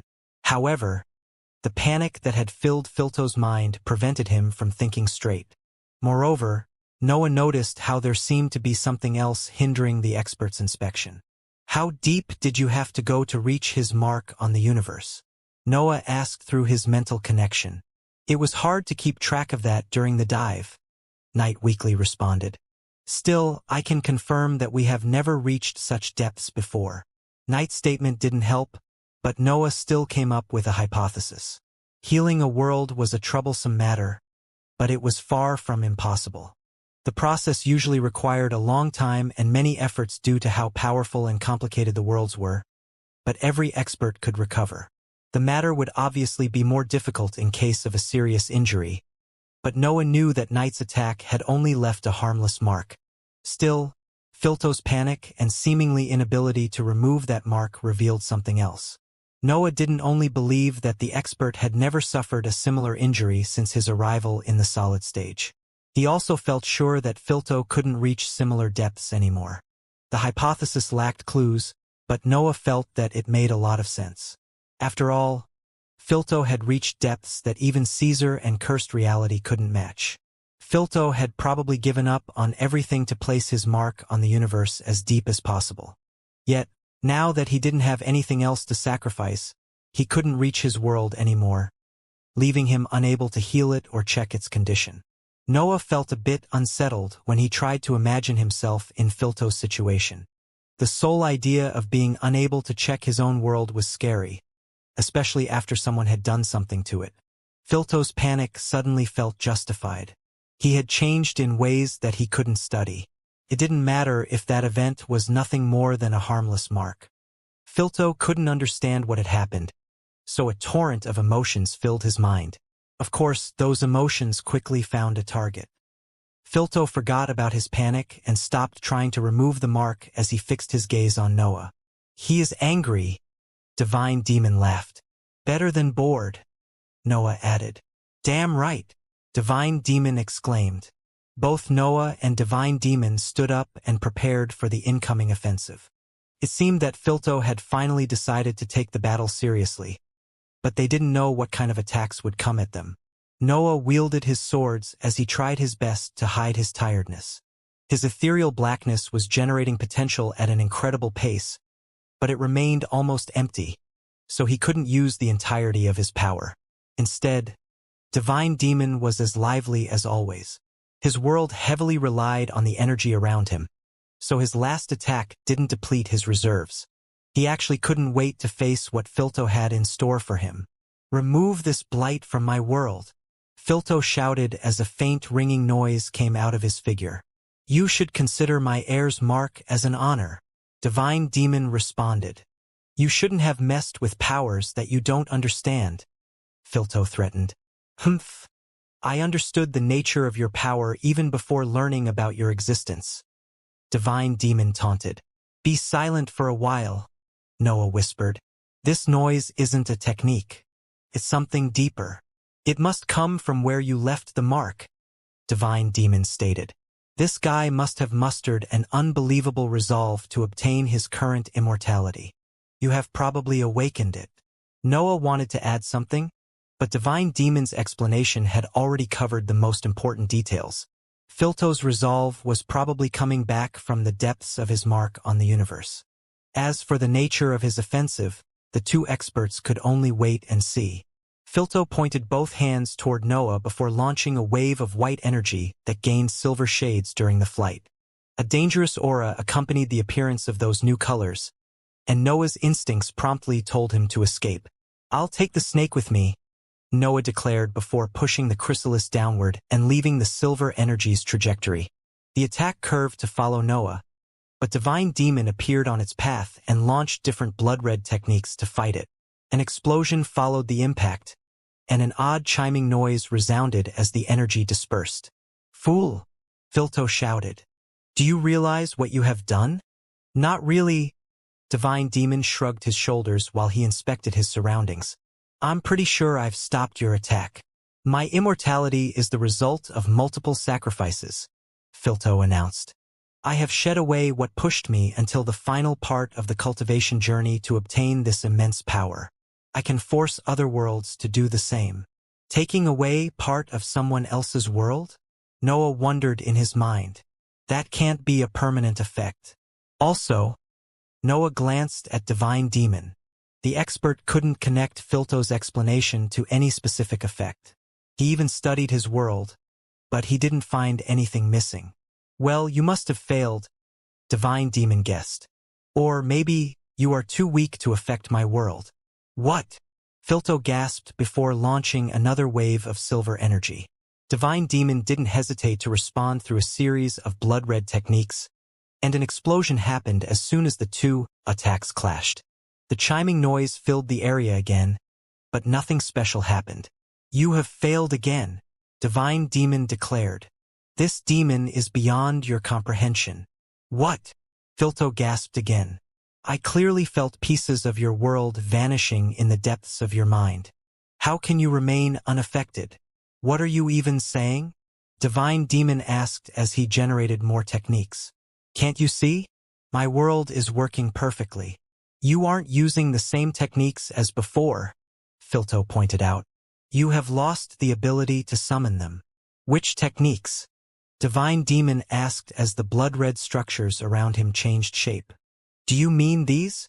"No, they were different before," Filto stated. "Like this?" Divine Demon questioned as his techniques transformed again. No, Filto shouted. "Can't you even remember your previous attack? Why would I bother doing something so boring?" Divine Demon wondered. "A demon only remembers when he wants to remember." "That doesn't make any sense," Filto complained. "I told you." Divine Demon laughed as his techniques transformed again. "This demon is beyond your comprehension, and almost everyone else's comprehension," Noah added in his mind as a cold smile appeared on his face. Filto seemed to have a troublesome power even when he attacked, but Divine Demon was his perfect counter. Removing parts of someone's world, even temporarily, was a scary ability, but Divine Demon's existence had so many layers that he barely experienced any change.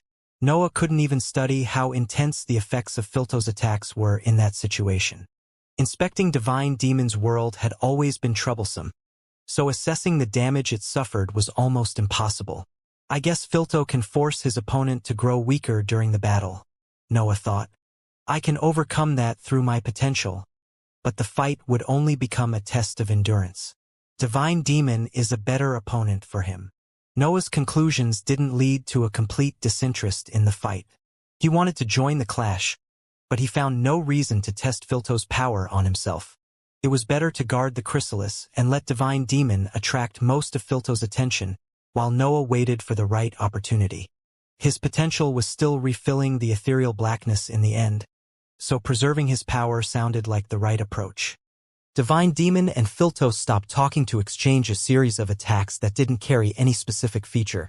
Filto continued to sever parts of Divine Demon's world while the latter always generated new techniques that expressed his peak power. Filto didn't take long to understand that Divine Demon wasn't an ordinary expert. He actually recalled Heaven and Earth's reports during the battle and found explanations for those strange events there. Divine Demon wasn't losing parts of his world during the exchanges. The energy used in his attacks had only fallen under his control, but it didn't belong to his existence.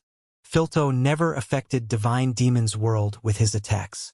He only removed the external layers of energy that the world used to protect it. Moreover, those defenses fixed themselves in no time, so the exchanges could go on eternally as long as both experts had power. Noah attacked when the Silver Halo left the battlefield. His offensives were nothing more than precise slashes that used the entirety of his sharpness and a bit of potential. They weren't as strong as his previous blow, and they failed to lead to valuable results. The issue with Filto's world didn't disappear after his behavior changed. The core of his world remained deep into the universe, and both Noah and Divine Demon failed to touch it with their normal attacks. Filto had also paid a steep price for that immortality. His offensive was relatively weak, especially against Divine Demon. Lesser experts would have eventually felt forced to escape due to the damage to their worlds. But Divine Demon didn't suffer from similar weaknesses. Still, Divine Demon was in Noah's situation. He failed to damage Filto, which kept him locked in a pointless exchange that didn't lead anywhere. Both experts were simply launching attacks that couldn't hurt their opponent. The situation changed when a hiss came out of the chrysalis and cracks appeared on its dark edges. Noah, Divine Demon, and Filto diverged their attention to the battle and focused on the structure, which exploded before they could study its various fissures. That was quite quick, Noah thought as he teleported outside the range of the exploding chrysalis. Black shards flew everywhere and created dark clouds on the battlefield. It seemed that a tribulation was about to fall on the area. Still, those lumps of energy didn't generate any spark. Instead, they carried Noah's unmistakable aura. The clouds also radiated an intense feeling that only Noah recognized at first glance. His instincts reacted to the hunger carried by those lumps of energy. They were children of his influence, but they had transformed into something far different from his world. The clouds claimed the expert's attention only for a few seconds. The giant figure that had come out of the chrysalis attracted Noah, Divine Demon, and Filto's gazes and forced them to study its new form. Noah didn't expect the eternal snake to come out of the chrysalis so soon, but its appearance explained the reason behind that event. The creature didn't experience significant changes, at least on its surface. Its scales had darkened ever further, almost devouring their green shades. The size had virtually remained unaffected too. Yet, the aura that it radiated hinted at internal transformations that Noah couldn't study right away. Previously, the eternal snake radiated nothing more than pride, hunger, and anger. Those feelings were in line with an ordinary magical beast, and they didn't change after the transformation. Nevertheless, there was something more about those feelings now. Noah didn't know how to describe them with actual words. They felt stronger than before, but also quieter. Did it finally gain some self-control? Noah wondered in his mind, but the snake seemed ready to contradict his thoughts. The eternal snake announced its exit from the chrysalis through an angry hiss that shattered the various clouds and forced them to disperse among the battlefield. Those structures carried valuable energy that no magical beast would have refused, but the creature didn't bother to eat them. "Are you still angry at me?" Noah growled in a mocking tone. "I told you that I'll make you regret this day," the eternal snake hissed in a low voice. "But that won't happen during this battle. Today, I will accept some shame as long as I can jump on the path that will allow me to eat all of you." It grew some sense. Divine Demon laughed. "That's a speech worthy of a demon. Demons are imitations of magical beasts," the snake replied. Divine Demon laughed loudly and crossed his legs to hover in the air. He didn't hide how pleased he was to hear such words, and Noah shared his feelings. "What shame are you talking about?" Noah asked. "My evolution isn't complete," the eternal snake explained. "I couldn't limit myself to your power. That would have only turned me into an eternal underling. But you still need my help for something, right?" Noah continued. "Your arrogance knows no bounds," the snake responded. "That doesn't make me wrong," Noah declared.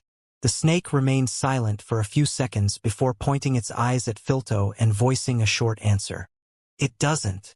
Noah and Divine Demon glanced at Filto, and understanding dawned upon their minds. The snake had stated that its evolution was incomplete, which revealed the need for new materials, and Filto's immortality sounded far too perfect. "I hope you don't mind that I left a mark there," Noah joked. "It won't matter once I absorb him into my core."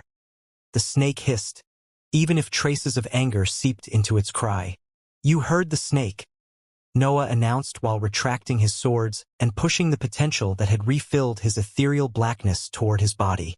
"Well, it's a fitting end for such a boring opponent," Divine Demon stated. "What are you trying to do?" Filto asked without showing any fear. Filto was ready to launch an attack, but a fissure in the space-time fabric suddenly opened in front of him. The event prevented him from realizing that someone had appeared behind him, but his lower body exploded before he could do anything. A wave of silver energy left Filto's maimed figure, but a deafening roar resounded behind him and dispersed that attack. Noah proceeded to grab the expert from his nape, and Divine Demon didn't hesitate to join the offensive. A series of blood-red tendrils shot toward Filto and entangled his figure into multiple defensive layers that prevented his energy from reaching the outside world. Divine Demon didn't stop there. He added a series of barriers that increased the power of that prison. Noah retracted his hand and let Divine Demon complete the prison. Then, he ordered Snore to launch an attack that appeared directly inside Filto and destroyed his body. Divine Demon perfected the prison even more as Filto came back to life. The expert wanted to do something to get out of that situation, but the eternal snake's mouth was already upon him. The snake ate Filto but refrained itself from gulping. It filled its mouth with a slightly darker version of the silver liquid, which generated a vast amount of ice and froze the expert. Filto's aura didn't disappear even if the ice covered the entirety of its figure and the prison. His power continued to shine brightly, but his existence dimmed as he remained in that state. Flares of silver light slammed on the blood-red prison but failed to pierce it. Divine Demon had done an excellent job in evaluating Filto's peak power. The expert probably was one of the most unkillable privileged cultivators, but his attacks were subpar, so a simple prison could contain him. The snake could take its time and freeze Filto's figure before moving to his world. The expert had left his mark deep into the universe, a place that a magical beast in the 9th rank couldn't usually reach. However, the creature knew what to do in that situation. Noah widened his eyes in surprise when he saw the snake's scales growing clear. The creature was sending every trace of Noah's influence toward the ice to deepen its power and create a bridge that could lead toward Filto's world. "Look at this," Noah sighed. "It got you," Divine Demon chuckled. "At least it has developed the right character." Noah shook his head. "That's how a demon should behave. We should put it as the master for the entitled idiot," Divine Demon commented. "You never get tired of teasing Elbas," Noah stated. "Do you?" Divine Demon asked. "As if," Noah laughed. The process was extremely slow. The ice had required proper transformations to turn into something capable of reaching Filto's world, and the snake grew weaker as it gave up on Noah's energy. Still, Filto couldn't do anything in that situation, so the snake could take all the time it needed. Meanwhile, Noah and Divine Demon acted as protectors and made sure that the shockwaves from the other battlefields never interrupted the process. A change happened when the snake finally reached Filto's world. The expert's figure inside the ice turned silver and transformed into a statue that continued to radiate his power. Filto didn't die. He met a fate worse than death. It remained frozen to his very world, and the snake didn't dare to destroy him. The creature slowly gulped the chunk of ice in its mouth while making sure that nothing broke. The snake's belly inflated as the chunk of ice ran down its body. However, the process ended at some point, and silver smoke came out of the now completely green scales. Another chrysalis formed, and Noah knew that the true transformation of his underling had begun.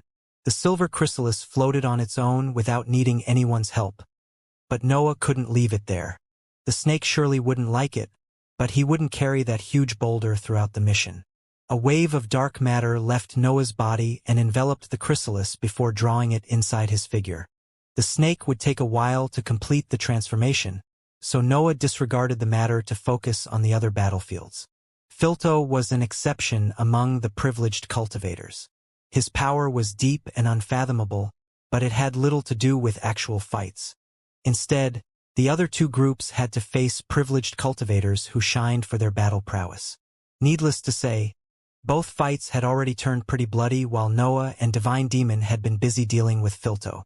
Supreme Thief, King Elbaz, the Foolery, and Sepunia had launched themselves toward the middle-aged woman. The intensity of her aura expressed more power than her companions, and her abilities reflected that feature. The middle-aged woman could destroy all the attacks converging toward her figure and harness their energy to create different techniques. Her ability resembled Divine Demon's, but her offensive was never random. She clearly used her knowledge to give birth to blows that carried her aura. The attacks mainly consisted of mirrors that launched multicolored beams of light. Each shade expressed a different feature connected to the original 7 elements, but their powers changed depending on their targets. In theory, King Elbaz was the perfect opponent for that type of ability since the flexibility of his world was unparalleled. However, the middle-aged woman's attacks managed to keep his creation at bay without leaving any blind spots for her other opponents. The state of King Elbaz's side wasn't ideal, but no one had suffered severe injuries for now. The Foolery had a few fuming burns on its body, but those wounds didn't seem to affect its movements at all. It didn't care about them either while flying from beam to eat the energy they contained. King Elbaz had suffered no injuries, but Noah saw the same burns on the various items that surrounded him. His expression was cold, but curiosity shone in his eyes and told Noah that he had yet to take the fight seriously. Supreme Thief also showed no wounds, but he appeared pretty bored. He launched random abilities that the beams didn't have trouble destroying, but that was it. Only Sepunia appeared completely focused on the battle.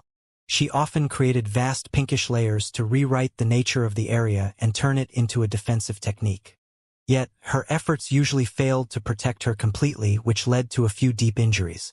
That scene didn't surprise Noah. Sepunia was weak compared to her companions. Her world was also relatively new, so it would reveal its true power only when she pushed it to the peak. Nevertheless, Noah still found himself cursing in his mind after he completed his inspection of the battlefield. Are they even taking the fight seriously? Do they understand that this probably is our only chance to take out a few valuable assets from Heaven and Earth's army?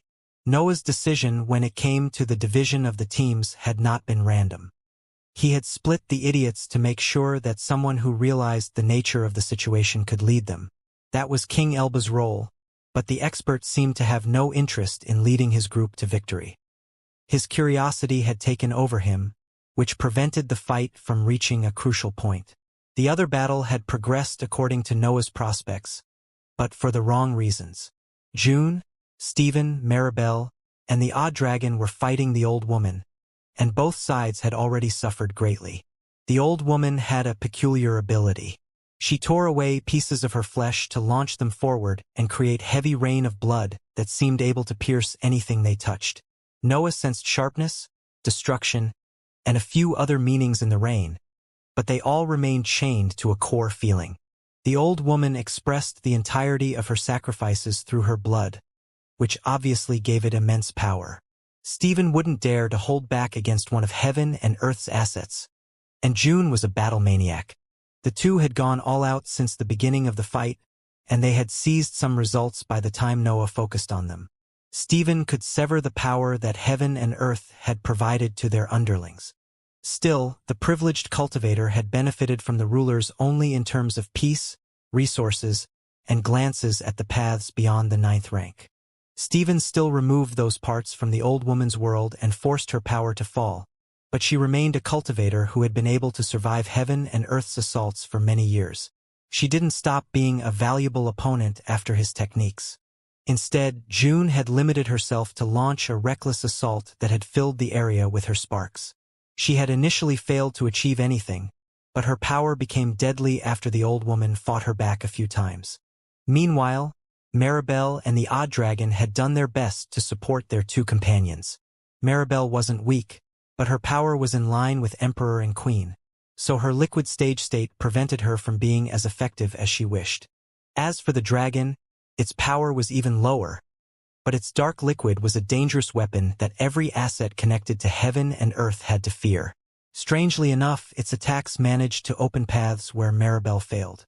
The reckless nature of that battle had forced all the contenders to suffer injuries. June's body featured multiple holes that leaked sparks. Maribel was fine but tired. The odd dragon had lost numerous scales, while Stephen retained a relatively healthy complexion. June and Stephen will soon force their battle to reach the critical point. Noah commented in his mind as he prepared his blades in case the privileged cultivator tried to run. Noah knew that leaving the kill to his companion would benefit them greatly, but that wasn't the time for those tactics. Supreme Thief was the only one who had to advance during the mission. The others had to prioritize damaging heaven and earth's army. Yellow! The foolery suddenly squealed and claimed Noah's attention. Noah's face went cold when he saw that the pig was eating a yellow beam, and his expression darkened even further when the creature shot toward a scarlet wave of energy and shouted again. Red! Are they playing around? Noah cursed.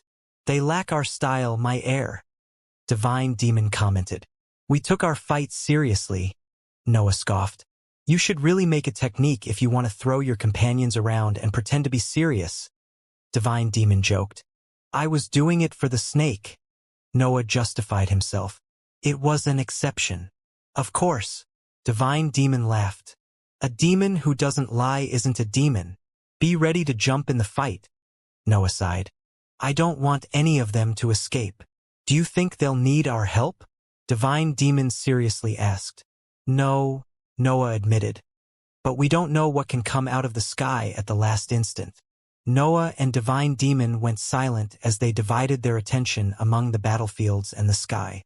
They trusted their companions, but heaven and earth could cause problems even in their dormant state, so they had to be ready. Meanwhile, June's battlefield evolved as Noah predicted. Stephen sent a wave of dark energy through the rain of blood that turned into a tunnel that he could cross to stand above the fight. The old woman didn't hesitate to tear apart another chunk of her skin and throw it toward Stephen.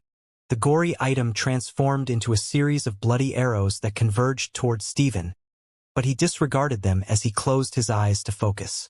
The giant arrows pierced Stephen's body and left him with nothing more than half a torso, his head, and an arm. His world also suffered injuries, but his eyes remained closed.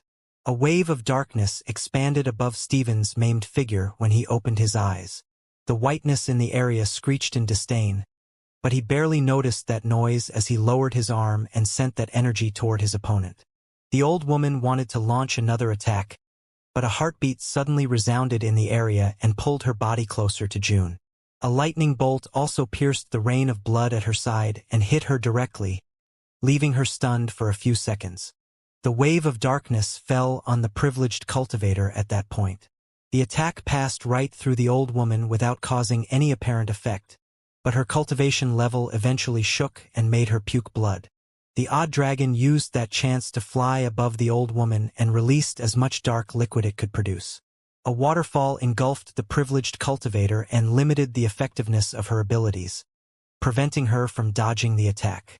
Maribel followed the dragon's example and teleported above the old woman. She pointed her arm at her opponent as energy flowed calmly toward her palm. Then, she heaved a sigh, and the entirety of her power transformed into a violent, dark torrent that crashed on the privileged cultivator. June didn't wait for the attacks to disperse. She shouted as her entire figure released lightning bolts that spread in the area before converging toward her opponent. The sky seemed to react to the crackling noises released by June's lightning bolts. Her attacks alerted heaven and earth, but the latter remained silent and let the offensive unfold. The impact of the lightning bolts on the old woman dispersed the black waterfall and the dark energy that was assaulting her body. June's attacks didn't care about alliances. They destroyed everything on their path and made sure that nothing survived. Silence finally fell on that battlefield. June, Stephen, the odd dragon, and Maribel took 4 different positions as they waited to see what their offensive had caused. They could still sense their opponent's aura, but they could also confirm that their offensive had damaged her. Do you think you can come inside the sky and do as you wish without facing repercussions? A cold voice resounded from the mass of sparks that still crackled where June's lightning bolts had landed. "We did that multiple times already," Stephen mocked. "Some of you paid the price for that." The cold voice resounded again as the sparks began to disperse. "You aren't worthy of talking about him," Stephen declared as he pointed his hand forward and gave birth to a pointy black structure that fell toward the sparks. The attack didn't affect the sparks, but a grunt resounded from inside them. It was clear that the old woman had suffered another injury, and her cry triggered another series of techniques from her opponents. "Let's just continue until she is dead," Stephen ordered. "I wanted to enjoy the death of a privileged cultivator a bit longer, but I've lost interest." "Don't give me orders," June snorted, but she proceeded to launch more lightning bolts toward her target. Maribel and the Odd Dragon unleashed a silent offensive, and the old woman's aura continued to lose power as more attacks fell on her. It really seemed that she would die at that pace, but a burst of energy suddenly exploded from her spot and destroyed the incoming blows. The explosion was different from the previous attacks. The old woman had used rain and arrows made of her own blood before, but the detonation had the shape of an expanding pale red sphere that engulfed anything it touched. Maribel and the Odd Dragon felt forced to deploy evasive maneuvers to escape the sphere, but the latter turned out to be too slow. Luckily for the creature, a black light flashed behind it and pulled it away. Stephen had saved its life. The sphere expanded until reaching the breaking point and crumbling into waves of blood. The gory spectacle attracted the experts' gazes, but the figure standing at its center eventually claimed the entirety of their attention. The old woman was still relatively in one piece. She had lost her skin and layers of muscles and had become nothing more than a skeleton that contained shiny organs. However, her world felt intact, as if the previous attacks didn't hurt her at all. "You are entire eras too early to wage war against the sky," the old woman announced in her cold voice before stabbing her skeletal hand inside her abdomen. The privileged cultivator took out her intestine and threw it forward. The organ enlarged as the old woman's countless experiences flowed inside it and filled it with a new purpose. The intestine quickly transformed into a massive worm-like creature that twisted its body to encircle the whole battlefield. Stephen wanted to throw the Odd Dragon outside that structure, but he was one step too late. The organ created an almost perfect cage that prevented everyone from escaping. Noah and Divine Demon moved almost at the same time. They shot toward the battlefield and mustered their energy to prepare attacks that could pierce that gory structure, but a loud warning interrupted them. "Noah, don't you even think about it?" June shouted from inside the structure. "This is my battle. We have to be quick," Noah roared. "I'll be quick then," June responded. Divine Demon glanced at Noah before exploding into a loud laugh when he noticed the helplessness in his expression. 2 cups of wine quickly materialized in front of them, and Divine Demon didn't even hesitate to pat Noah's shoulder.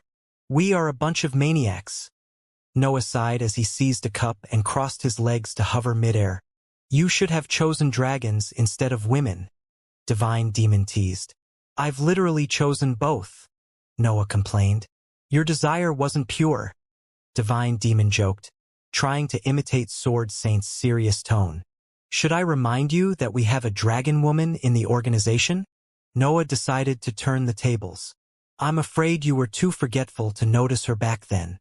"Jordan is a fine dragon," Divine Demon commented, "but this demon can't indulge in such activities. They are a waste of time when I have the universe to seize."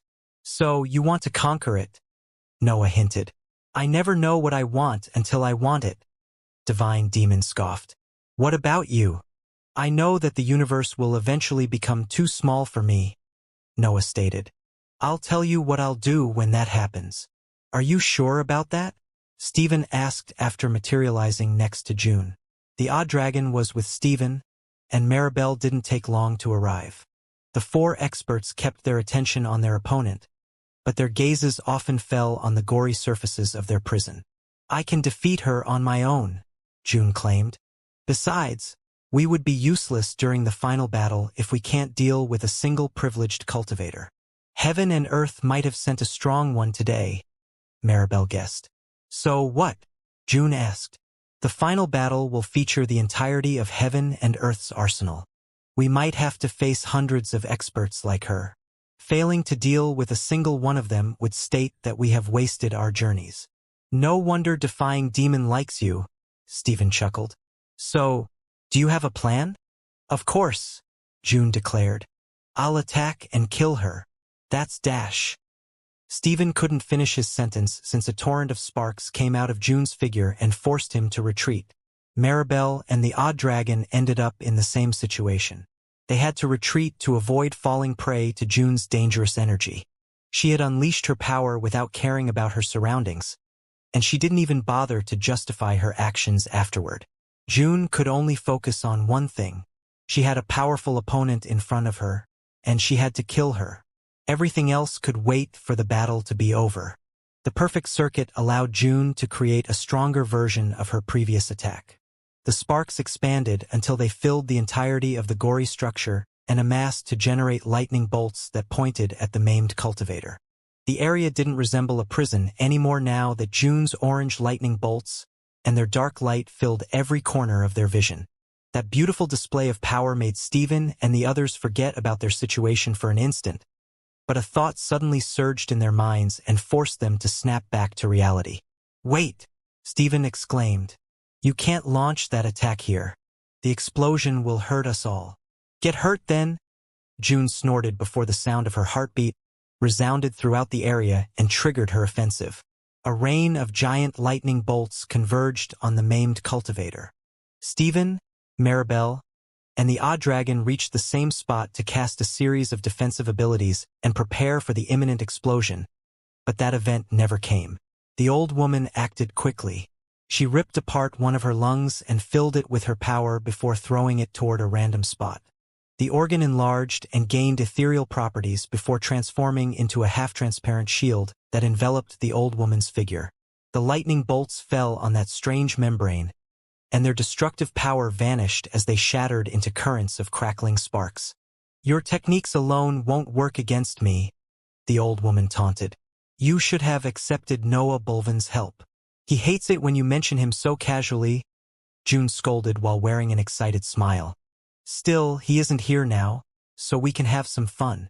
June executed her previous technique once again, but her perfect circuit provided more energy at that time. Her body started to break due to the immense power output, but she barely paid attention to what was happening to her.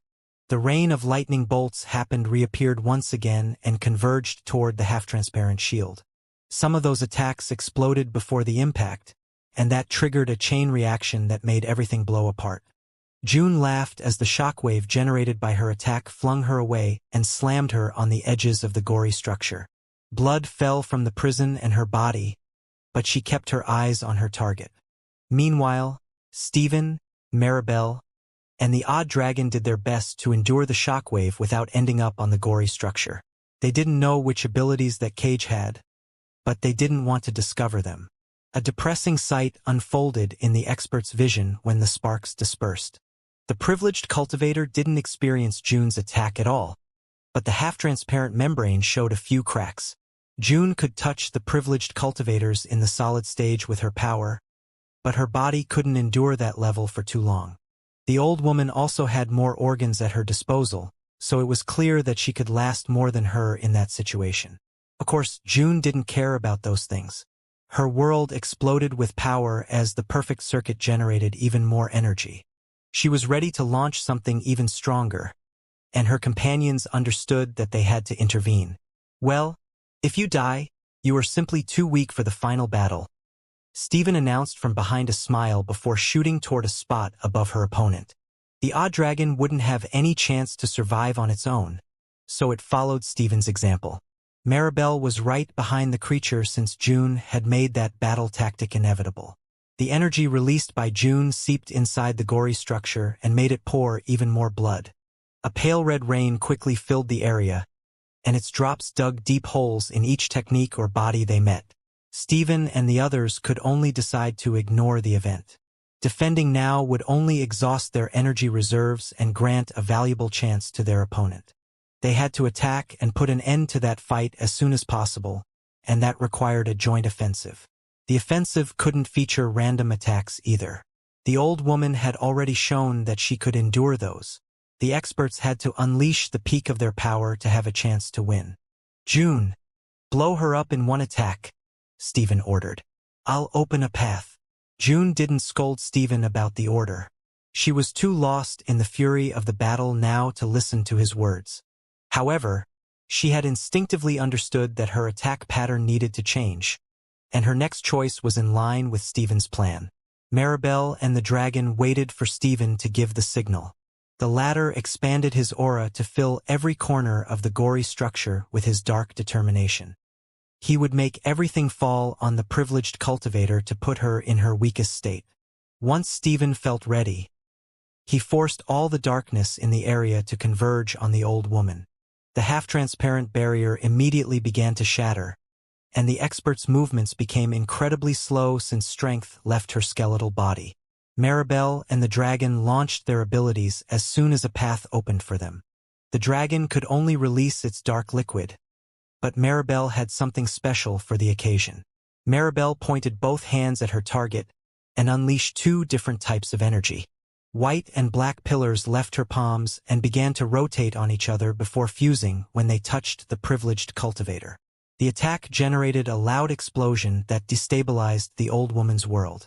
She felt weaker than ever after the suppression of the three experts, but the main plate had yet to arrive.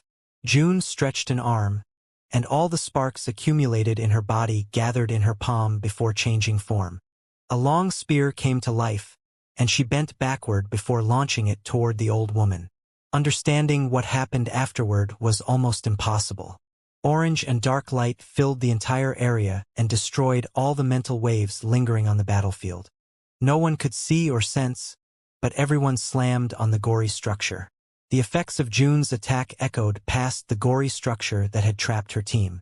Noah and Divine Demon could hear her energy crackle and create sound waves that expanded throughout the empty area in the middle of the sky. Noah knew June's power really well. He was probably aware of her limits better than her. A quick inspection of the sound waves told him that June had gone all out with the last attack. Her body had to be on the verge of collapsing right now. The urge to jump forward and sever the gory structure in half was strong inside Noah, but he didn't move. Divine Demon summoned his blood-red energy to protect himself from the incoming sound wave, but Noah remained still. Divine Demon glanced at Noah before retracting the blood-red energy flowing toward him. He understood from Noah's expression that he wanted to experience that event, and he wouldn't dare to go against his wishes. The sound wave made Noah's insides shake when it hit him. Some blood accumulated in his mouth, but he gulped it. His eyes turned red due to the damage they suffered, but he kept them open. If June were to die, the least he could do was witness the event. Noah's healing properties were monstrous, and the sound waves were only part of the aftermath. The injuries that he suffered vanished in a matter of seconds, and his eyes remained open during the whole process. Noah waited for something to change inside the gory structure. A faint aura would be enough to make him unleash the entirety of his power, but everything remained silent. The weight became suffocating, but he continued to stay still. Inside the gory structure, June, Stephen, Maribel, and the Odd Dragon were doing their best to stabilize their senses. They had suffered injuries, but June's condition was far worse than her companions. Entire chunks of skin fell from June's body and shattered in sparks that dispersed in the air. She had become a bloody mess, but her face showed satisfaction. She actually wanted to fight more, but she needed an opponent for that. The center of the gory prison had a lump of dark smoke that seemed to have no intention to disperse. That gas carried June's aura, so it preferred to continue to assault its target instead of vanishing among the sky. Stephen was the first to stabilize his consciousness and send mental waves forward. A ringing noise filled his ears, but that didn't hinder his inspection. The smoke tried to stop him, but he condensed his thoughts to create something able to pierce it. Stephen's eyes widened in worry before his expression transformed into a frown. He could sense that June had failed to destroy the old woman's world, but what remained of it was nothing more than scattered laws and energy. It was hard to understand whether the expert was alive or dead. The cultivators in the solid stage were highly peculiar, and those who had lived with heaven and earth for countless years also had access to an incredible number of methods. Stephen studied and studied until a conclusion became undeniable. Part of the old woman's world had survived the attack, but that energy didn't move. June had probably killed her for good. Maribel eventually stabilized her condition and left the gory walls to reach the odd dragon. She helped the creature get out of that disgusting structure, but the latter remained confused even as she carried it toward June. June didn't try to leave the wall, but the skin on her back shattered and allowed her to fall. She felt exhausted, but her desire to fight generated tendrils of energy that ran through her maimed body and made her float. Maribel and the odd dragon didn't say anything when they reached June. Maribel was worried for her, but not due to typical reasons. June would have no problem recovering from that condition, but the situation would change if the old woman turned out to be alive. "We should try to get out of here," Maribel eventually suggested. "Is she dead?" June asked, disregarding that suggestion. "I think Stephen is looking into it," Maribel revealed. "Let's reach Stephen then," June ordered. Stephen's body was far from okay, but the injury didn't stretch to his world. Only half of his torso and arm and head had survived the battle, but he could easily regrow the rest. Still, his inspection was preventing him from thinking about the issue. "She should be dead," Stephen announced when June, Maribel, and the dragon reached him. "Something about her survived, but that shouldn't be enough to start a reconstruction. We should destroy what remains now," June exclaimed as thick sparks began to run inside her body. "Would you enjoy launching attacks on a corpse?" Stephen questioned when he noticed June's poor state. June didn't want to answer, but her world spoke for her. The sparks inside her body lost power as they focused on fixing the various injuries. "I'll handle it," Stephen declared as a dark patch of energy expanded behind him and separated him from the gory wall. "It's only fitting for me to deliver the final blow." "You are lucky she can't defend herself," June snorted before falling silent and focusing on the lump of smoke in the distance. Stephen took a deep breath, and dark energy came out of his injuries. The fuel condensed until flesh took form. In a few seconds, the expert's figure returned whole. A series of ethereal dark spheres appeared on Stephen's palms and began to expand. He stepped forward, and his figure instantly materialized above the smoke. His movement made part of the smoke reveal the maimed world in its insides. Stephen pointed both hands at that energy, but everything began to tremble before he could unleash the attack. The gory structure shook and released waves of blood that matched the tremor's rhythm. Stephen promptly transformed his spheres into a defensive barrier meant to weaken the incoming attack, but the impact left him confused. The blood fell on the barrier, but nothing happened. No clash of energy and techniques unfolded. That pale red liquid simply slid over the defensive ability before descending toward the bottom of the structure. June and the others experienced something similar. Maribel and the dragon had prepared defenses, but the blood didn't try to pierce them. That liquid seemed to have lost its threatening power. The gory structure slowly began to fall apart. The organ shrunk as large chunks of its fabric separated from the main body and shattered into puddles of blood. The prison was crumbling, which confirmed Stephen's guess. June, Maribel, the dragon, and Stephen couldn't help but smile in satisfaction as the structure crumbled all around them. They had done it.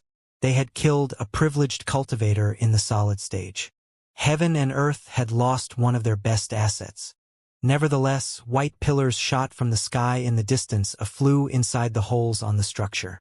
Noah almost intervened, but he remained still when he saw that the attacks didn't aim for any of his companions. Stephen retreated when the pillars converged on the lump of smoke before him. The light radiated by those attacks instantly destroyed the gas and enveloped what remained of the old woman's world. The light amassed around the broken world and created something similar to a transparent chrysalis. Meanwhile, the gory structure continued to shatter and allowed the sky to send more light. Stephen, June, Maribel, and the odd dragon remained safe from the light. Heaven and earth didn't wake up, and their light wasn't targeting them. Still, the scene revealed a peculiar behavior that no one dared to miss. Noah initially thought about a resurrection, but the idea didn't make much sense. Heaven and earth didn't understand the privileged cultivators' worlds, so any attempt to turn them back to life would cause a failed product. The flaws would even be significant when it came to experts in the solid stage. However, something was definitely happening, but the broken world's energy remained still. Moreover, the process was automatic since heaven and earth had yet to wake up, which meant that they had expected something like that to happen. Tendrils eventually came out of the transparent chrysalis and stretched toward the remaining patches of the gory structure. The whiteness enveloped them before dragging everything toward the central sphere. The transparent chrysalis expanded as more pieces of the old woman's world fused with it. Eventually, only one pillar that connected the distant sky to the spherical structure remained. Then, the energy inside the chrysalis began to shatter and flow through the pillar. Heaven and earth were absorbing it for unknown reasons, but Noah couldn't miss that chance to hinder their plans. Noah and Divine Demon teleported above a random spot of the pillar almost at the same time.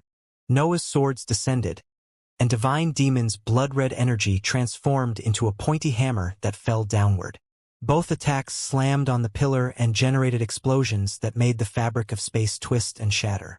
Cracks connected to the void appeared around Noah and Divine Demon, but the white tunnel remained intact. Noah raised his swords, but he didn't swing them again. His instincts had made him aware of a sad truth. His mind had studied the previous offensive, and it had realized that his power wasn't enough to destroy the pillar. This is a quasi-rank 10 item, Noah thought as his arms returned to his sides without launching any attack. A fake quasi-rank 10 item. Heaven and Earth's light wasn't a proper item, but they could condense it until it transformed into something stable enough to enter that category. The pillar was nothing more than a pure expression of their power that had taken the form of a tunnel. Divine Demon? Noah called, even if he knew the answer he would receive.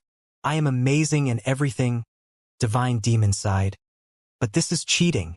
I would need to suck the entire higher plane dry to launch an attack able to pierce this light, but the process would have already ended by then. Can you even endure all the energy of the higher plane? Noah wondered. Why would I endure it? Divine Demon snorted. Let the world carry it. I'd just use it. Noah wasn't in the mood to argue with Divine Demon. His previous question had been nothing more than a joke meant to disperse some tension, but it was clear that the event was inevitable now. Divine Demon and Noah limited themselves to watch as the broken world flowed through the tunnel and ended up inside the sky. Those laws belonged to heaven and earth now, and the experts didn't know what they would do with them. Noah tried to come up with hypotheses as he reviewed everything he had uncovered about heaven and earth's arsenal.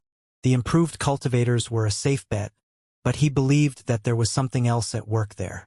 After all, that energy belonged to one of the best assets in the entire world.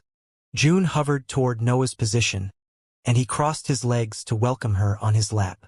She was a mess, but the healing process had already started, and Noah did what he could to help with the dark matter. Stephen, Maribel, and the Odd Dragon also reached Noah's position and began to take care of their injuries. Heaven and Earth's actions had added a bitter taste to their victory, but it didn't change its nature. A privileged cultivator in the solid stage had died. The group waited for Heaven and Earth to retract the pillar before moving their gazes on the last battlefield. Little had changed since Noah's previous inspection, but it was clear that something would happen soon. King Elba's supreme thief and the foolery had yet to take their opponents seriously, and Sepunia had also given up on doing her best. She hid behind King Elba's as she created illusions in front of the many beams to get better at them. However, the interactions among the team explained that everything was getting close to the critical point. In particular, King Elba's desire to leave that group was getting stronger than his curiosity. Why are you hiding behind me? King Elba scolded. Don't be so stingy, Sepunia giggled. Being close is nice, isn't it? You won't get your spot in the final battle if you don't improve, King Elbas declared. But I'm training, Sepunia corrected. Can't you see? I have my defenses all over the battlefield.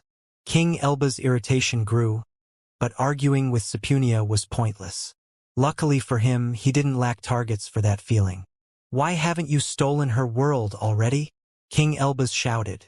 Rob her, and let's put an end to this mission. Your lack of understanding is dismaying, Supreme Thief sighed. Do you think such an awful world could propel my magnific existence toward the solid stage? You lack understanding, King Elbaz rebuked. This world is quite incredible. It can constantly adapt to the attack it receives to increase the effectiveness of its beams. She has yet to launch the same type of energy twice. Xavier is right. The foolery squealed as it flew toward another beam. I have yet to experience the same taste twice. I don't want you to agree with me, King Elbaz complained. Give me more, woman, the foolery ordered while ignoring the chance to tease King Elbaz. I challenge you to fill my stomach before you're run out of different meals. These aren't meals, the middle-aged woman declared. Do not worry. I'll soon find something that can put a few holes in your body. Challenge accepted, the foolery squealed. But I didn't dash, the middle-aged woman said before being interrupted by louder words. Don't answer the pig, King Elbaz warned. It will only make it say more nonsense. Are you helping the enemy now? Sepunia teased. She isn't the one who will have to hear the stories about this battle from a pig, King Elbaz explained. I'd rather avoid adding a challenge to them. That word is a taboo among our organization. It's not a taboo, the foolery contradicted. It's the highest expression of a world. No, it isn't, King Elbaz responded. Do you even know what you said? Blue, the foolery squealed while flying toward the new beam released by one of the mirrors. King Elbaz didn't like being ignored, especially in such an idiotic way, but he decided to remain silent anyway. You made heaven and earth intervene, the middle-aged woman commented after the pillar disappeared back inside the sky. Those two have slacked off in these years. That's what happens when they focus too much on the rulers instead of preparing for surprising threats. Are you talking to yourself now? Supreme Thief asked before voicing an offer. Look, I might find a place for your world in the future. Why don't you let me seize it without complaining? I've had enough of your words, the middle-aged woman stated as her mirrors converged toward her figure and created multiple rotating rings. It's time to show you what a real privileged cultivator can do. Show me something worth stealing, Supreme Thief exclaimed. Give me even more different meals, the foolery squealed. Make sure not to move too much, Sepunia asked while patting King Elbaz's shoulder. I should just burn all of you, King Elbaz cursed. The middle-aged woman didn't expect that reaction, but she disregarded the faint irritation building inside her to focus on her technique. Her mirrors had transformed into multiple rings that rotated around her figure, and power slowly accumulated inside them. Is that it? Supreme Thief asked. Don't rush her, the foolery scolded. Her meals have to be perfect. Do you hear me? Perfect. I should be able to mess around with the process, Sepunia revealed. Don't, King Elbaz stopped Sepunia. I want to see what she creates. You can get so serious at times, Sepunia giggled, and King Elbaz managed to keep the curse in his mind at that time. The middle-aged woman closed her eyes as the rings around her began to shine. Multicolored light filled her surroundings and created a vast area that radiated countless shades. The multicolored domain unleashed heavy pressure that hindered the expert's movements. King Elbaz promptly took out 2 pairs of golden sandals, and one of them fused with his feet. King Elbaz offered the other pair to Sepunia, and she seized it, but a complaint still left her mouth. Can't you make them pink? Do you dislike my color now? King Elbaz scoffed. You can be romantic then, Sepunia teased. Where do you find the romance in that? King Elbaz shouted, but Sepunia limited herself to laughing as she wore the sandals. I've studied all your attacks, the middle-aged woman declared. My knowledge comprehends years of study and trillions of materials. Most of them have disappeared before your birth. Tremble and despair before the final workshop. The multicolored domain expanded, and different structures made of pure light slowly left it. An army with hundreds of strange beings soon formed, and all of them didn't hold back from radiating different auras. How much is a trillion? The foolery asked, but Supreme Thief didn't answer. Supreme Thief appeared pissed as he watched the army unfolding in front of his eyes. The multicolored spectacle was incredible. The sole thought that a single expert could give birth to beings that had so many different auras was terrifying, but Supreme Thief's mood went beyond that. Maybe heaven and earth took the idea of the perfect counters from her, King Elba's guessed. But she retained her status as a privileged cultivator, Sepunia uttered. Which can mean two things, King Elba's explained. She might have a special deal with heaven and earth, or we are about to face a better version of the perfect counters. I wouldn't call it better, the privileged cultivator declared. Studying, sorting information, and producing something powerful are complicated procedures. Heaven and earth can simplify and condense them into the shape of lasting beings. Instead, my creations never last long. I can already think of a few fixes to the issue, King Elbas responded. First of all, you need to change core material. Your energy is subpar. I had many interesting meetings with Divine Architect, the middle-aged woman revealed. I know everything about the higher and final energy, but she acknowledged the value of my world despite its shortcomings. So what? King Elbas wondered. A random nobody tells you that you are fine, and you stop improving? Is that all it takes with you? I can sense defying demons' arrogance in your words, the privileged cultivator stated. It's a pity that you let him taint your existence. You would have been a great addition to heaven and earth's power. Who knows? You might have even surpassed Divine Architect. Didn't she tell you? King Elbas asked while raising his hand and turning it into blinding flames. I have already surpassed her. You had to storm the sky and steal heaven and earth's precious materials to stabilize your flawed experiment. The middle-aged woman laughed. That's nowhere near what Divine Architect achieved in the short time she has spent inside the sky. She is younger than you then, King Elbas mocked. Are you ashamed to be surpassed by someone like that? You fail to understand what's important in this conversation. The middle-aged woman sighed. Even in death, you choose arrogance over reason. You should have learnt to accept your place in the system of the universe long ago. Is she saying that the universe made her weaker than Divine Architect? Sepunia wondered. No, she is just delusional, King Elbas explained. Caesar has probably filled her head with ideas of fate and similar gibberish. Xavier, Xavier, the foolery called. Not now, King Elbas scolded. I'm trying to get information from this idiot. I think there's something wrong with Supreme Thief, the foolery continued. King Elbas and Sepunia focused on Supreme Thief but didn't find anything odd. Yet, as they observed him, they noticed that his mood never changed. Supreme Thief was pissed beyond reason, and anger even seeped out of that expression. Supreme Thief, King Elbas called, but Supreme Thief didn't bother to turn. What did you call that hideous domain? Supreme Thief asked in a cold tone. Did your senses grow dull after coming back to life? The privileged cultivator mocked.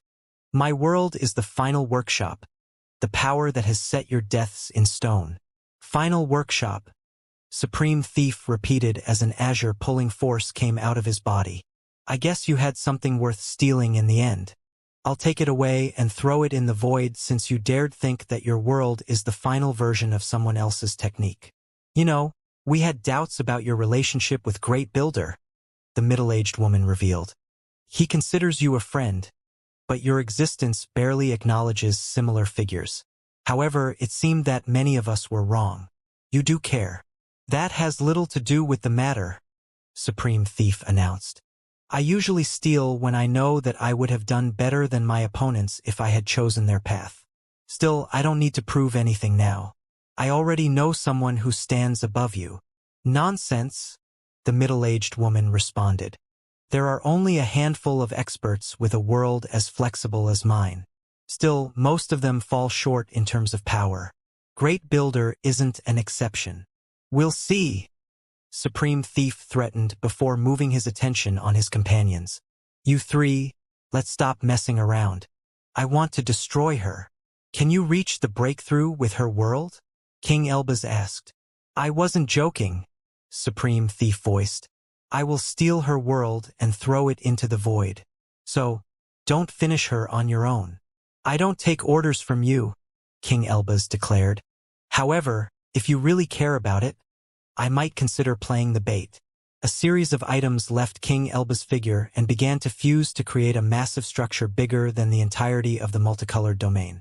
The expert even added his flames to the process, and an immense shape soon came to life. A 9-headed hydra roared at the sky as soon as its body stabilized.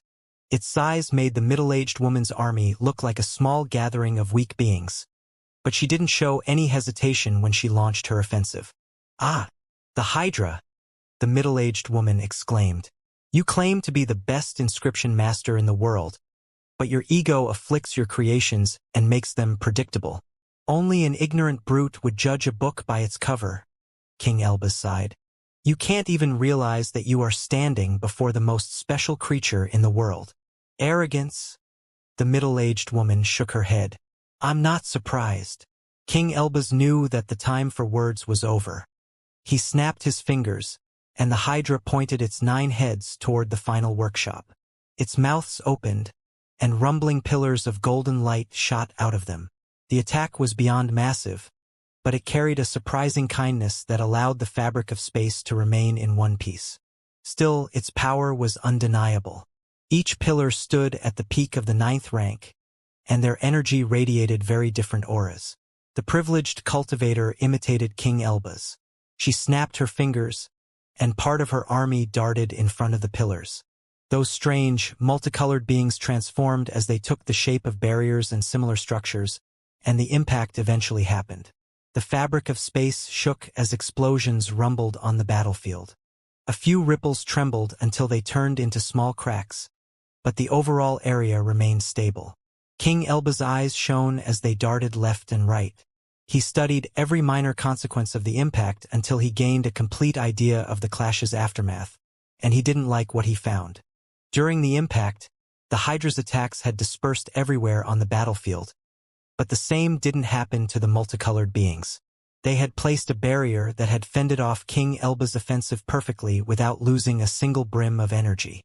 Moreover, strands of light left the final workshop and fused with the multicolored beings that had faced the pillars. The process didn't only improve those disposable assets. It also perfected their ability to counter King Elba's power. "Your final energy is indeed scary," the middle-aged woman admitted. Even Divine Architect didn't hold back her praises. "It's incredible how someone as young as you managed to achieve such power and knowledge." "She is praising him," the foolery gasped. "Don't praise him. He'll only get more unbearable." "I feel a but coming," King Elbas uttered. "There is no but," the privileged cultivator stated. "You are strong. All of you are. I'm simply saying that your power won't be enough to defeat me." "Who is arrogant now?" King Elbas chuckled. "My existence doesn't have a single trace of arrogance," the middle-aged woman exclaimed. "I'm only stating the obvious. Your achievements are commendable. You have made the sky suffer in ways that even heaven and earth couldn't predict. Yet, you have forced the true experts of the world to take a stand now. You have seen how your companions have ended," King Elbas snorted. "Your fate won't be any different. You are too young to comprehend the difference between us," the middle-aged woman smiled. "Sure, some privileged cultivators have spent eras loitering around. Heaven and earth have also annexed many of them.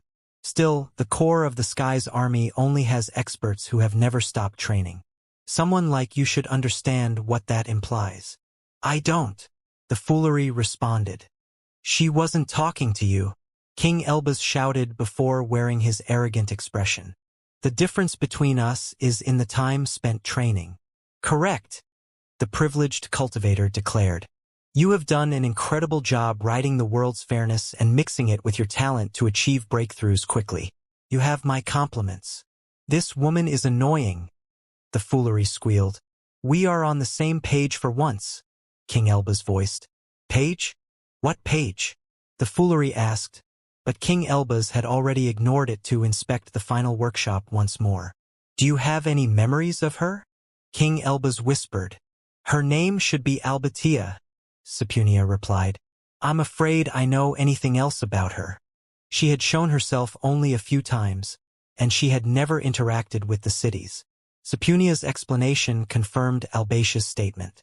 She had spent all her time inside the sky training and preparing for heaven and earth's final breakthrough.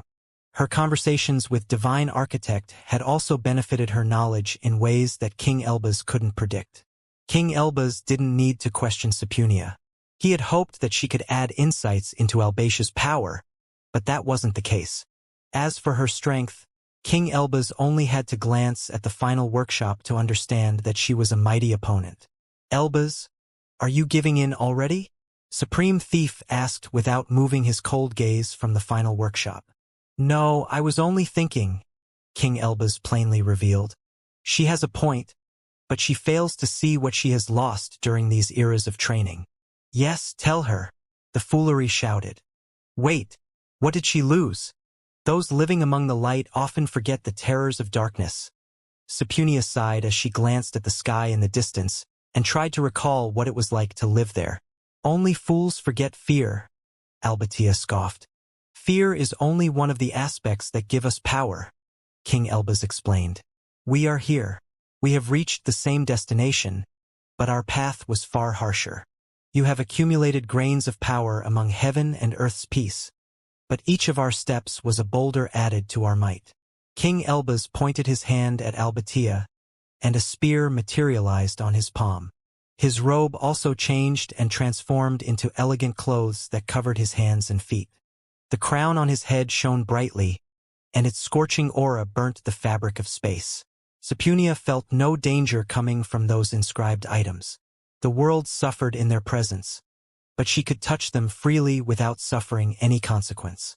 "Are you implying that your shorter lives have more value due to the harsher environment in which they thrived?" Albatia asked. "I'm implying that you are nothing more than another boulder, so act like one," King Elbaz exclaimed. "Be quiet, and let me add this achievement to my world. And here I thought you were the only reasonable existence in your organization," Albatia sighed. "Your arrogance makes you the greatest of the idiots." "You should retreat," King Elbaz whispered. "I'm going to go crazy for a bit." "I should also do my best to help then," Sepunia giggled. "Don't die," King Elbaz ordered. "You are an ongoing experiment. It would be a pity if you couldn't reach completion." Sepunia opened her mouth before closing it again and revealing a smile. She wanted to tease him for those faintly kind words, but she preferred to let them echo in her mind for now. "I hope you are as strong as you claim," King Elbaz declared as he took slow steps toward the final world. "I don't want to hear Supreme Thief complaints if I end up killing you." "Has my time finally come?" the foolery asked in excitement. "You will die if you follow me," King Elbaz sneered, knowing that the foolery wouldn't hear his warning. "I have already stopped one of your strongest attacks," Albatia sighed. "What can you even achieve by using different IT-dash?" Albatia's words couldn't resound through the battlefield since a surge of power suddenly shot out of King Elbaz. Violent wings came out of his figure and generated tornadoes and currents carrying enough power to destroy the fabric of space. King Elbaz's aura fused with the power released by his inscribed items, but Albatia didn't flinch. She could easily handle any attack at the peak of the 9th rank. Nothing King Elbaz had could worry her. Yet, her expression froze when her opponent seemed to go beyond the limits of the cultivation journey. "What are you doing?" Albatia shouted. "What are you trying to achieve?" King Elbaz didn't answer. He let his aura explode with power and turn the whole battlefield into a massive storm as he continued to approach the final workshop. Supreme Thief, Sepunia, and the foolery were as surprised as Albatia. They didn't understand what was happening, but their instincts told them that they had to retreat. That power could put their worlds at risk. King Elbaz's power level lost clarity. Part of it remained at the very peak of the 9th rank, but brims of his aura pierced those limits and expanded in a world that the others failed to sense properly. "This is not possible," Albatia cried as she deployed part of her army in front of the gales converging toward her. "No rank 9 existence can gain access to that power." King Elbaz's power level seemed to defy Albatia's words on purpose. More energy fused with King Elbaz's aura and pushed it deeper past the limits of the 9th rank. He was deploying an ability similar to Noah's potential by using his inscribed items, but its effects reached heights that Noah had never touched. Sepunia, the foolery, supreme thief, and Albatia stared in shock as King Elbaz reached what seemed to be the quasi-rank 10 stage. The process continued until the entirety of his aura entered that level of power. Still, the chaos didn't stop even at that point.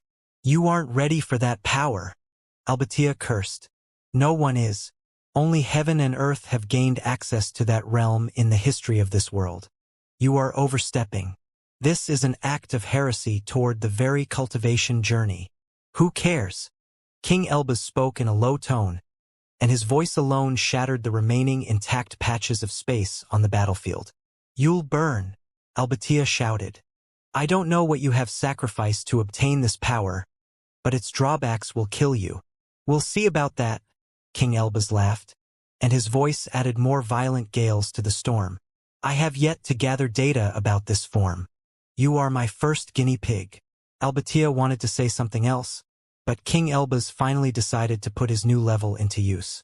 Many of golden energy shot out of his figure and pierced the storms until they condensed to transform into scorching flames that flickered above his skin. King Elbaz was literally on fire, and his skin blended with those flames. It became unclear where his body ended and his energy started. Albatia almost believed that he had fused that technique with his actual figure. "Now let's try something simple," King Elbaz exclaimed. "Don't die on me too quickly."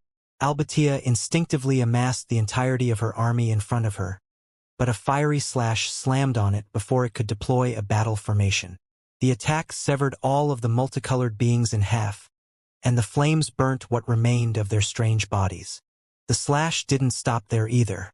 It continued to fly toward Albatia, but she managed to retreat inside the final workshop. The attack slammed on the multicolored domain and pierced it for a while before it consumed its energy and dispersed. Albatia couldn't believe her senses when she inspected the final workshop. A charred scar had appeared on its multicolored surface and had left an immense black mark that carried King Elbaz's aura. The final workshop was only an expression of Albatia's world, but her existence suffered nonetheless. She had created that multicolored domain with the idea of defeating her opponent's abilities, but King Elbaz had shattered her belief. "Above you," King Elbaz's voice thundered, and Albatia raised her head in time to see a wave of flames crashing on the final workshop. The golden flames burnt the final workshop's edges and forced Albatia to retreat at its bottom. She tried to study the attack to improve her domain, but her senses failed to grasp the level of power that King Elbaz had reached. "You are only a liquid stage cultivator."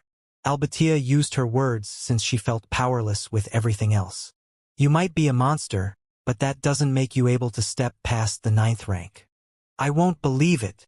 "You are correct," King Elbaz whispered while materializing on the spot, right outside the area where Albatia was hiding. "This isn't the power of the 10th rank. The sky would already be in flames otherwise." Albatia opened her mouth, but a golden line suddenly pierced her chest. King Elbaz had raised his spear, and the weapon had launched an attack that had dug through the whole final workshop. The line expanded and released flames, but Albatia performed an evasive maneuver before it was too late. She reappeared in another area of the multicolored domain with a large hole on her chest and flames still burning around its edges. "Then how?" Albatia asked. "How did you gain access to a power that transcends the cultivation journey without crossing the peak?" "You privileged cultivators are really something," King Elbaz stated while placing his spear inside the hole he had just dug. "You are magnific experts. Even heaven and earth can't understand your worlds. Yet, you bind yourself to the system that they have created." "We transcend those labels," Albatia replied. "But you still believe in them," King Elbaz exclaimed as the spear filled the hole with flames. "That limits your perspective. You fail to see many paths like you failed to predict our rise in power." "Answer me," Albatia reminded. "I am one of the greatest inscription masters in the history of this world, but I can't understand what you did. I need to know." King Elbaz knew that it was stupid to reveal the theory behind one of his trump cards. However, he saw the same curiosity that often shone in his gaze in Albatia's eyes, and he respected that feeling. "I have the best energy in the world," King Elbaz explained. The final energy is my very core. It can turn into every material in the world and more, but it also carries unparalleled power by itself. Even the best energy in the world can't force your level to step in the 10th rank, Albatia exclaimed.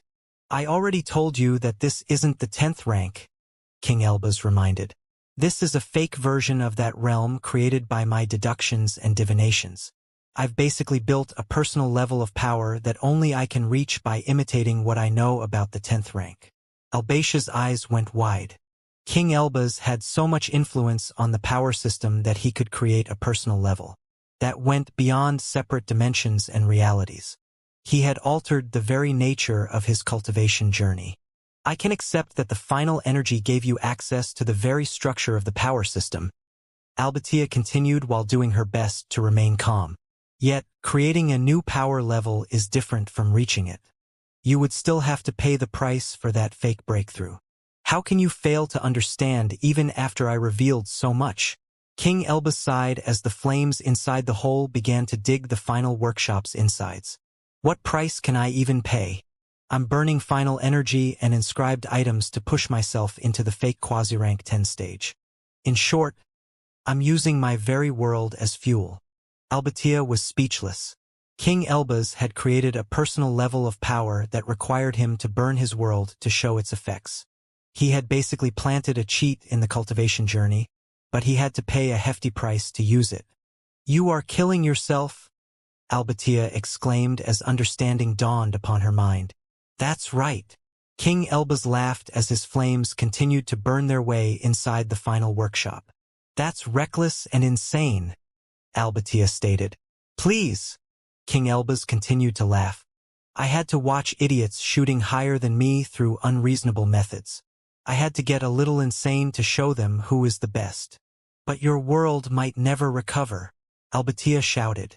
I am the best inscription master in the world, King Elbaz declared. I can't count the number of items I have created to heal my world.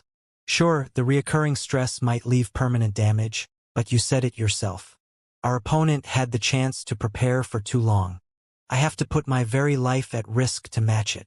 Albatia knew that words were useless at that point.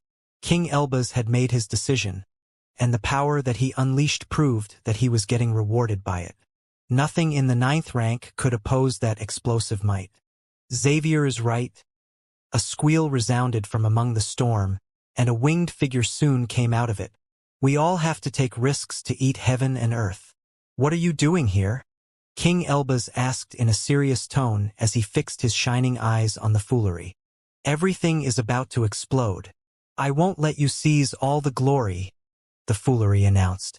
You will die, King Elbaz continued. I'm dead anyway if I can't handle this, the foolery sighed.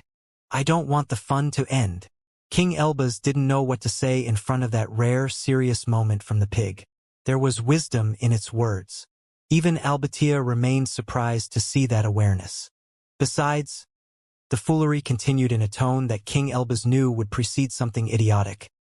Divine Demon would trap me inside that stupid place again if I don't improve. If I really have to die, I want to spend that time eating and pooping. King Elbaz shook his head, but his mood remained stern. The foolery had made its choice, and he respected it.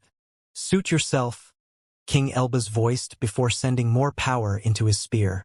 The flames inside the final workshop accelerated. Albatia didn't know how to stop their expansion, but she eventually wore a resolute expression. The battle was far from lost. She only had to accept that she might die. Countless life and death experiences resurfaced in Albatia's mind and added fuel to a feeling that had remained silent for many years. Her survival instincts took fire as she used her immense knowledge and training to decide how to limit her losses. The shades in the final workshop began to mutate. Multicolored currents flowed toward the expanding flames and started to isolate their power. The domain shrunk during the process, but Albatia didn't care. An excited smile even appeared on her face. King Elbaz snorted and sent a last wave of power toward the spear. The weapon shattered, but the flames generated during its destruction forced themselves past Albatia's barriers and dived deeper into the final workshop. Albatia didn't move as she continued to send multicolored currents toward the flames. She didn't care if most of her technique crumbled. She only needed part of it to survive. Victory would be in her reach afterward.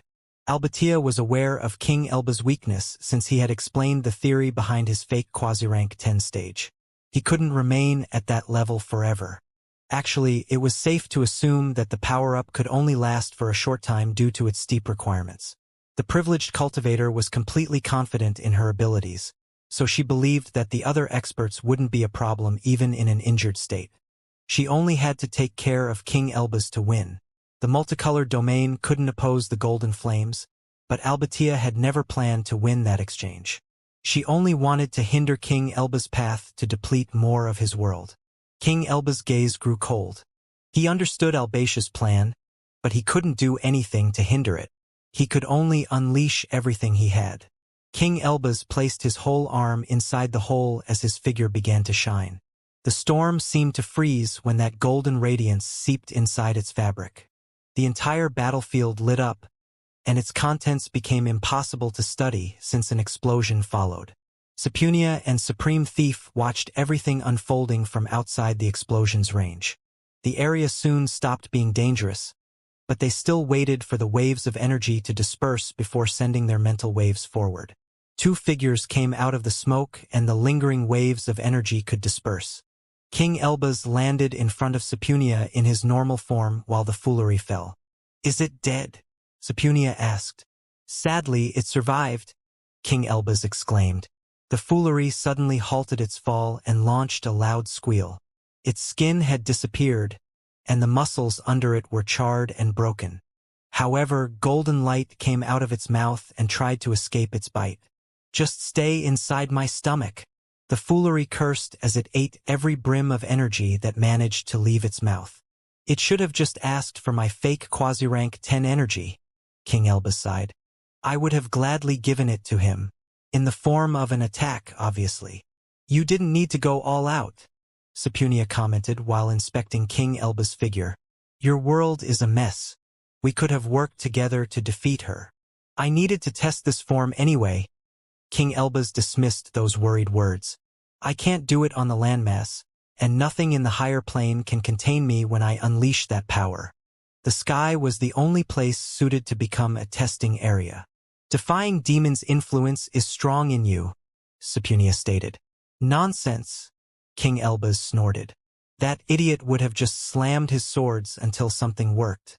Don't even make me start talking about the other idiot. He would have come out with a random trick to win without understanding what was happening. You do realize that they can hear you, right?" Sepunia giggled, and Noah and Divine Demon waved their hands from the spot where they were resting. "Why do you think I've said all of that?" King Elba's uttered while turning toward Noah and Divine Demon. "That's how you come up with a proper technique. I hope you learnt something today. You all joke too much." A voice suddenly came out of the smoke and dispersed it to reveal the battlefield. The area occupied by the void was immense, but it carried a multicolored spot that illuminated Albatia's figure. The final workshop had turned into nothing more than a pebble that she held in her grasp, but it had survived. "The pig is busy digesting your energy," Albatia announced, "and you are in no condition to fight. You pretend well, but I can see that your world needs care. You have lost." "Thief, I've weakened her for you," King Elba's called while crossing his legs to begin his rest. "Even you should be able to defeat her now." "Ah, you did a good job," Supreme Thief declared. "It's time to throw her inferior workshop into the void." "What can you even do?" Albatia sneered before coughing a few times. It was clear that King Elba's performance had hurt Albatia deeply. The final workshop was only an expression of her world, but she had suffered anyway when King Elba's shattered her belief. His achievements in the inscription field were so massive that they had undermined Albatia's very foundation. She had acknowledged only a few experts throughout her long life, but she had to add a new name now. Moreover, King Elba's didn't only force her to accept his power. He had also shown how he could achieve incredible results. His knowledge and shrewdness were scary.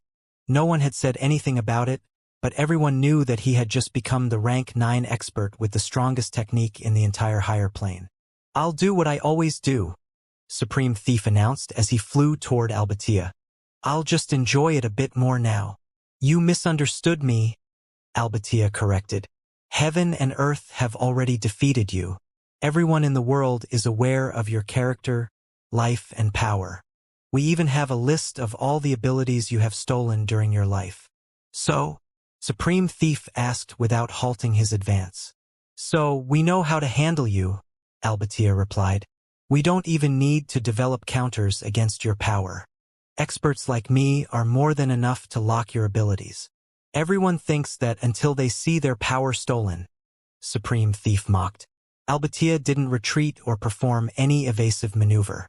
She didn't even try to fix the broken final workshop. She limited herself to staring at the incoming expert, and the two soon stood before each other in the vastness of the void. "Your lack of fear is commendable," Supreme Thief admitted while reaching for Albatia's head. "It's a pity that it won't help you." Albatia let Supreme Thief place his hand on her forehead. She could launch countless attacks from that position, but she decided to hold back. She knew she could break her opponent without moving a single finger. Azure light came out of Supreme Thief's figure, and the patch over his left eye went up on its own to reveal his shining gaze.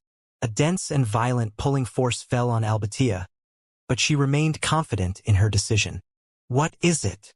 Albatia mocked after remaining a few seconds under the effects of the pulling force. "Are you starting to understand the reality of the situation?" Supreme Thief didn't reply. He appeared utterly absorbed in the process, and a wide smile even broadened on his face. He seemed to experience pure bliss, but everyone on the battlefield could notice how his ability wasn't hurting Albatia in the slightest. "You are too self-absorbed in your own talent to understand why you will fail," Albatia stated. "Don't worry, I will clear it for you. The answer is pretty simple. Your talent doesn't surpass mine." Supreme Thief's world had much more than that. He could steal anything. He could have pushed toward higher heights if he had chosen a different path. However, Albatia had already proven herself against King Elbaz. She was one of the privileged cultivators who had never stopped training, even after she entered the safety of the sky. Albatia's confidence came from her efforts. She knew that she had done everything she could to improve her world. In her current state, she was the best version of herself. "Stephen," Noah called while inspecting the scene. "I could tamper with her power," Stephen revealed. "But I'm not sure it will help Supreme Thief. His ability goes deeply in different fields." "I thought as much," Noah sighed. "I can do something about it," Divine Demon declared. "But I won't. Is that fine with you?" "Of course," Noah agreed. "Every decision from now on must have the final battle in mind. If he dies, he dies." The general understanding was that each expert in Noah's organization had to prove their worth. Almost everyone in the recent fights had done something spectacular, and Supreme Thief had to achieve something similar. His breakthrough or even survival during the final battle would be impossible otherwise. Fighting an expert who had received heaven and earth's help put Stephen in a favorable position. But Supreme Thief found himself in the opposite situation. The issue came from the type of support that the rulers had given to Albatia. Peace and resources alone weren't enough to undermine her achievements. That prevented Supreme Thief from proving himself better than Albatia and stopped his ability. He couldn't find any grip on her world because she had done everything in her power to fulfill its potential. She was truly amazing, and Supreme Thief realized that. The light around Supreme Thief slowly dimmed, and his smile vanished as his gaze focused on Albatia. He appeared slightly annoyed, and Albatia couldn't help but feel that her victory was coming. "Safety is an illusion," Supreme Thief declared. "Nothing is perfect in this world. There are always loopholes, secret paths, and flaws. Everything in existence has that, even the sky.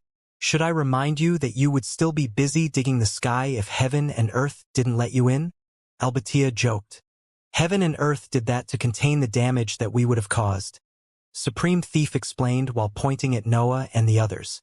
"Look at them. Do you think they would have been gentle or precise? They would have turned the whole area into a mess just to open a small opening." Supreme Thief was mocking Noah and the others, but they took pride in those words. Their approaches were flashy, and they felt no shame in that. The final battle would have started right away in that case, Albatia responded. Both sides want to avoid that. That's not the point, Supreme Thief announced. Who cares about the final battle? We were talking about me. Focus on me. That arrogant claim pissed Albatia, but she remained confident. According to her, those words were a last desperate attempt to justify a failure. I am a thief, Supreme Thief stated. I've always been a thief, even before developing an individuality. Do you know what that means? I know that you have lived as a rat stealing crumbs from higher powers, Albatia reminded. I am aware of the entirety of your life. So, why are you so confident? Supreme Thief asked. I might steal only when I find myself superior in talent and power, but I remain an unparalleled master in the field. Albatia smiled, but her expression froze when she understood something. She instinctively tried to get away, but Supreme Thief's grasp was as firm as steel and didn't let her go.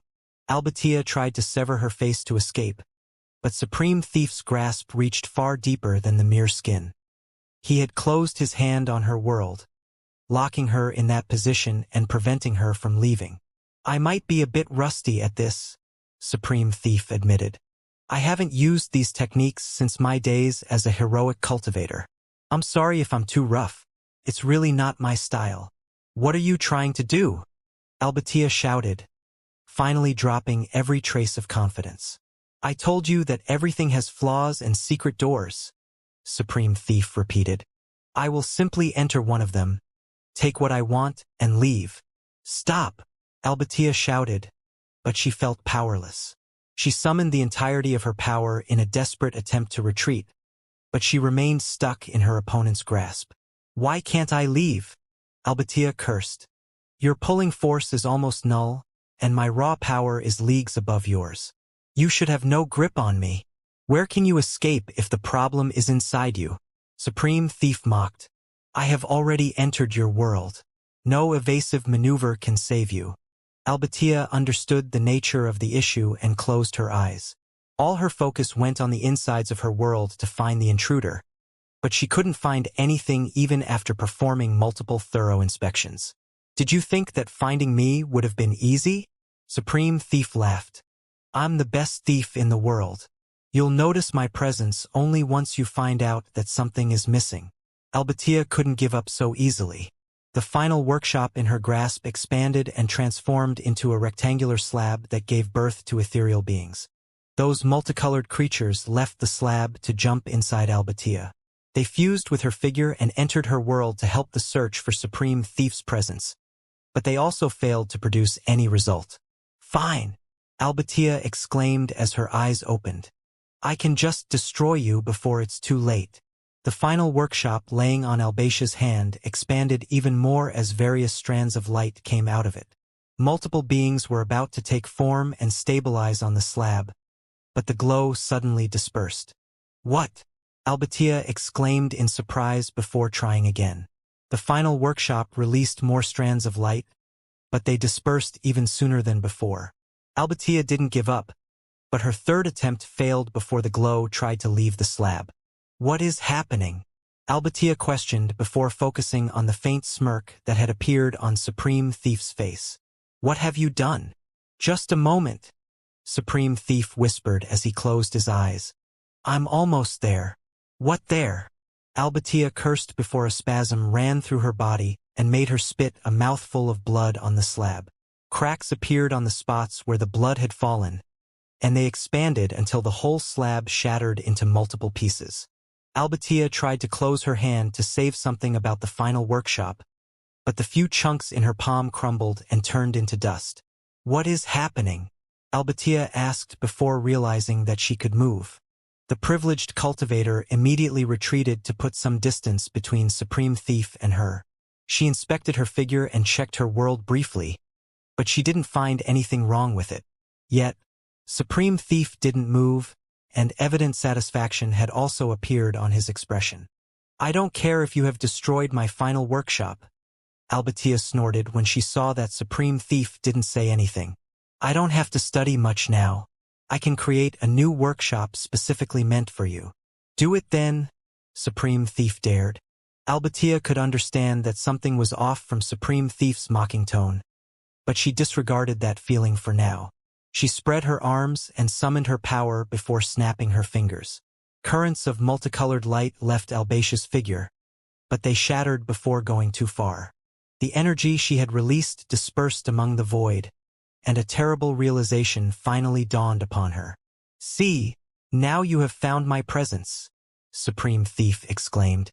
Maybe I should say that you have found the absence I left inside you. You, Albatia gasped. You have taken away my ability to create workshops. That's correct, Supreme Thief stated while raising a hand and summoning a lump of multicolored light inside his grasp.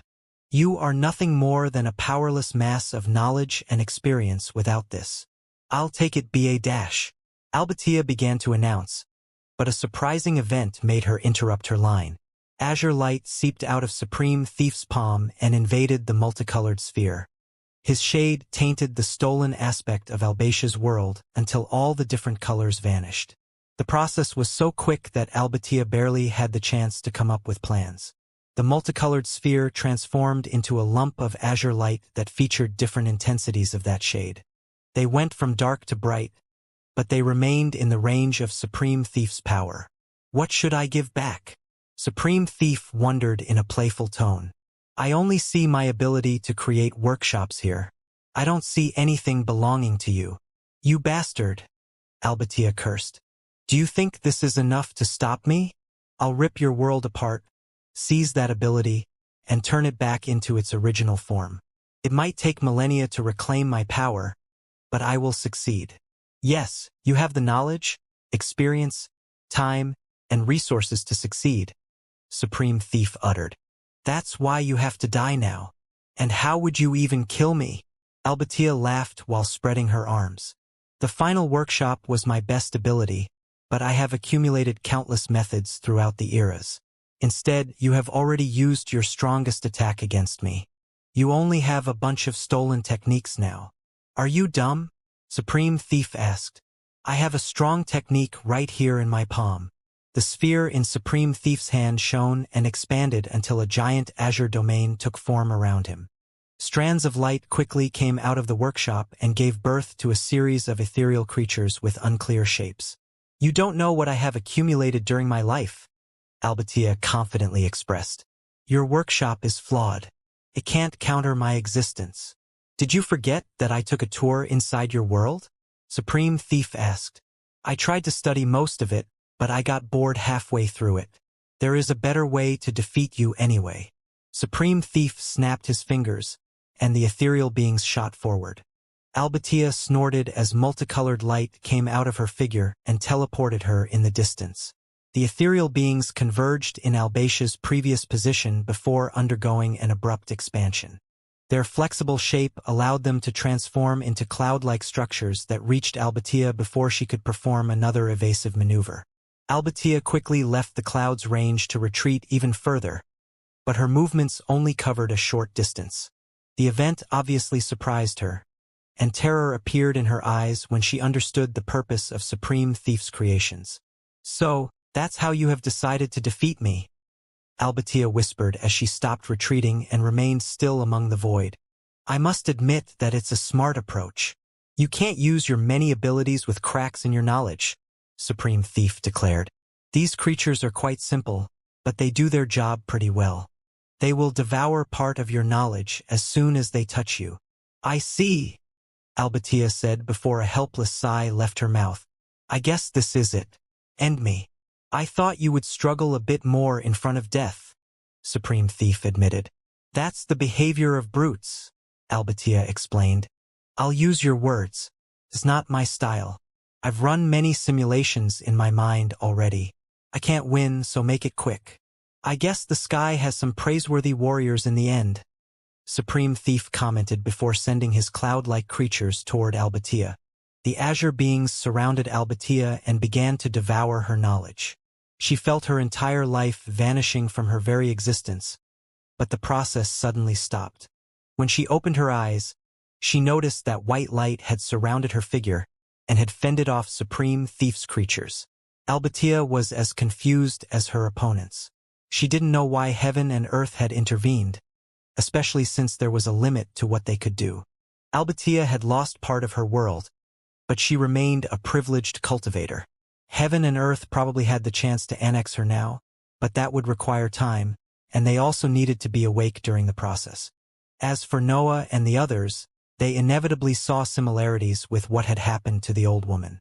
Supreme Thief's ethereal beings were still trying to reach Albatia, but the white light around her was impenetrable and created a pillar with the distant sky. "I thought you had accepted defeat," Supreme Thief exclaimed. "I did," Albatia announced. "Heaven and earth are doing this on their own. Are you about to come back stronger than ever?" Supreme Thief joked, and many cold gazes converged on Albatia. "I don't think that will work with all of us here." "I told you already," Albatia stated. "I don't know what the rulers are trying to do, but I'll accept whatever comes next." Noah materialized above the pillar of light. June was still on his lap, but she wasn't a hindrance since he had no intention to attack. He only wanted to confirm something, and a quick inspection sufficed. "It's the same exact light from before," Noah thought while turning toward the distant sky, which means the sky seemed to answer Noah's thoughts. Part of Albatia's body transformed into dust that began to flow through the tunnel. Heaven and earth didn't even bother to keep her damaged body whole during the process. "Oh, I see," Albatia sighed. "I will accept this fate if that's what you want." "What is happening?" Noah asked. "I've always fought to keep my world safe from heaven and earth," Albatia uttered. "But they remain my allies. I've chosen my side long before your birth, defying demon. You won't get answers from me. We should have killed you first and questioned the others," Noah sneered. "You really should have," Albatia chuckled while showing an honest smile. More pieces of Albatia's figure turned into dust and flowed through the tunnel. Confusion appeared on her expression as she lost even more parts of her world, but her eyes soon focused. "You are an interesting bunch," Albatia admitted. "You don't stand a chance against heaven and earth, but I wanted to see your last struggles." "Are you dying?" Noah asked. "Rank 9 existences have already established worlds," Albatia explained. "You can destroy them, but their mark on the universe will remain forever. You can see that as a form of immortality." "That's far from enough," Noah replied. "I knew you would have said that." Albatia laughed before moving her gaze among all the experts gathered on the scene. "I wonder what would have happened if I met you before joining heaven and earth. The choice felt so easy back then, but I can sense doubts now. I'll blame my broken world." Noah was the type of leader who would have rescued his foes and transformed them after hearing similar words. However, he had already tested his power against that light. Nothing he had could pierce it. "Why are you so sure heaven and earth will win?" Noah asked, hoping that Albatia's broken state could make her reveal something. "You all are too young to understand their plan," Albatia declared. "Though I don't blame you. You might come close to victory, but you would lose even in that case." "Victory is victory," Noah responded. "Is it?" Albatia wondered as the last parts of her body turned into dust and voiced another line. "You'll understand once you see it, even if I can already predict how you'll react." The last bits of Albatia's world flowed through the tunnel and disappeared inside the sky as those words echoed in the void. Heaven and earth retracted their light, and the massive hole in the fabric of space began to close. "She was a good opponent," June weakly commented from Noah's lap. "I wish I was the one to face her." "A troublesome opponent," Noah corrected. "Heaven and earth have also decided to send her to stop us, which means that they were ready to lose her before the final battle." "That's even better, right?" June smiled as her battle intent filled her expression. "Just focus on healing," Noah snorted before hovering toward Supreme Thief. Supreme Thief retracted the azure domain and condensed it in the form of a sphere held firmly in his palm. He played a bit with the item while the fabric of space closed above him. "Time to go," Noah exclaimed when he reached Supreme Thief. "Can you use this power for the breakthrough?" I might, but I won't, Supreme Thief announced. Get it done with then, Noah ordered. Sure, boss. Supreme Thief chuckled before rotating his hand and flicking the azure sphere. The stolen and transformed aspect of Albatia's world fell into the void and flew until it disappeared among the blackness. Everyone on the scene inspected the event before regrouping above the healing fabric of space. Whiteness soon filled the entirety of the area and erased every trace of the previous battles. The sky didn't send anything forward either. The group could stay in the middle of the enemy territory and make a point of their situation. The latest achievement had been incredible. The group had removed 3 of the strongest assets of Heaven and Earth's army. Yet their mission had suffered greatly. Noah saw nothing but problems when he inspected his group. Most of them had suffered injuries, and some were in no condition to fight. Resting sounded mandatory, but they couldn't stay still in the middle of the sky, especially since they had yet to complete their mission. The eternal snake would take a while to awaken, so Noah already stopped considering it. June, King Elbaz, and the Foolery had suffered severe injuries, so he couldn't count on them too much either. Maribel, Sepunia, Stephen, and the Odd Dragon had suffered light injuries, but only Stephen was a significant asset in the overall prowess of the group. Meanwhile, Noah was relatively tired and in need of refilling his world with potential. Only Divine Demon and Supreme Thief appeared at their peak. They were powerhouses among the group, but Noah didn't know if they would be enough for the rest of the journey. Still, he didn't see other options. Sending the injured companions back in the higher plane would be stupid since Heaven and Earth could ambush them during their flight through the sky. Noah wasn't even sure the rulers would let them go, but he didn't test the option since he had already disregarded that idea. Moving forward with the current setup appeared mandatory. The group had a decent chance to complete their mission as long as Heaven and Earth didn't intervene again, but that would remove Supreme Thief from their arsenal. Noah still had Alexander and Wilfred in mind. Finding them after Supreme Thief initiated his breakthrough would be impossible since that would leave Divine Demon as the sole expert at his peak. Noah trusted that some of his companions would recover by then, but their power might still fall short. The answer became obvious at that point. Supreme Thief would probably curse Noah, but he had made his decision. They would look for Alexander and Wilfred before taking care of Supreme Thief's problem. There was only one massive problem with the plan of finding Alexander and Wilfred.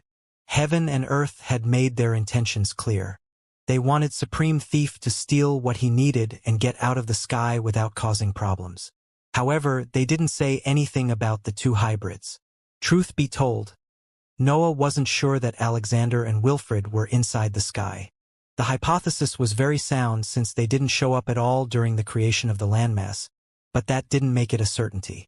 That faint uncertainty created an issue that went beyond the simple chance of looking for someone who wasn't there. The sky was inscrutable. Noah and the others would even know where to begin the search. They would typically try to find clues, but they wouldn't appear as long as Heaven and Earth remained silent. Elbaz, how is your world? Noah asked while the group remained in their position in the middle of the sky. I am fine, King Elbaz scoffed. I can deal with a minor search, but I won't find anything. I don't even know if my fake quasi-rank 10 stage can achieve something with the actual sky as the enemy. Questioning Divine Demon was pointless after that explanation. The expert could accomplish miracles, but he had the world's energy as the limit. The sky could surpass that.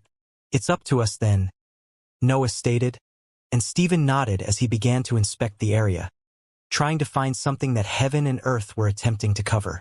The absence of reasonable methods forced the group to rely on the inherent advantage that Noah and Stephen had against Heaven and Earth due to their anger. They could instinctively find situations that could cause problems for the rulers better than anyone else, so they gambled everything on that. Spending time staring at the immutable sky felt pointless, but Noah and Stephen had to try. Yet, as time passed, it became clear that they wouldn't achieve anything like that. Let's try something else. Noah eventually interrupted the inspection. Elbaz, allow us to use the dragon's ability. What makes you think that I've developed something like that? King Elbaz sneered. Noah shot a meaningful glance at King Elbaz, and the latter crossed his arms before snorting loudly. A golden light left his body, and a big inscribed item expanded right under the group. The item had a simple shape. It was nothing more than a pillar with a few platforms connected to its structure. Its use was also relatively straightforward, so the group immediately put themselves to work. The odd dragon landed on top of the pillar and released its dark liquid. The item darkened as it absorbed that substance, but everything remained in the central structure for now. Then, when Noah and Stephen landed on two different platforms, the dark shade expanded toward them, which granted them access to a weaker version of the dragon's innate ability. Now, the inspection could benefit from deep anger toward heaven and earth and a substance born to counter them. Noah and Stephen began to see figures hiding behind the white layer, but nothing ever became clear. "Come on, Alexander," Noah cursed in his mind. "Use one of your abilities to sense us." Alexander was incredible, but he couldn't react to what he didn't sense. Moreover, the sky would block anything that tried to reach him. The faint figures that Noah and Stephen had managed to see were the best they could do at their level. "We can't piece it," Noah exclaimed after deciding that they had remained too long in the same position. "It has always been a gamble." Stephen sighed as he left the platform and granted the odd dragon some well-deserved rest. "The sky simply isn't in the mood to lose anymore. We only have one option left," Noah announced. "Why do I feel that you always wanted to go for that option?" King Elbaz asked while retrieving his inscribed item. "Hey, I gave the sky a chance," Noah justified himself. "Also, I bet Supreme Thief doesn't want to steal something handmade for him. He would rather take what he liked by force." "Well, I take both," Supreme Thief responded. "But I like your idea. I guess I can delay the breakthrough a bit longer." "That's the spirit," the foolery laughed. "It's so obvious that even idiots understood it," King Elbaz commented. "Let's see where heaven and earth want us to go first," Noah ordered, and the group began to move. The period spent investigating the sky had appeased some of the injuries suffered by the group, but their situation remained quite tragic. Still, their plan didn't allow them to think about those issues. The sky began to transform now that the group had decided to move. The massive area that had been the home of 3 different battlefields shrunk to transform into a tunnel that tried to give a precise direction to that trip. However, Noah and the others paid attention to the areas that heaven and earth had decided to close first. Then, they summoned the asset they had intended to use at the beginning of the mission. The golden drill made its appearance inside the sky, but the group didn't hold back now. They had to be quick to counter any plan heaven and earth would try to throw at them, so they went all out. The dragon filled the drill with its dark liquid, and Divine Demon improved its features, turning it into an item that could pierce the sky at a decent pace. Noah also added his passive ambition, and Supreme Thief began to steal the laws on the weapons path. The biggest creature inside the group right now was the foolery, which had no problem hiding inside the dark world or Shafu's separate dimensions. The tunnel didn't have to be immense anymore. A narrow passage was more than enough for the group, and that considerably quickened their advance.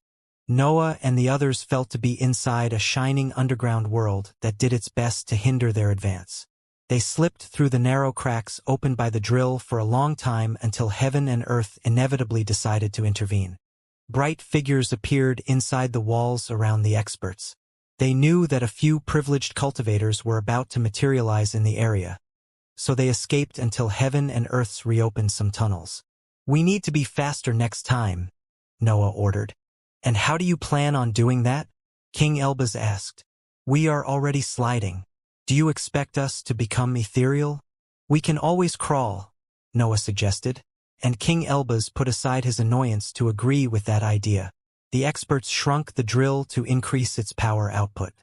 The tunnels that it could create now were far smaller, but the experts could crawl inside them quite quickly, and that was enough.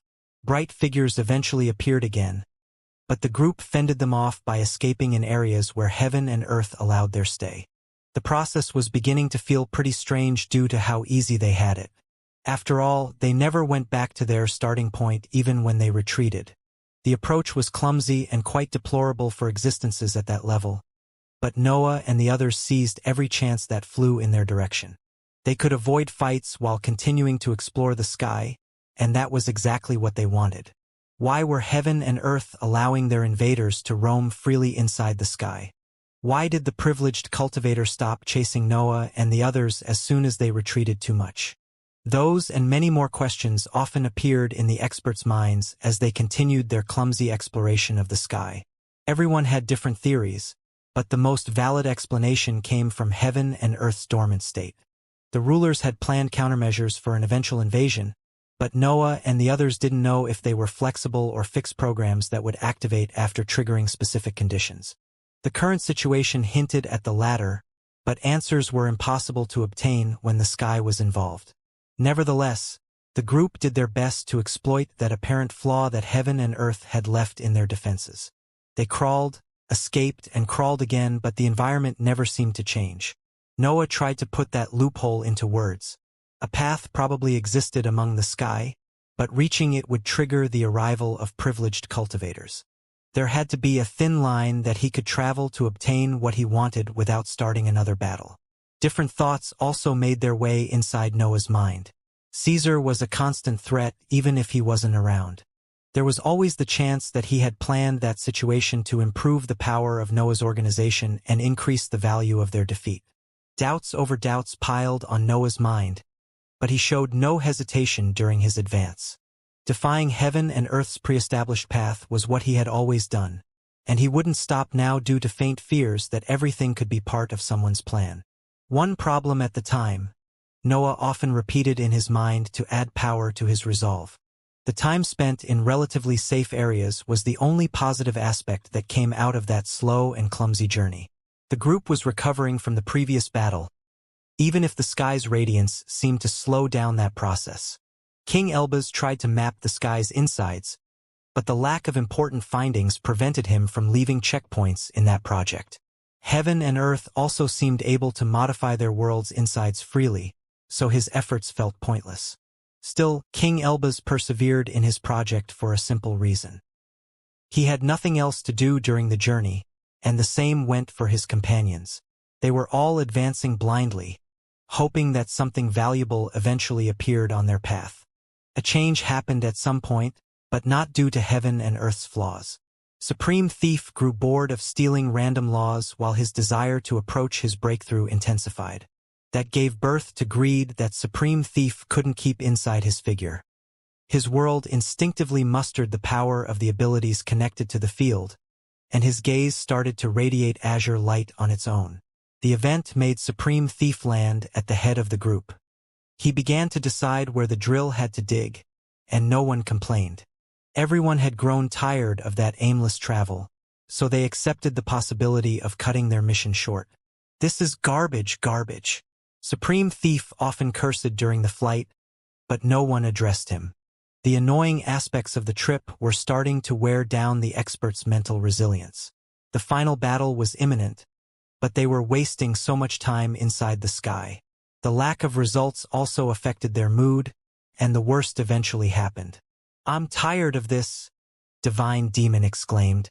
"A demon should never crawl for so long. I'll just destroy everything." "Don't speak your usual nonsense," King Elbaz shouted. "We should stop and study everything thoroughly to build a weapon that can destroy everything." "You all speak too much," the foolery squealed. "Give me everything you have so that I can eat everything." "You are all annoying," Supreme Thief cursed. "I'm the main character in this mission. I should be the one to steal everything." "I can't stand this light any longer," Stephen announced. "My anger is boiling. Let's remove everything heaven and earth have achieved."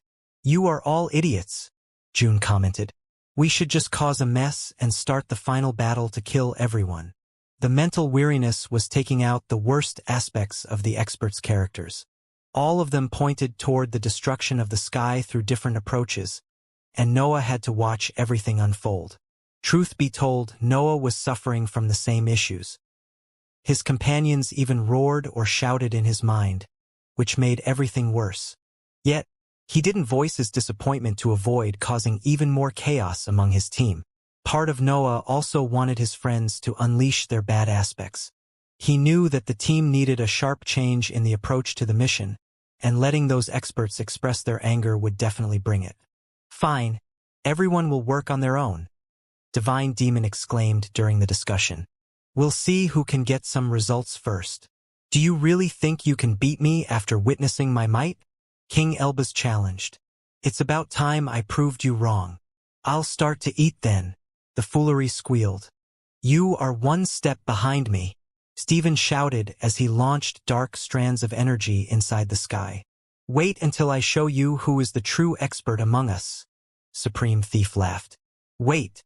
Fight me for the chance to be first, June exclaimed, but Noah pulled her back and sealed her mouth.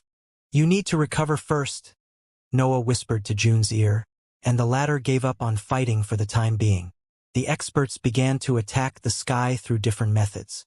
Most of them didn't do much due to the sheer power carried by that white layer, but the change in the pace felt pleasant to witness. The narrow tunnel transformed into a relatively vast area as the offensive continued, and Noah, June, the Odd Dragon, Maribel, and Sepunia hovered at its center to inspect the scene.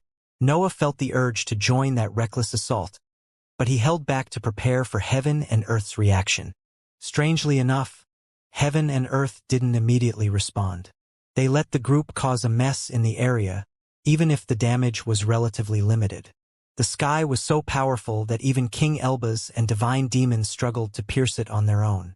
Supreme Thief was the only one who was getting somewhere. His ability to steal laws weakened the sky before him and tainted its fabric, making it easier to pierce. The area expanded faster on his side, but that only made the others work harder. Your group never changes, does it? A familiar voice eventually resounded from the sky and made everyone stop what they were doing. Can we get to see someone else? Noah sighed. I would like to understand what else Heaven and Earth have in store. I'm sure you would, Caesar chuckled as an ethereal version of his body materialized next to Noah. Please keep going. I have something to discuss with your leader. A series of snorts, curses, and displeased comments resounded, but the experts eventually went back to their relentless offensive. Meanwhile, Noah nodded at the companions next to him, and they understood that they had to let him have some privacy. Noah expanded the dark world, leaving only Caesar's ethereal figure and June inside it. The privileged cultivator glanced at her, but he quickly decided to speak anyway. We have Alexander and Wilfred. Caesar's statement made June tense up, but Noah remained calm. He knew how strong his companions were, so he could see the flaws in those words. You don't have them, Noah corrected. You have only trapped them inside the sky. I don't see the difference, Caesar laughed. I do, Noah growled. Silence fell among the dark world. Caesar's ethereal figure flickered due to the influence in its surroundings, but it never faded. Noah also failed to sense it properly, which convinced him about Heaven and Earth's involvement. Don't you want to hear what I have to say? Caesar asked. I thought that you worked against Heaven and Earth to make them obtain what they couldn't see, Noah responded, pretending to ignore Caesar's question. I do many things, Caesar vaguely replied. Also, I know that you can see how the situation has changed. Heaven and Earth aren't the same confused entity they used to be. Does it mean that you are working together now? Noah asked. We have never stopped working together, Caesar claimed. The level of awareness has simply changed. I wonder what they think about your fate, Noah uttered. It's not my fate, Caesar corrected. You should understand it by now. After all, you have fought my world a few times already. The fact that your world can spread throughout the higher plane doesn't change its nature, Noah stated. An influence will always have a source, and that makes it vulnerable. Your destructive thoughts have hurt the sky many times in the past, Caesar revealed. I wonder if they are limiting your perspective now. All these doubts that you try to inject into my world can't achieve much, Noah declared.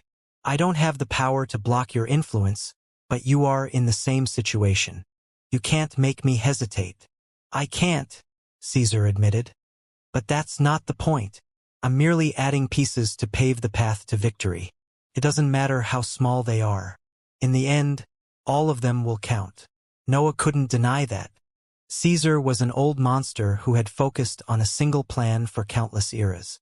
He wanted heaven and earth to achieve their best state, and it was impossible to know how many tricks he had devised. "We will find Alexander and Wilfred sooner or later," Noah eventually announced. "You can't keep them inside the sky forever, and they probably are the hardest to kill in our organization. That's why I came here," Caesar revealed before chuckling at the sight of his ethereal hands. "Well, I'm not really here. I hope you won't mind me sending a projection. I figured that the atmosphere was too tense to bring my real body." The curses of the experts recklessly attacking the sky were enough to prove Caesar's point. A giant battle would have started if privileged cultivators had dared to show their faces among that chaos. "Are they making it hard for heaven and earth?" Noah wondered. "I don't believe that your side is so weak. Alexander and Wilfred are strong, but they can't win against your entire army. Your battle has caused some slight unrest," Caesar vaguely revealed. "You must understand that the death of privileged cultivators is a historical event, especially due to how it happened." "What? Did your side just realize that heaven and earth aren't real allies?" Noah mocked. "They are a few eras too late." "No one has ever questioned that," Caesar stated. "Get to the point already," Noah sighed. "I'm sure you have fanatics willing to die to take down two of us. You have clearly told them to hold back." "Why?" "Because killing them now would be a waste," Caesar calmly declared. Noah revealed a cold face, but he understood that point. Defeating enemies wasn't heaven and earth's main focus anymore. They wanted to succeed in the breakthrough, which, according to Caesar, required powerful stepping stones. If Caesar and heaven and earth had really started to work together properly, there was a high chance that they had decided to let Noah's organization grow. That would give them a final hindrance worthy of the breakthrough to the 10th rank. "Heaven and earth could have just led us toward them," Noah pointed out. "Your presence is unnecessary unless you have something else to say." "Actually, there is something that I forgot to mention," Caesar laughed. "What a surprise," Noah sneered. "Your friends might have caused a slight problem, and they won't hear reason about it," Caesar revealed. "What kind of problem?" Noah questioned. "They have captured some of us," Caesar replied. "We have offered them a path outside the sky in exchange for their lives, but they have refused. I'm afraid they have created a stalemate." "So, you want me to order them to accept the deal?" Noah guessed. "Exactly," Caesar exclaimed. "Of course, my offer doesn't only involve their lives and those of everyone here. Your friend will also get what he needs to reach the solid stage. I want heaven and earth to offer him a few things to steal," Noah bargained. "Limiting him to one choice won't work." "But he would just take everything heaven and earth offer," Caesar complained. "If that's the case, so be it." Noah shrugged his shoulders. Caesar fell silent for a few seconds and even glanced at the sky outside the dark world. He appeared immersed in a conversation, which ended with a simple exclamation. "Heaven and earth agree to this deal. What happens after we return to the landmass?" Noah asked. "You have seen the maniacs in my organization. Do you want to stay up and wait for heaven and earth to start the final battle?" "Don't try to trick me," Caesar chuckled. "We both know Supreme Thief is the last expert who can advance with the sky's resources. Everyone else in your organization either has what they need on the landmass or has to wait for the final battle to start. You have kept good track of us?" Noah voiced as a cold smile appeared on his face. "You are correct. This trip is our last mission. The final battle will come next." "So, do we have a deal?" Caesar asked. "Sure, why not?" Noah casually agreed. "I'll see you all during the final battle then," Caesar announced while performing a bow and disappearing among the dark world. Noah inspected the insides of his technique a few times to make sure that Caesar had left before heaving a helpless sigh. Heaven and earth knew exactly how strong his organization was, while the opposite was impossible to achieve. The sky hid far too many secrets. "Is he always like this?" June asked. "Caesar is hard to deal with," Noah declared. "I can't wait to fight him properly during the final battle. I'll finally have the chance to vent all the annoyance he has caused." "No wonder," June whispered before voicing another doubt. "Why did you accept?" I know you weren't lying when you said that you respect your end of the deal. I didn't lie because I have every intention of behaving as planned, Noah responded. I will tell Alexander and Wilfred to release their prisoners. It's up to them to follow my orders. Should I expect a big battle? June asked as excitement filled her expression. I don't know yet, Noah admitted. I'll make up my mind once I see what Alexander and Wilfred are up to. The sky transformed right after Noah retracted the dark world. King Elbaz and the others suddenly found their targets retreating and taking the shape of a vast tunnel. The surprising event obviously had Noah as its source, so all the eyes on the scene converged on him. Still, he preferred not to explain the deal right away since he had yet to make up his mind about the whole matter. Let's follow the path, Noah limited himself to announce. It will lead us to Alexander and Wilfred. King Elbaz and the others could sense that there was more to the matter, but they didn't voice questions. Noah must have had his reasons to keep the explanation so short, and they respected his silence, especially while they were still inside the sky. Everyone calmed down now that a clear target had appeared. The environment had yet to change significantly, but no one felt lost anymore. Something in their surroundings told their minds that they were getting somewhere. Noah played the conversation with Caesar multiple times in his mind. He believed the privileged cultivator when he said that killing everyone now would be pointless. Still, that wouldn't prevent the deal from being a trap.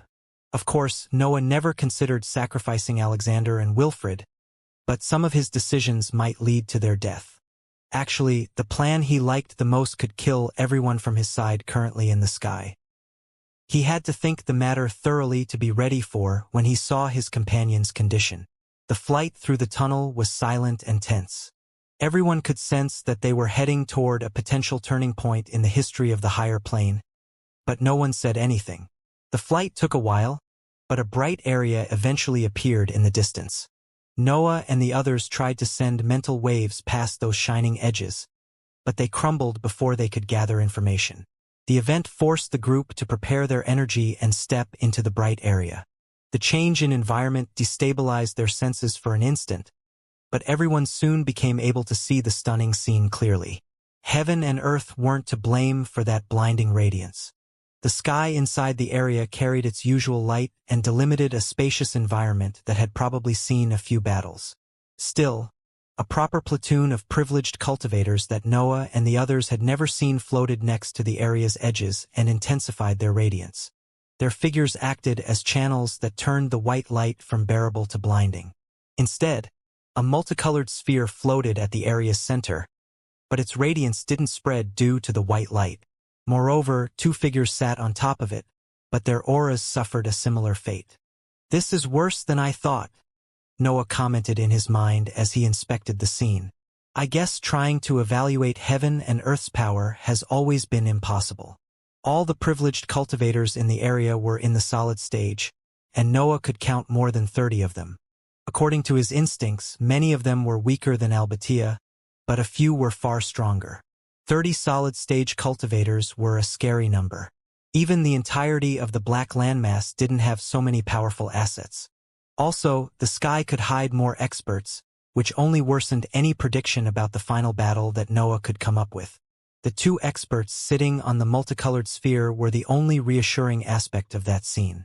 Alexander and Wilfred wore cold and defying expressions in front of that show of power, and their liquid stage auras did their best to shine brightly among that suppression.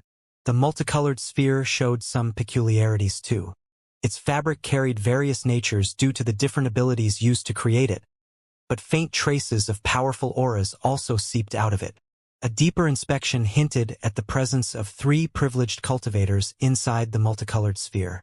They were alive, but that didn't remove anything from Alexander and Wilfred's achievement. Your leader has finally arrived, one of the privileged cultivators hovering next to the sky's edges announced. Defying demon, explain the deal to your underlings. Watch your mouth, Noah growled. That sounded like an order. I've killed for far less. The privileged cultivator snorted and opened his mouth to reply, but one of the stronger members of the platoon glared at him. There would be a time for arrogance, but their plans involved something different now. Long time no see, Wilfred shouted as Noah's group approached the multicolored sphere. I don't see the sword maniac, Alexander continued. Have you yet to find him? No, Sword Saint is in the new higher plane, Noah explained. He is a key aspect of the preparations for the final battle. New higher plane? Wilfred asked. I expected nothing less from you, Alexander laughed. No wonder you are your leader. King Elbaz cleared his throat, and the foolery lifted its head. It was clear that they wanted their share of praises, and Noah shook his head before explaining a bit more. Everyone played their part. We also brought many new faces. It's pretty lively down there. Is there food? Wilfred questioned. The pig and Elbaz took care of it, Noah revealed before wearing a knowing smile. They worked together for the greater good of our force. Wilfred and Alexander shot surprised glances at King Elbaz, and his dark expression revealed how things had really gone. The two couldn't help but start laughing, and the rest of the group quickly imitated them. We missed some good jokes, Wilfred exclaimed. There is always time to make new ones. Divine Demon winked. It's commendable that you have yet to betray us, Alexander commented. I've thought about it multiple times, King Elbaz admitted. But siding with heaven and earth would be too easy. There was no time to create a new organization either, so I've postponed my vengeance for when we reach the 10th rank. That will be fun, Alexander laughed. I can't wait. So this deal, Wilfred reminded. Right? Noah exclaimed as the dark world began to come out of his figure. Defying demon. This wasn't part of the deal. One of the privileged shouted. You have to convey orders, not discuss them with your underlings. And what can you do about it? Noah sneered as the dark world completely unfolded. Those bastards, Wilfred snorted once the entire group was inside the safety of the dark world. They can't even accept an honorable defeat. We thought we could finally kill some strong asset, Alexander explained. But this encirclement suddenly appeared and forced us into a stalemate. What did you even say to stop their offensive? Stephen wondered. I told them that I have 100 self-destructive innate abilities, Alexander smirked. No one moved afterward. What were you doing inside the sky? Noah asked. I was hungry, Alexander stated. Same here, Wilfred added. We are in this mess because these two can't silence their stomachs, King Elbaz cursed. You are existences in the 9th rank. How can you even let your hunger make you do something so reckless? Initially, we were doing fine, Wilfred revealed. Then the sky changed, and we remained trapped inside. Oh, King Elbaz gasped. Oh, what? Wilfred asked. That's our fault, Noah replied. We triggered the transformation. Oh, Wilfred and Alexander exclaimed at the same time, but a quick exchange of glances made the whole group explode into a loud laugh. Caesar asked me to make you release these prisoners in exchange for a way out of the sky and Supreme Thief's breakthrough. Noah summarized once the group managed to get back on the main topic. He really wants us to be alive until the final battle, King Elbaz scoffed. Why would we even hear our enemies' pleas? Divine Demon snorted. I don't like it, Stephen announced. Well, it does involve my breakthrough, Supreme Thief commented. But it's not stealing if I can just pick it up. I smell a ploy, the foolery exclaimed. And something else. No, wait, that was me. I smell only the ploy. I mean, we already got part of what we wanted, June pointed out. Having the sword maniac here would have helped, Wilfred sighed. Only the main players in Noah's group spoke. The Odd Dragon, Maribel, and Sepunia knew that they had no place in that conversation. The choice was up to the experts who had made the very idea of standing their ground during the final battle possible. Noah heard everyone's comments before moving his reptilian eyes on Alexander. The hybrid was the only one who had yet to speak, and he wore a meaningful smirk when he noticed that gesture. How do we screw them up? Alexander asked. I knew it would have ended like this, King Elbaz cursed. How can he still act so surprised? The foolery wondered. Your intelligence suffers when you study so much, Divine Demon explained. I see, the foolery exclaimed. I'll never study in my life. Good pig. Divine Demon laughed. Let's go for a suicidal plan and hope to die. King Elbas sighed as he massaged his temples. The suicidal plan involves battles, so I'm in, June declared. I'm fine as long as we go against heaven and earth, Stephen uttered. Don't look at me, Wilfred declared.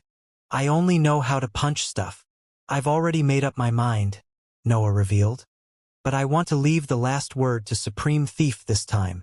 You might lose your chance to steal what you need for the breakthrough if we go for this plan. Stealing now or stealing later, Supreme Thief muttered. What an awful dilemma. Great Builder will even tease me if I come back empty-handed. Do we have an escape plan? Alexander asked while Supreme Thief immersed himself in his thoughts. Elbas is coming up with one now, Noah replied. If you have to speak on my behalf, at least do it properly, King Elbas snorted. I'm coming up with 12 plans. Sadly, he isn't as modest as me. The foolery sighed. I would have said 11 plans when I actually had 100. I bet they all involve eating your way out of the sky, King Elbas guessed. The foolery gasped before voicing a comment. Noah, I think Xavier is getting smarter. Spending time with us has benefited his intellect greatly, Divine Demon claimed. I'm pretty sure I can start the final battle without your help, King Elbas cursed. Are you even ready for the final battle? Supreme Thief asked. Well, as ready as we can be, Alexander declared. I believe all of us have given up on reaching the solid stage before that event, Noah continued. The world simply doesn't have what we need to advance. But that won't change during the battle, Supreme Thief stated. I need to kill stronger experts to expand my influence, Noah declared before pointing at his companions. Alexander needs to prove his superiority, Wilfred punches stuff, June wants lightning bolts, Stephen is happy as long as heaven and earth suffer, and Elbas has a date with a privileged cultivator. What about? Supreme Thief began to say while turning toward Divine Demon and the foolery before correcting his words. No, I got the gist of it. You need the sky to unleash what it has to gain access to what you need. Pretty much, Noah exclaimed. You are a bunch of simpletons, Supreme Thief stated. Pretty much, Noah repeated. Damn it, Supreme Thief exclaimed. I'm also a simpleton. That's it then, Noah announced. Let's make a scene. The privileged cultivators outside the dark world couldn't hear the conversation, and their irritation grew as time passed. They had the chance to end that pointless rebellion here and now, but heaven and earth preferred to wait, and they followed their orders. Still, those experts knew basically everything about Noah and his group. They had studied their opponents thoroughly, so they felt sure that a plan was coming to life inside the dark world. Nevertheless, firm confidence won over the irritation inside the privileged cultivators' minds. No matter what Noah and his companions came up with, their position wouldn't change. They were inside the sky, so their plans couldn't succeed. As more time passed, it became evident that Noah's group was planning to go back on their word. Nothing else could explain that long wait. Even the most stubborn expert in the world would be convinced by then, especially when someone like Noah was involved. The privileged cultivators prepared for the imminent battle as they waited in silence and avoided performing meaningful gestures. They also had a backup plan that they were ready to unleash.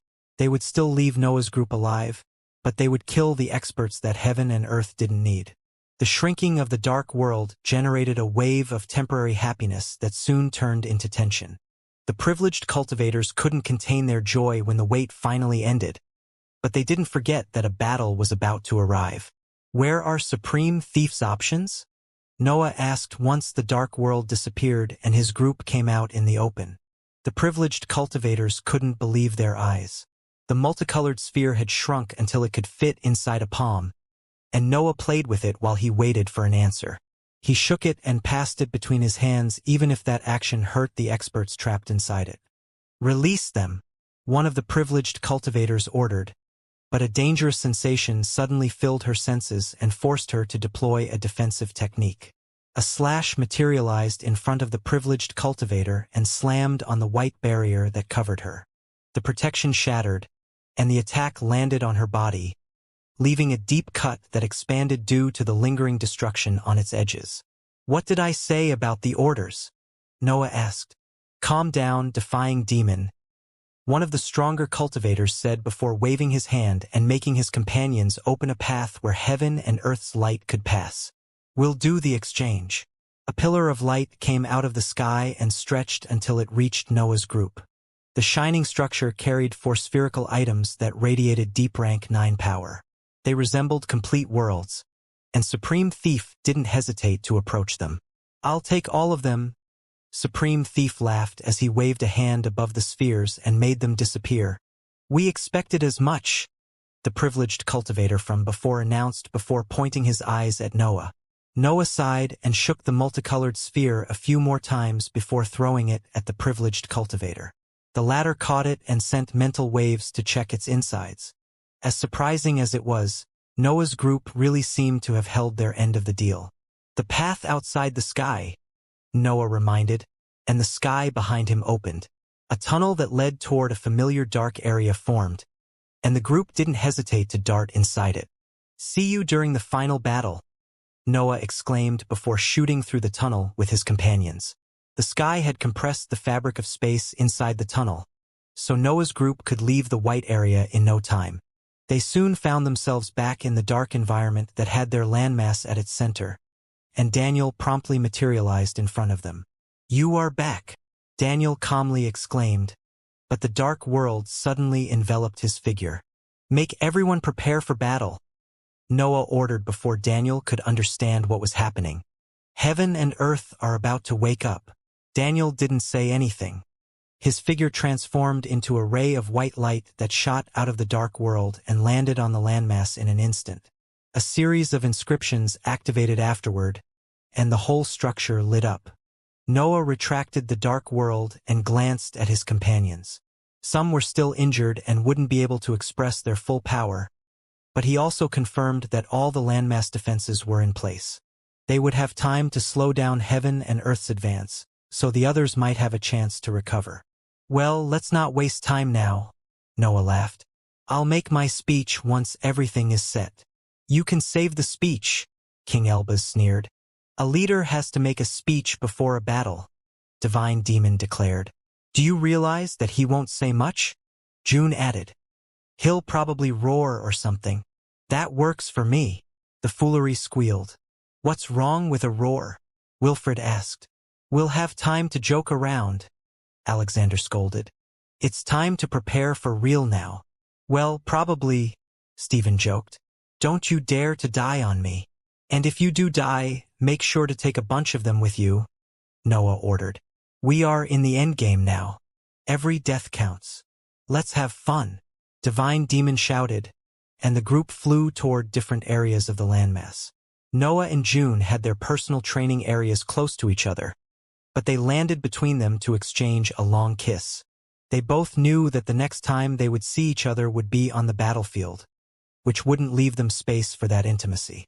"It has finally come," June exclaimed as she immersed her hand in Noah's hair. "Don't look too worried about it," Noah joked. "Hey, we are almost there, right?" June asked as her battle intent waned slightly to make room for her serious tone. "Yes," Noah declared. "We'll either die or destroy the sky." "Don't look too excited about it," June joked. "I can't help it," Noah laughed. "I think I have waited for this moment since the aptitude test in the academy." "That was entire lifetimes ago," June sighed. "Is it how you imagined it?" Noah raised his head to glance at the sky. That part was almost identical to what he had seen during the test, but everything else was different. The very ground where he was standing was something he didn't expect to have. "I thought I would have been alone," Noah revealed. "You can't have heaven and earth all for yourself," June teased. "Well, you have never been good at sharing now that I think about it. I think heaven and earth will have enough to keep everyone satisfied and busy," Noah guessed. "I hope that," June snorted. "What kind of final battle would that even be otherwise? I'm sure the rulers won't disappoint you, my relentless battle maniac," Noah reassured while caressing June's cheek. June pulled Noah closer until their foreheads touched. They knew that there wasn't enough time to express their passion now, but they still wanted to take a few seconds to enjoy that last moment of intimacy.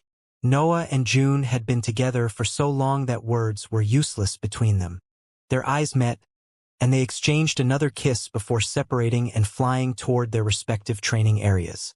Meanwhile, the privileged cultivators remained on the other side of the tunnel to make sure that Noah and the others returned to the landmass without planting anything inside the sky. Everything seemed to go well, so the opening closed. "Who wants to open this thing?" the cultivator with the multicolored sphere asked. "I bet those rebels have planted traps inside it, but I don't want to bother Divine Architect. We can just leave those 3 idiots inside as a punishment," another cultivator suggested. "How could they lose against 2 of them? Noah Bulvin's group is full of incredible experts," a third cultivator replied. "Even Albatia died. They ganged up on her," a fourth cultivator pointed out. "Besides, who could even expect Xavier Elbaz to have such a powerful technique? Caesar has let them do as they wished for too long," a fight cultivator sighed. "Still, nothing will matter in the end. Heaven and earth can't lose." Everyone on the scene nodded, and the sky closed around them. The conversation continued inside the white layer, which didn't hinder their movements or words, but a foreign noise eventually resounded among them. The privileged cultivators immediately located the source of the sound, but they were 1 second too slow anyway. The multicolored sphere shattered, but nothing came out of it. The surprise that spread among the experts lasted only 1 second since their surroundings suddenly turned dark. That event was theoretically impossible since they were inside the sky, but they quickly found an explanation for it. Noah had used a stronger version of the shadow domain to make that energy expand in that environment. The whole dark area trembled, and countless figures moved inside it. The privileged cultivators didn't take long to understand that all the blackness in their vision wasn't mere energy. It was the product of a series of creatures stuffed together to mask their appearances. Roars resounded as 6-armed dragons left the main group and tried to fly through the sky. They obviously couldn't pierce the white layer after coming out of the shadow domain, so they self-destructed to release even more energy. The same quasi-rank 10 energy that King Elbaz had unleashed against Albatia and other powers shot out of the dragons and ravaged everything in their range. Those fuels also carried the odd dragon's innate ability, which made them able to damage the sky. The privileged cultivators ended up suffering the most from those explosions since the trap had taken them by surprise multiple times in the span of a single second. They saw the best attacks that Noah's group could unleash landing on their bodies relentlessly until they fell prey to proper storms. Many died right away, while others suffered severe injuries. The privileged cultivators had expected the multicolored sphere to be a trap, but they didn't expect Noah's group to go beyond what they had seen during their last battles. It was clear that Noah's group had paid a hefty price to stuff all that power and assets inside the multicolored sphere, but the privileged cultivators couldn't think about that. They were too busy preserving their lives to care about the details of the trap. Noah dived underground to reach his training area. The structure had everything in existence at his level could desire, and it even featured enhanced scanners to keep track of the sky. His ethereal blackness struggled to remain unfolded due to the complete absence of potential in its insides, but energy soon started to refill it. The event put a smile on Noah's face and made him glance at the scanner to make sure that he didn't miss such an important event. The scanners turned out to be superfluous. A deafening rumbling noise came out of the sky and made everything inside it shake. The fabric of space and the dark area trembled to no end and threatened to shatter, but the landmass remained still. Then, the heaviest aura the world had ever experienced filled the higher plane and tried to suppress everything living inside it. Multiple shining figures also appeared at the sky's edges. Heaven and earth had awakened, and their forces were about to enter the higher plane. The final battle had begun. The sky was roaring in anger. Its whiteness intensified and tried to push back the dark area created by the landmass, but the balance remained firm. However, nothing could stop the heavy aura shooting out the white layer. That pressure was violent and ruthless, but it lacked a proper target. It only came out of the sky and tried to fill every corner of the higher plane. Tremors ran through the dark landmass and forced Noah to unleash his pride. Heaven and Earth's massive display of power was awakening the giant creature's instincts, but Noah managed to keep them quiet for now. Still, he knew that his influence couldn't suppress it forever. Bright figures shone on the other side of the sky as they slowly advanced toward the higher plane. That massive mobilization of forces seemed to require heaven and Earth's complete concentration, but the experts on the landmass eventually became able to gaze at their future opponents. Mere numbers couldn't express what heaven and Earth had decided to unleash. Countless crackling avatars came out of the sky and took a few steps forward until an immense encirclement took form. Everyone on the dark landmass knew that heaven and Earth had accumulated an unfathomable amount of power throughout the eras. Yet, looking at its army still gave birth to intense surprise and terror inside many minds. The immense landmass had been Noah's organization's greatest creation, but even that incredible creature paled in front of what heaven and Earth could unleash. The avatars had encircled the entirety of the higher plane, leaving no spot unprotected. They had basically created another white layer that expanded the ruler's whiteness among the darkness. Most of the avatars were in the 7th rank, but the sheer number of rank 9 assets surpassed the thousands anyway. Moreover, heaven and Earth had unleashed them according to battle formations that spread their power equally in every area. Noah could see how the immense army was, in fact, an incredible number of different platoons working together to keep the encirclement as stable as possible. A few calculations happened in his mind as he inspected everything through his screens. He wasn't King Elbaz, but he could confirm that the higher plane had never seen so much energy at the same time. These are only their disposable troops, Noah thought when his inspection ended. Noah had entered his training area to rest, but he found himself on the landmass surface without realizing that he had shot upward. He didn't want to inspect the scene through screens. His senses had to experience everything to give him a clear idea of what he had to fight. New arms grew from the avatars and made all of them join hands. The army turned into the tightest encirclement in the world, and the dark area finally started to retreat due to the intensifying white light that came out of those crackling bodies. Noah tapped his foot on the ground, and a golden line lit up. A faint yes resounded out of it, which Noah followed with a question. How long can we endure this assault? An assault from these puppets? Cursed Reality's voice came out of the golden line. Their number is scary, but they remain puppets. They won't reach the landmass even if they attack at the same time. That's what I like to hear, Noah stated. You have yet to see the best part. Cursed Reality snickered before the golden line went dark. Heaven and Earth weren't done revealing their forces. Many tall figures appeared on the sky's edges and began to seep past its white surface to take their position behind the massive encirclement. Noah recognized the improved cultivators. They all radiated different worlds or laws as they created a second encirclement right behind the avatars. Heaven and Earth had also divided them into platoons, and they stopped moving after taking their position. Counting the number of improved cultivators was pointless. There were too many of them, but they were fewer than the avatars. Still, Noah's gaze inevitably grew colder as he tried to assess their overall power. A golden line lit up under Noah before he could do anything, and Cursed Reality's voice followed the event. My defenses should take care of all of them too. They won't attack right away, Noah explained. Also, there is a better way to deal with them. I'll show you once the battle reaches that point. I can't wait. Cursed Reality laughed as the golden line went dark. The rumbling noise coming out of the sky slowly faded. Heaven and Earth suppressed the anger caused by their sudden awakening, but their heavy pressure remained stable. Actually, it slightly intensified now that the rulers focused on the landmass. They are studying us, Noah thought. How does our last stand look like? Heaven and Earth. Heaven and Earth obviously couldn't hear Noah's thoughts, but they seemed to reply to them anyway. The light radiated by the avatars intensified as the crackling noises coming out of their figures grew louder. The first encirclement was preparing an attack, and Noah sensed panic spreading through the landmass. To all of you ruling over specific areas, Noah announced while activating different communication devices. Make those weaklings shut up. Different rank 9 auras shot out of the landmass and filled the various regions.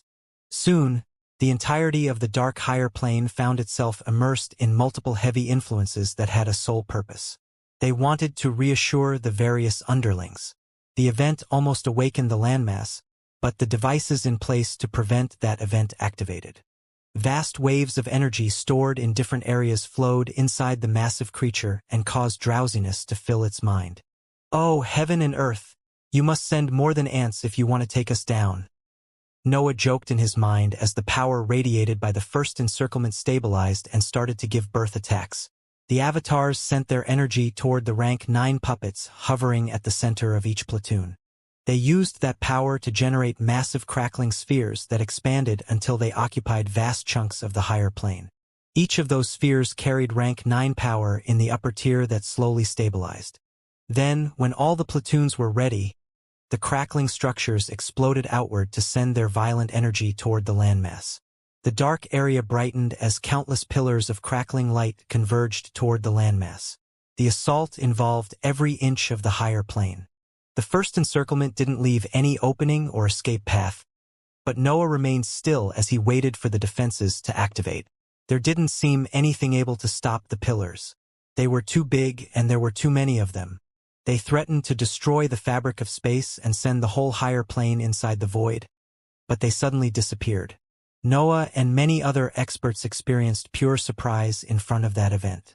After all, Cursed Reality's methods were unique, and he had worked on them on his own. Yet, those who knew about the cursed labyrinth could understand what was going on.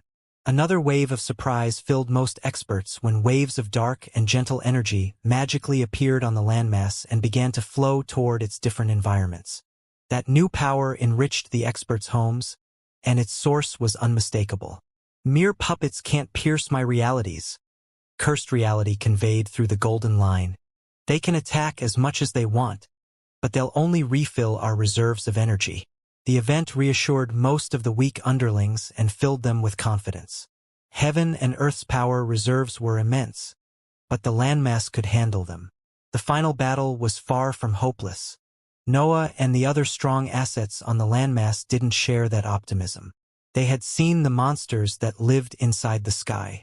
They knew that the first encirclement was only a mass of disposable forces meant to test their power. "They won't waste too much energy," Noah thought as the first encirclement prepared another attack. The same crackling pillars from before shot toward the landmass, but they disappeared among the layers of realities that Cursed Reality had placed around the structure. The attacks carried a lot of energy, but their lack of depth prevented them from piercing the experts' defenses. The encirclement of avatars launched a third offensive, but they stopped attacking after seeing it fail even to get closer to the landmass. It was clear that something like that won't work. It was actually benefiting Noah's force. "Don't let the assault bother you," Noah conveyed to the whole landmass through the array of golden lines. "Focus on recovering and increasing your power. I'll tell you when to attack." Time was a resource that Noah's force had always lacked due to the impending final battle. However, now that Heaven and Earth had decided to attack, the defenses could delay the arrival of a frontal clash and allow the various forces to grow a bit more. Noah knew that his strongest companions wouldn't achieve anything during that short period, but the situation could differ when it came to the underlings. Some rank 7 assets could have enough time to hit the 8th rank, which was already good considering the tragic nature of the situation. Sadly for Noah's force, Heaven and Earth were awake now, and they wouldn't waste valuable energy to send meaningless attacks. They had to take down Cursed Reality's defenses, which required a very different approach. Noah believed that Heaven and Earth would make a few privileged cultivators come out of the sky, but the rulers had a different tactic. The second encirclement advanced as the first retreated. The avatars turned partially ethereal to facilitate the switch in position, allowing the improved experts to reach the front lines without any problem. The improved experts didn't have laws of worlds that could pierce Cursed Reality's defenses. They would have become privileged cultivators otherwise. However, there were too many of them, and the energy they summoned reached levels of power that even Noah had to take seriously. That approach wasn't any different from what Noah had done on the 9th floor of the Cursed Labyrinth. His world still lacked the depths necessary to pierce Cursed Reality's creations, but he had filled the gap through sheer power. The improved cultivators wanted to do the same through their numbers, and Noah believed they could succeed. They obviously wouldn't destroy Cursed Reality's defenses in a single blow, but a relentless assault would definitely damage them. Noah had faced similar situations throughout his life so many times that his body almost moved on his own. He jumped to shoot toward the improved cultivators and disturb their battle formations, but a series of orange lightning bolts appeared on his path before he could enter the battlefield. "What are you doing?" Noah growled, knowing that the old rulers could hear him. "A leader should never join a war so soon." The old ruler's voice echoed in the area. "We have prepared for this eventuality." Multiple formations lit up on the landmass while those words continued to echo in the area. Massive waves of energy flowed toward them and charged attacks that seemed able to touch the peak of the 9th rank. Noah remained in the sky as he watched everything unfold. The improved cultivators launched massive attacks that used their entire platoon's power, but the formations on the landmass suddenly released sound waves. The sound waves reached the various attacks converging toward the landmass before they could touch Cursed Reality's defenses. The impact weakened the improved cultivator's offensive and made it unable to damage the multiple layers of separate realities. The weakened attacks disappeared, and their shattered and filtered energy soon filled the landmass to refill its reserves. Noah only performed a quick inspection, but he could see that his force didn't suffer any loss. It actually gained more power. Noah could only nod at that outcome. His side didn't need to destroy the encirclement of improved cultivators. Weakening their attacks was enough to prevent damage and continue accumulating energy. The war didn't follow the previous exchange's example. The improved cultivators didn't deplete much of heaven and earth's energy, so the rulers decided to launch a relentless offensive. White attacks carrying multiple natures converged toward the landmass, but the sound waves launched by the formations always weakened them. Meanwhile, energy continued to flow into the dark higher plane, which improved the overall situation of Noah's force. Heaven and earth didn't change tactics, and Noah did nothing to hinder the process. He was happy as long as the defenses bought time, so he let everything continue. Of course, Noah and the others knew that heaven and earth didn't lose their mind. Their relentless offensive had a precise goal, and the experts could also understand it. Noah lost count of how many attacks the improved cultivators launched, but their offensive eventually came to an end. They even began to retreat to switch places with the avatars again, but the sky didn't remain still during the process. Strads of light shot out of the white surface and fused with the rank 9 avatars among the first encirclement. The nature of those puppets changed, and the same went for their size. They grew, and their crackling noises also gained new rhythms. "They are countering what they have seen," Noah concluded before the avatars could even start gathering energy. Noah landed on the landmass and activated one of the golden lines. The inscription remained silent for a few seconds, but King Elba's voice eventually came out of it. "Let them study us. It will take the rulers centuries to find a way to counter all our defenses. We'll attack at that point." The first encirclement launched attacks that resembled those witnessed during the first exchanges. Cursed Reality's defenses made them disappear, but something odd happened when the energy started to flow on the landmass. Noah and the others could sense that the new energy still carried heaven and earth's influence, but they were one step too slow. Those waves of power started to self-destruct and detonate as they spread through the landmass. A few experts felt the need to intervene and contain the damage, but they stopped when they saw that more inscriptions had already lit up.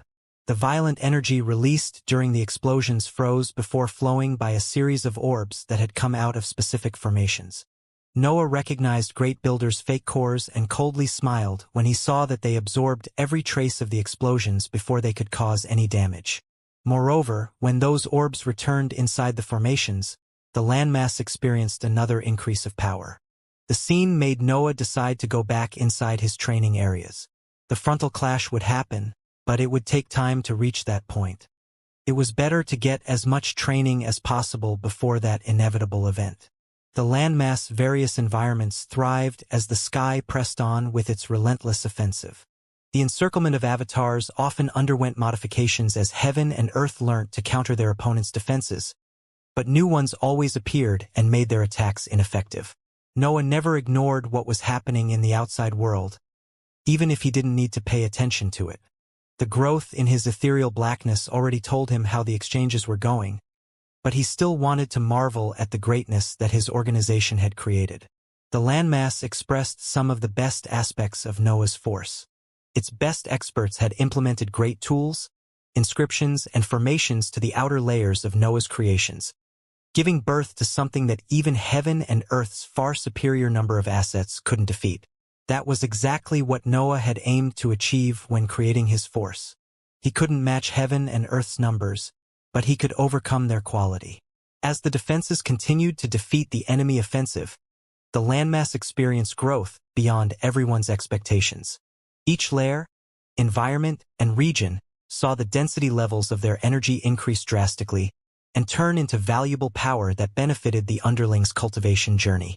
The benefits didn't stop there. Those involved with the creation of the landmass and its defenses saw their worlds grow as the sky's offensive kept failing to inflict any damage. The strongest entity in the entire higher plane was unleashing part of its power, but the landmass managed to thrive under it.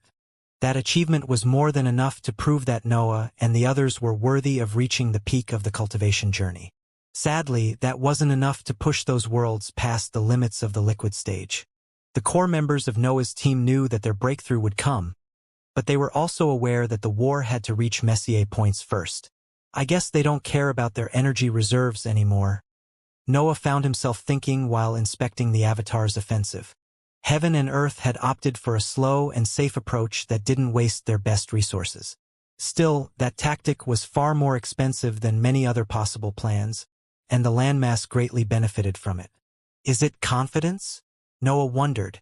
Do they believe that their victory is set in stone anyway? Noah couldn't really blame Heaven and Earth for that mindset. Sure, that relentless offensive was allowing his underlings to improve faster, but everyone knew that they wouldn't be a key aspect of the final battle. Heaven and Earth had probably decided to disregard the danger posed by the weaker assets of Noah's force to keep their main weapons hidden. That would prevent them from losing the advantage once the best players joined the battlefield.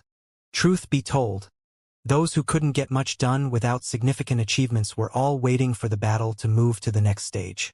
However, that delay could help save lives on Noah's side, so no one tried to break that favorable balance. Noah and the others could cultivate and perfect their techniques while the whole higher plane was going through something bigger than a worldwide tribulation. The apocalypse had come, but they lived almost normal lives under it. Still, the general tension intensified whenever Heaven and Earth forced the landmass to reveal a new set of defenses. Many didn't know how many layers of protection the area had, but they could see how the rulers were getting closer to piercing them. Attacks after attacks filled the entirety of the higher plane. Centuries went by and made the landmass forget the idea of a peaceful world. It's almost time, King Elba's voice eventually resounded inside the training areas containing the organization's leaders. Can we finally join the battlefield? June asked through the communication device in her training area. We won't be the first to jump in, King Elbas responded. This is boring, Divine Demon commented. Don't start with the jokes now, Noah said before anyone could start the usual chains of jokes. We have worked hard to reach this point. I don't want to see any mistake. Weren't you about to jump on the battlefield right away? The foolery asked. Elbas, why does the foolery have access to the communication device? Noah sighed. It doesn't, Pelio replied. It stopped to have some tea in my training areas. Emperor and Queen are also temporarily unavailable, Cursed Reality coughed. You are all a bunch of idiots, Noah sighed. Please, King Elbas sneered. You would be in that battle maniac's training area too if you two knew how to control yourselves. Do you realize that I can hear you? June asked. Of course, King Elbas claimed. I made this damned inscription. We made it, Great Builder corrected. Well, he is right, June admitted. They are all jealous of us, Noah reassured before realizing that the topic had gotten out of hand. Anyway, who is up next? The Orange City is applying some last improvements, King Elbas revealed. The first army will be ready when Heaven and Earth learn how to pierce most of our defenses. I'm still against the idea of hurting this sword, Sword Saint stated. Maniacs don't get a say in this discussion, King Elbaz declared. Aren't we all maniacs? The foolery whispered. Let him be, Divine Demon replied. He is enjoying the only time when he can order us around. Are we really going to do what he says? The foolery asked. Well, you know us, Divine Demon uttered, and everyone knew that he was smiling. Do your worst once the privileged cultivators appear, Noah ordered. Hold back until then. We won't have the chance to rest once the battlefield claims us, and we even have breakthroughs to face. How is Supreme Thief doing anyway? Alexander asked. He is moody as usual, Great Builder explained. He reached the solid stage, but it's incomplete, according to him. That was expected, King Elbaz exclaimed. Did we miss something? Emperor's voice eventually resounded in the various training areas, and a series of insults flew at him among someone's laughs. The conversation couldn't last any longer since a new set of defenses suddenly lit up and marked the end of that peaceful period. Heaven and Earth's attacks were about to reach the landmass, so Noah's force had to intervene. Are you ready? Noah asked without adding anything else. The target of his question knew what he wanted. The platoons are in place, the old rulers replied. We are waiting for the first encirclement to reach the peak of its vulnerability. When is that? Noah questioned. The old rulers didn't answer right away. A few silent seconds went by before a clear word resounded from the communication devices. Now. The conversation ended in that instant. The group had never stopped paying attention to the battle unfolding outside, but their concentration skyrocketed after that word. The first encirclement was about to launch another massive attack, but patches of orange light suddenly expanded before the rank 9 avatars. A series of growls came out of them as the teleport ended and brought entire platoons of modified magical beasts on the battlefield. The avatars still tried to launch their attack, but the magical beast's influence disrupted their bodies and made the accumulated in the encirclement go crazy. It didn't take long before the sound of countless explosions reached the landmass. The orange teleports brought the modified magical beasts away before the explosions could engulf them with violent energy. Still, the spectacle of white light filled the entire higher plane, and the experts on the landmass inspected it either coldly or in pure marvel. The modified magical beasts had a simple job. The old rulers had improved them to counter heaven and earth's power, which was highly effective against weak assets like the avatars. The heavy and specific influence that the various orange platoons had unleashed on the first encirclement had been enough to destabilize the massive amount of energy accumulated. That had caused explosions that ended up hurting even the improved cultivators in the backlands. Noah and the others watched everything unfolding from the landmass. The higher plane lit up with white light as the energy accumulated by the avatars went crazy and spread throughout the encirclement. Countless detonations happened and fused to create deafening rumbling noises that shot in every direction. The higher plane was almost empty except for the landmass, but an earthquake spread anyway. The very fabric of space shook under the might unleashed by the explosions. Multiple formations lit up on the landmass as the violent energy, shock waves, and sound waves reached its domain. Cursed Reality's defenses absorbed and filtered what they could before leaving the rest to the inscriptions on the surface. The landmass had experienced better gains in terms of energy, but everyone understood that the event was a turning point in the final battle. Most of the unstable offensive spread throughout the encirclement and destroyed the avatars. Even the rank 9 puppets couldn't survive their own power. The scene was majestic. Many rejoiced, but the core members of Noah's organization prepared for the worst. They knew that the event would force heaven and earth's hand. The improved cultivators kept their formations stable to defend against the violent energy trying to spread toward the sky. They could easily handle that unstable and raw power, but they would also suffer losses, so heaven and earth helped them by sending light directly inside their bodies. The white radiance expanded before losing power and retreating under the landmass' dark influence. The higher plane seemed to go back to its state before the final battle. But the improved cultivators in heaven and earth didn't let that phase last long. An even louder rumbling noise left the sky and seeped past the improved cultivators to shoot toward the landmass. Multiple defenses lit up and handled the sound waves, but many happy cries froze when cracks appeared in Cursed Reality's protections. The relentless offensive had shown where Cursed Reality's defenses began, so the assets on the landmass froze at the sight of the deep cracks opening at their edges. Those fissures even spread as the deafening noise continued to echo. Heaven and Earth had partially stepped in to weaken those protections. "We might have a problem now," Cursed Reality conveyed through the communication device. "You don't need to explain," King Elbaz commented. "Your defenses are still working, but they have holes now. Can you fix them?" Emperor asked. "I can," Cursed Reality revealed. "But not during this fight. The higher plane needs to remain stable for that project." "You could have said no," June scoffed. "It's up to the Orange City now," Noah stated, and everyone went silent. Heaven and Earth continued to roar before suppressing their voice. The higher plane showed a different face after that event. Only one encirclement stood at its edges, while multiple cracks hovered all around the landmass and threatened to expand even more at the first trace of chaos. The higher plane remained silent for a while as both sides stared at each other. Heaven and Earth had lost a lot of energy and avatars, but the landmass defenses had suffered significant damage. "Just send your next wave already," Noah cursed in his mind as tingling sensations filled his hands. Noah didn't like to remain in the backlands, especially in the middle of something so massive. However, he had to stay put and preserve his power since his presence would be more than necessary afterward. A humming noise eventually came out of the sky. That sound was gentle, and it resembled a simple order that the improved cultivators didn't hesitate to follow. The second encirclement broke as the various platoons separated to gather in specific areas. They aligned themselves with the cracks around the landmass and created new battle formations. Their auras also unfolded, hinting at the imminent frontal clash. Nevertheless, orange lights appeared before each platoon.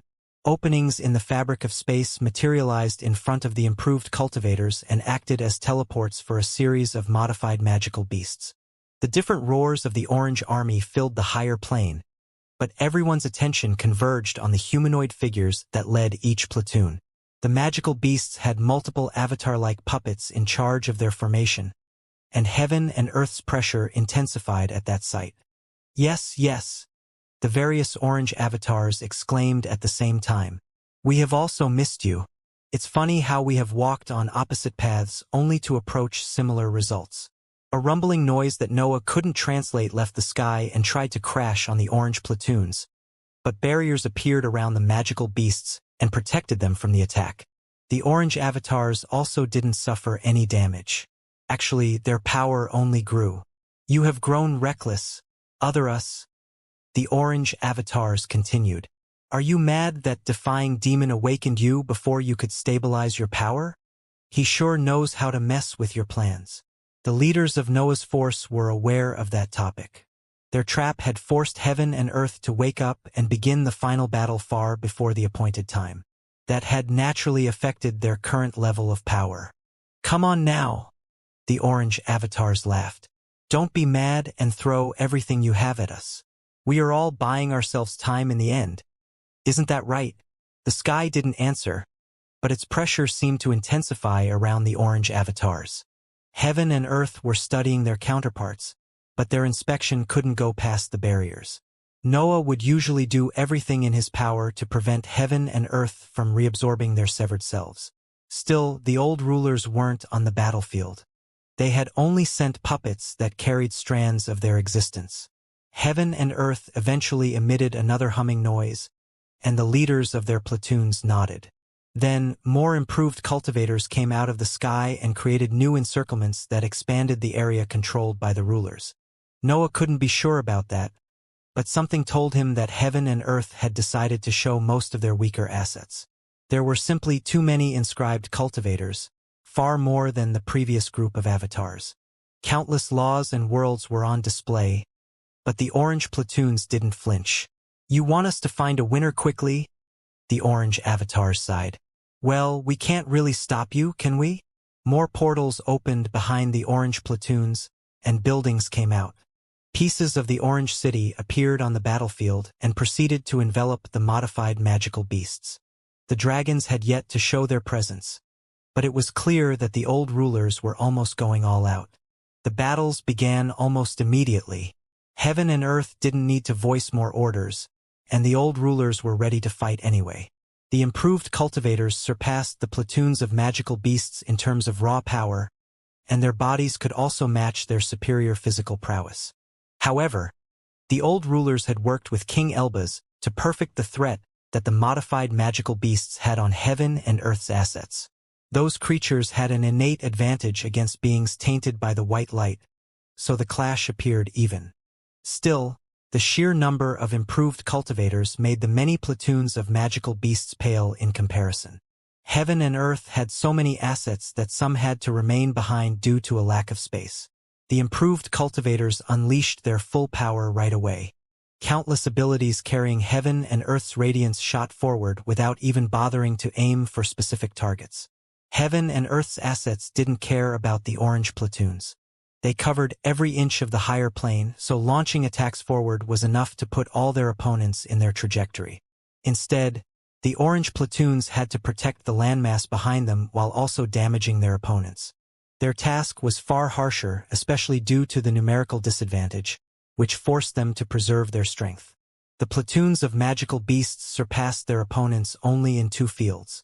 They had shards of the old rulers leading them, and part of the Orange City had also stepped on the battlefield. The buildings enveloped the platoons with their orange radiance and weakened the incoming attacks before they could land on the magical beasts. The improved cultivators saw the power gained through heaven and earth turning on their abilities and draining them before reaching their opponents.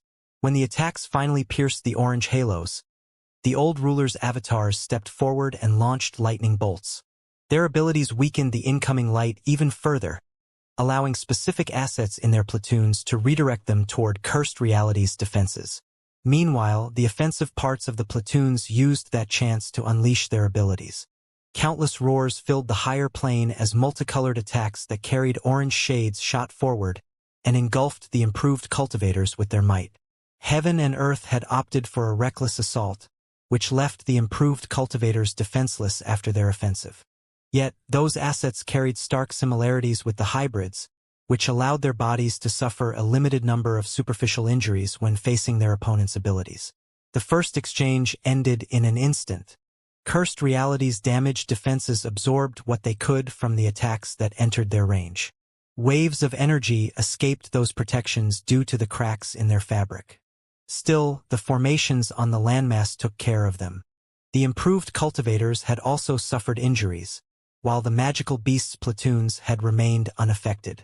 Noah's forces won the first exchange, but no one on the landmass rejoiced at that sight. The leaders of Noah's force knew that they had to use tricks and unique tactics to have a chance to win. The old rulers probably were the most knowledgeable experts when it came to heaven and earth's power, so they had taken care of assembling specific platoons for the final battle. Each magical beast in the platoons had specific tasks. Some only had to care about launching attacks, while others had to deal with the various abilities that tried to overwhelm them. The buildings handled both tasks, while the orange avatars made sure to match the sheer power converging on them. In theory, those battle formations could win every exchange as long as heaven and earth opted for reckless and relentless assaults. There was even a high chance that the rulers wouldn't bother to change their tactics, but that wouldn't lead to a certain victory. The issue came from heaven and earth's incredible abilities and energy reserves. The improved cultivators were magnificent assets created after eras of research. The rulers could also bring back to life the laws and worlds that filled them. The numerical advantage was undeniable, but heaven and earth could widen that gap even more. Meanwhile, the magical beasts had limited energy, and they couldn't refill their reserves as quickly as the improved cultivators. Their resilience was immense, but they would eventually grow tired. Those topics would take a while to become relevant, but the forces on the landmass began to prepare anyway. King Elbaz sent messages left and right as he coordinated with the other experts involved in the battle formations and kept everyone ready for the next phase of the battlefield. The improved cultivators and the magical beasts immersed themselves in a cycle of powerful exchanges. Explosions, storms, and much more formed in the area that divided the two forces. The fabric of space didn't even try to remain intact, and a spherical region fell into the void. Heaven and earth and the old rulers fought a different battle as they focused on making the best out of every exchange. They studied each other to perfect their formations and improve the effectiveness of every offensive. Heaven and earth exchanged the improved cultivators that suffered too many injuries, while the old rulers adapted the battle formations to their new opponents. Heaven and earth tinkered with the laws and worlds inside the improved cultivators after witnessing a few exchanges, while the old rulers summoned different magical beasts to counter those modifications.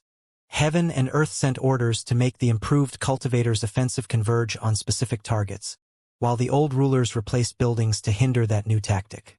The number of calculations happening during and after each exchange was impossible to define. Even King Elbaz would require the help of countless inscribed items to allow his mind to keep up. Heaven and earth side continued to suffer losses, but no one actually died. The rulers always pulled back the improved cultivators that had suffered too many injuries to fix them before waiting for the right chance to redeploy them. Still, the landmass accumulated an incredible amount of energy during the process, which continued to improve its different environments. The forces on its surface grew stronger than ever and became ready for the new phase of the final battle. The change arrived according to the experts' predictions. Heaven and Earth's numerical advantage eventually brought the modified magical beasts on the verge of collapse. Replacements became necessary, but the landmass forces were ready.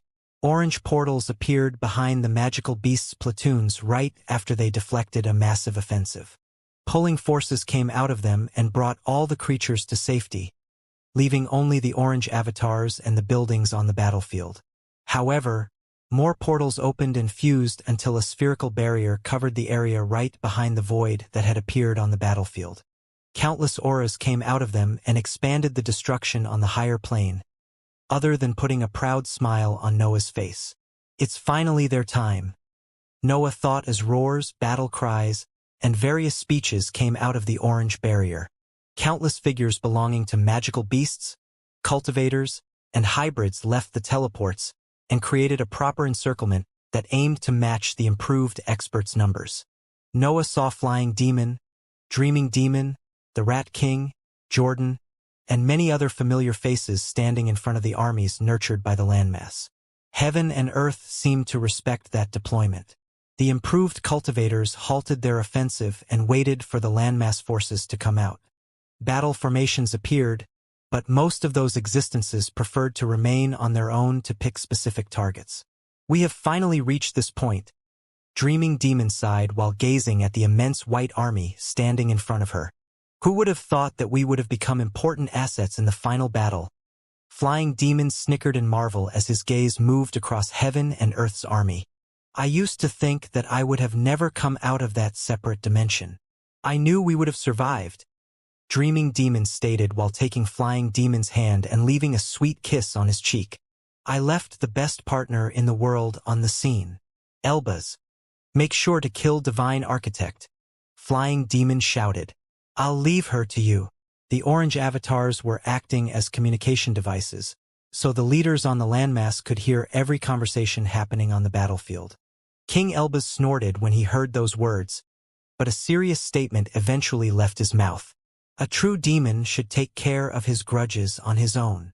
I think I'll be a little busy, Flying Demon laughed. You owe me a big one after killing Chasing Demon, so I'll leave my grudge in your hands. Stop thinking about useless stuff, King Elbaz scolded. I'll make us even. You all had enough time to say your goodbyes, Daniel announced while taking a few steps forward to separate himself from the landmass army. Don't hold back. Show them the value of your path. If you happen to die, remain proud. The greatest existence that the world has ever witnessed tried to suppress you, but you have still decided to fight it. You have already won. The cries went silent as the army prepared for the imminent clash. All the experts on the scene knew that many of them would die, but none of them showed any fear. The culmination of their paths had led them to the last battlefield. They had already fulfilled the purpose of their lives. Now, I think our leader wants to say a few words, Daniel exclaimed. and the orange avatars expanded their influence to make sure that everyone in the army could hear the following words. "This will be my last order to all of you," Noah spoke through the communication device. "Kill them all." His words tried to echo on the battlefield, but they survived for less than a second since battle cries immediately overwhelmed them. The landmass army shot forward, and the area fell into complete chaos. The spectacle of light began right away. The improved cultivators dropped the encirclement and their battle formations to charge forward. The battle had changed pace, moving from a still barrage of massive energy waves to countless smaller fights. The various players on the battlefield chose their opponents depending on their level. The rank 9 experts fought other rank 9 experts and so on. The only difference was with the improved cultivators in the solid stage, since only the orange avatars and Daniel could face them in a frontal clash. Trying to set up battle formations on that chaotic battlefield was simply impossible. Attacks flew left and right, and the area grew messier as the various fights brought the experts far away from their initial position. The magical beasts were the only assets that could maintain some faint trace of organizations due to the pride radiated by the respective pack's leaders. Even the orange avatars did their best commanding their underlings, but everything else just fought their closest suitable opponents. The whole area from the sky's edges to the beginning of Cursed Reality's defenses transformed into a chaotic battlefield that found some clarity only in the spots occupied by rank 9 experts. The latter were too dangerous for their weaker underlings, so they naturally created dead zones where they could go crazy. The fabric of space didn't even bother to resist. The widespread chaos made it so frail that even rank 7 experts began to shatter it. Soon, the whole battlefield took the shape of a spherical area immersed in the void, and many fighters disappeared inside it. Noah couldn't help but feel a bit proud when he inspected the various battles. He had gotten to know only a small part of those assets, but he could sense how the entire army carried the beneficial traits of his aura. His ethereal blackness rejoiced to see that so many existences had gained the chance to be part and survive inside the final battle. Many could only take care of rank 7 assets, but that would be enough as long as they proved their superiority. War was far more than numbers and tactics, especially in that chaotic state. Heaven and Earth had improved their ordinary cultivators by awarding them bodies that could almost match the hybrids. Yet, that couldn't change the flaws inside those laws and worlds. The improved cultivators were assets that Heaven and Earth had annexed to their world. Meanwhile, the underlings on Noah's side had opposed the tempting offers of the rulers and had decided to fight against them. That alone showed a stark difference in the experts' mindsets. The cultivation journey was all about imposing individualities on the universe, and Noah's underlings had already succeeded. They didn't give up in front of a huge threat that could destroy them with a single thought. That difference became evident as multiple battles reached their conclusions. Noah's underlings won a lot and often against opponents at the same level. The quality of their worlds and laws wasn't something that Heaven and Earth's assets could match. That was the only proof that Noah needed to know that his path stood above what Heaven and Earth had chosen. He had produced better underlings in a mere fraction of the ruler's life. The higher plane was witnessing his greatness, and nothing could take away that achievement from him. Of course, greatness, witnesses, and mere shows of power couldn't win wars on their own, especially when monsters that had lived for multiple eras were involved. Heaven and Earth's forces could use their many advantages freely. The improved cultivators' numbers were far greater than their enemies, and the sky often managed to resurrect those who ended up dying. The chaos of the battlefield prevented Noah's forces from isolating their killed opponents. Heaven and Earth ended up bringing many of them back to life, even if they lost their improved bodies in the process. That significant loss in power didn't matter too much on a battlefield so stuffed with fights. Hundreds of assets died every second, and nothing could stop that trend. Initially, the losses didn't affect the frail balance that had filled the battlefield. Noah's side had the upper hand even in front of the overwhelming superior advantage of their opponents. But that changed as the deaths piled on. Heaven and Earth could refill their dead with avatars or other creatures built while studying the battlefield, but Noah's side had already unleashed most of its forces. Slowly, Daniel and the others saw themselves losing ground, and they couldn't do anything about it. That new trend didn't surprise the leaders on the landmass or those on the battlefield. Everyone knew that heaven and earth's forces weren't something that value and mere battle prowess could defeat. Still, it would take far more than that to corner Noah's underlings. When the battlefield threatened to expand in the areas occupied by Cursed Reality's defenses, more orange teleports lit up and released an ominous aura. Noah felt his instincts crying in joy, but traces of sadness inevitably appeared on his cold expression. Two big dragons left the teleports to take their place on opposite sides of the spherical battlefields. Their appearance was familiar, but Noah only noticed what had changed in their bodies. The time dragon's green scales had brightened and had gained dark yellow shades. The light that they radiated seemed able to freeze all the attacks in their range, and the experts who happened to fly nearby also suffered from the same effects. Meanwhile, the space dragon had turned into an orange figure that didn't carry any detail. Its whole body was a seamless orange spot that illuminated the void and created portals with its sole presence. The dragons limited themselves to growl without conveying any order or message. Noah could immediately understand that they weren't trying to speak. They were only experiencing an instinctive reaction in front of heaven and earth's power. A sigh left Noah's mouth. He could still sense the laws of space and time that the two dragons carried, but he also noticed how different they had become. The old rulers had twisted their true meanings and existences as a whole to turn them into weapons that had a single purpose. The weaker dragons that came out of the teleports had gone through a similar change. They seemed to have lost the sharp intellect that rank 9 magical beasts usually featured in exchange for something more useful on that battlefield. "Is this the path that you have chosen?" Noah whispered. "I was against this," King Elbaz admitted. "But the dragons wanted to be useful. I told them what fate awaited them, but they accepted it anyway." The dragons were commonly known as the strongest type of magical beasts. That didn't only involve their incredible bodies and powerful innate abilities. Their intellect had always been above average, with some species even standing at the peak of that field. However, their strength had turned into their weakness due to heaven and earth's improvements. The dragons would have been nothing more than cannon fodder in front of the many assets that the rulers had prepared to counter them. So, they threw everything away to gain a place on that battlefield. The dragons had accepted to become nothing more than mindless weapons as long as their power could hurt heaven and earth once again. Their sacrifice was more than necessary, and Noah could only roar at the sky to honor their choice. The arrival of the dragons forced the battlefield to remain still for a considerable amount of time. Heaven and earth and their forces studied those reinforcements to come up with counters, but a scary truth quickly became evident. The dragons had sacrificed everything that made them special to gain a spot in the final battle. They were unique beings, so throwing all of that away had awarded them with power that even heaven and earth had to respect. King Elbaz and the old rulers had used the world's fairness to their advantage when modifying the dragons. Those creatures already carried the innate purpose of countering heaven and earth, so the experts only had to adapt that nature to the ruler's new form. The outcome of the modifications had been incredible.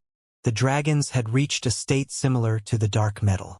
They had become the embodiment of heaven and earth's flaws, turning into beings that existed only to counter the sky. Noah's roar triggered some of the instincts buried deep inside the modified dragons and forced them to echo his cry. Those sounds filled the whole higher plane and announced the imminent change in the battlefield's pace.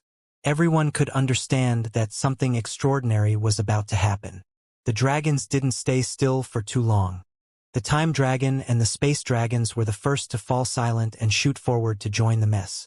Their advance forced the countless battles to resume, and many improved cultivators in the solid stage disregarded their initial opponents to focus on those newcomers.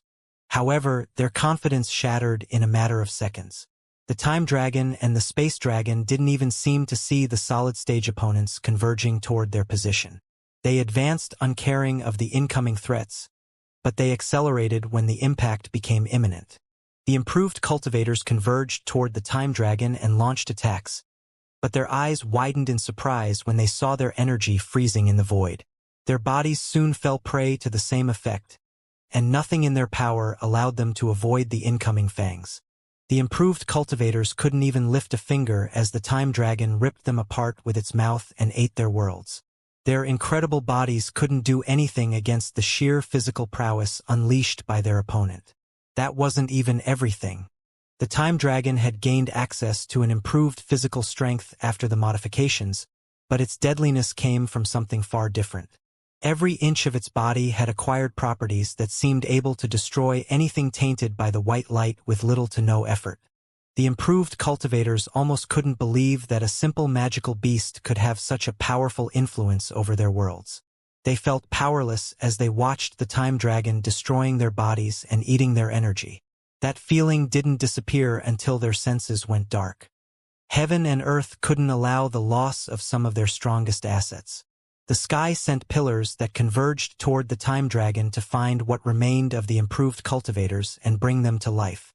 Nevertheless, the pillars never managed to reach the Time Dragon.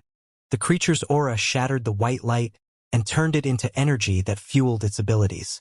The Time Dragon roared and unfolded its influence to cover a giant chunk of the battlefield. The improved cultivators instinctively retreated when that aura engulfed them, but they soon noticed that nothing was happening to them.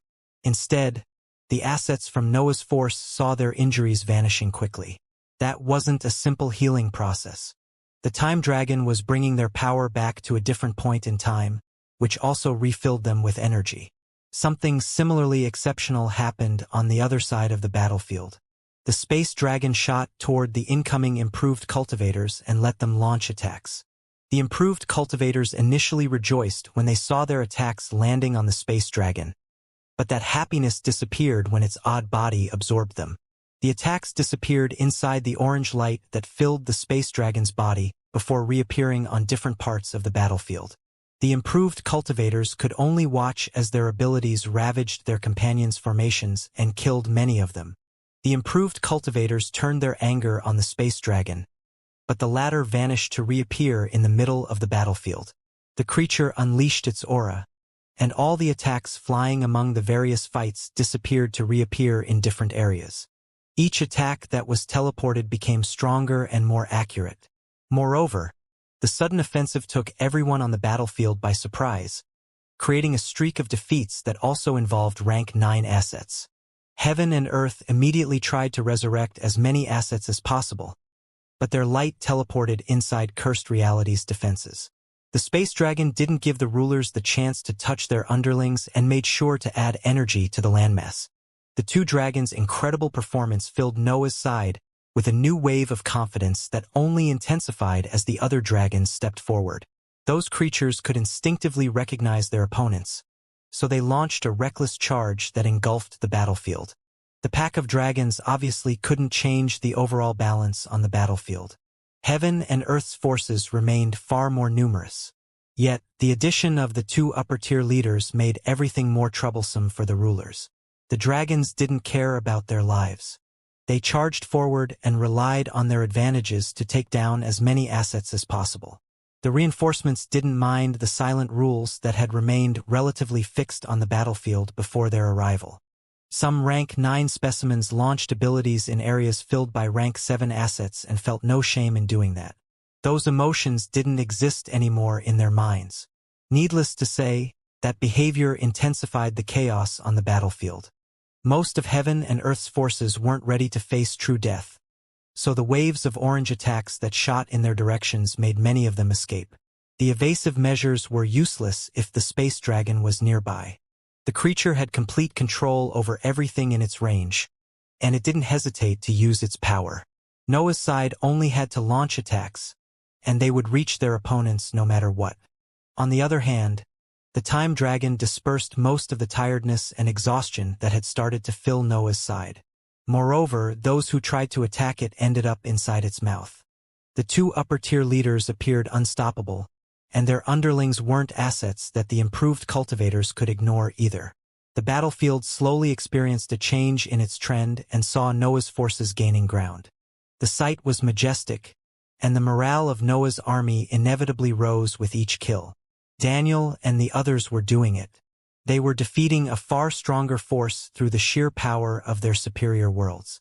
Of course, the leaders on the landmass had a very different view of the scene. They rejoiced to see that their army was finally winning, but they also noticed how the sky had gone silent.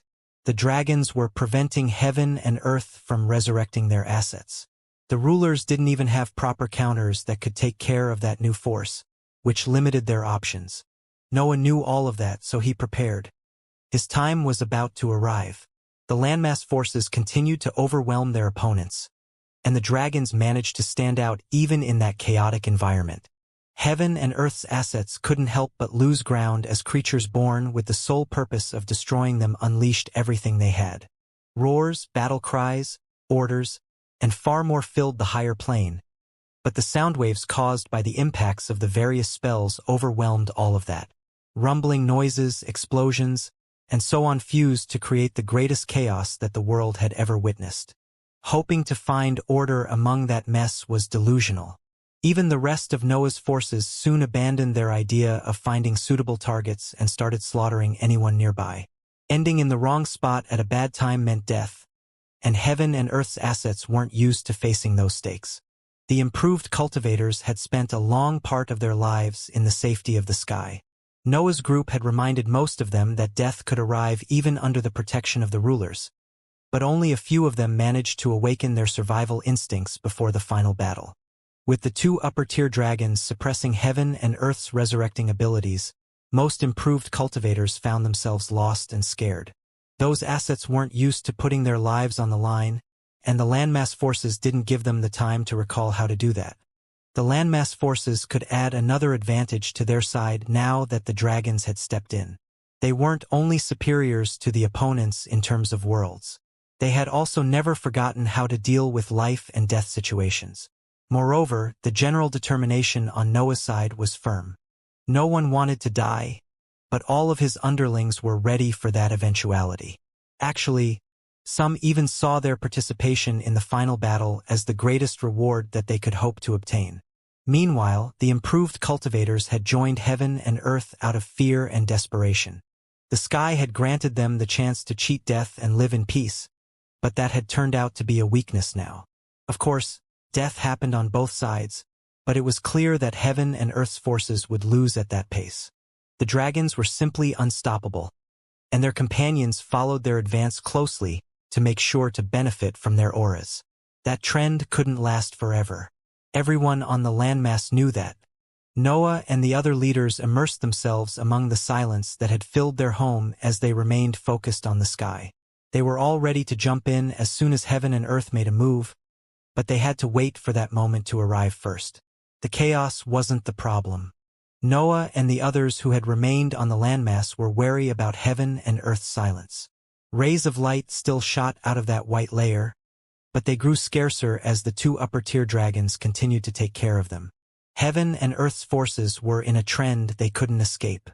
They continued to retreat and die, and it seemed that even their leaders had stopped caring about their lives. Some improved cultivators tried to return inside the sky when the situation became too dangerous, but the white layer didn't open to them anymore. Their home rejected them and forced the gruesome battle to continue without interruptions. Panic spread as soon as the improved cultivators realized that heaven and earth wouldn't allow them to retreat. Many of them stopped fighting to focus on preserving their lives, but they had nowhere to go. The sky was a barrier that the improved cultivators couldn't cross, and cursed reality's defenses would only lead them to the landmass, where their death would be inevitable. Those assets did their best to escape the countless attacks converging on them, but the space dragon made their movement techniques useless. The higher plane grew clearer as many experts died.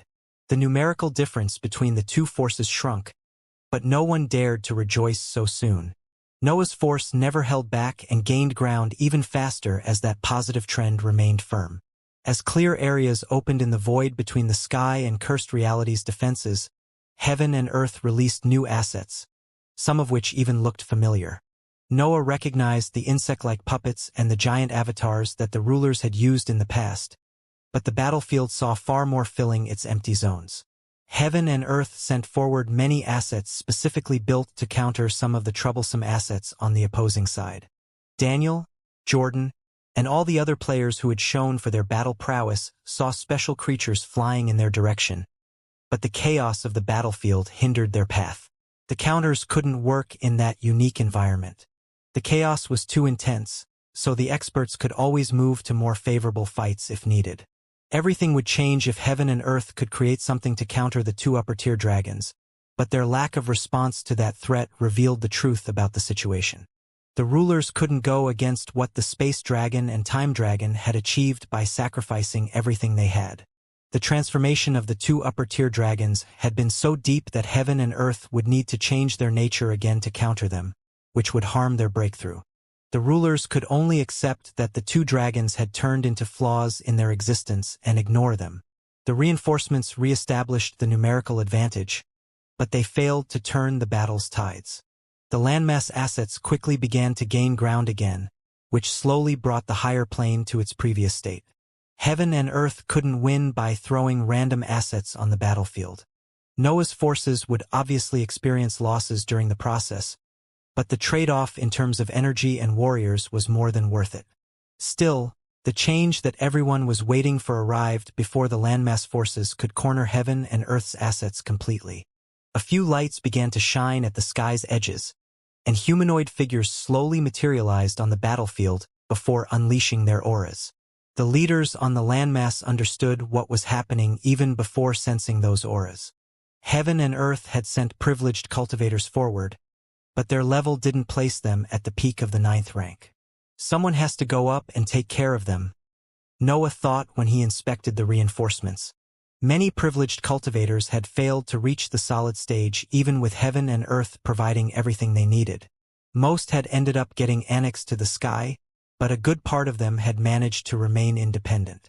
Noah had stopped seeing those experts as worthy opponents once his path had put him against beings in the solid stage.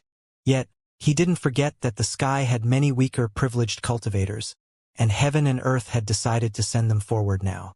"I can take care of them in no time," Noah commented as he stood up to leave his training area. "Nonsense." The old ruler's voice resounded through the communication devices. "We have prepared for this eventuality. Isn't that right?" "We did indeed," King Elbas stated as he pressed on one of the golden lines connected to his training area. The whole array of inscriptions around the landmass trembled as a series of different lights shot out of it. A yellowish spherical item, a giant avatar that carried great builders' facial features, countless golden puppets, and a series of buildings flew forward before teleporting on the battlefield. "Did you think that weaklings like you could force our hand?" The old ruler's avatars spoke at the same time as the reinforcements took their place in front of the privileged cultivators. Both sides were holding back their best assets, but the battlefield didn't turn peaceful because of that. The weaker privileged cultivators were still elites among the countless assets in the sky. Heaven and earth had something stronger than them, but they remained near the peak of what the rulers could unleash. Meanwhile, Noah and the others had prepared countless defenses. The different inscription masters had cooperated with the old rulers and among each other to create multiple assets that could defend against heaven and earth's reinforcements. The old rulers' avatars could fend off the privileged cultivators, but the latter's numerical advance would still leave them some room to cause damage on the landmass side. The orange puppets couldn't handle everything on their own, but the reinforcements that arrived to help them affected the battlefield's balance once again. Multiple formations had given birth to embodiments of their power that carried humanoid shapes. Golden rays spread among the battlefield as King Elba's puppets took control of specific spots and unleashed their power. Those puppets carried a multitude of abilities.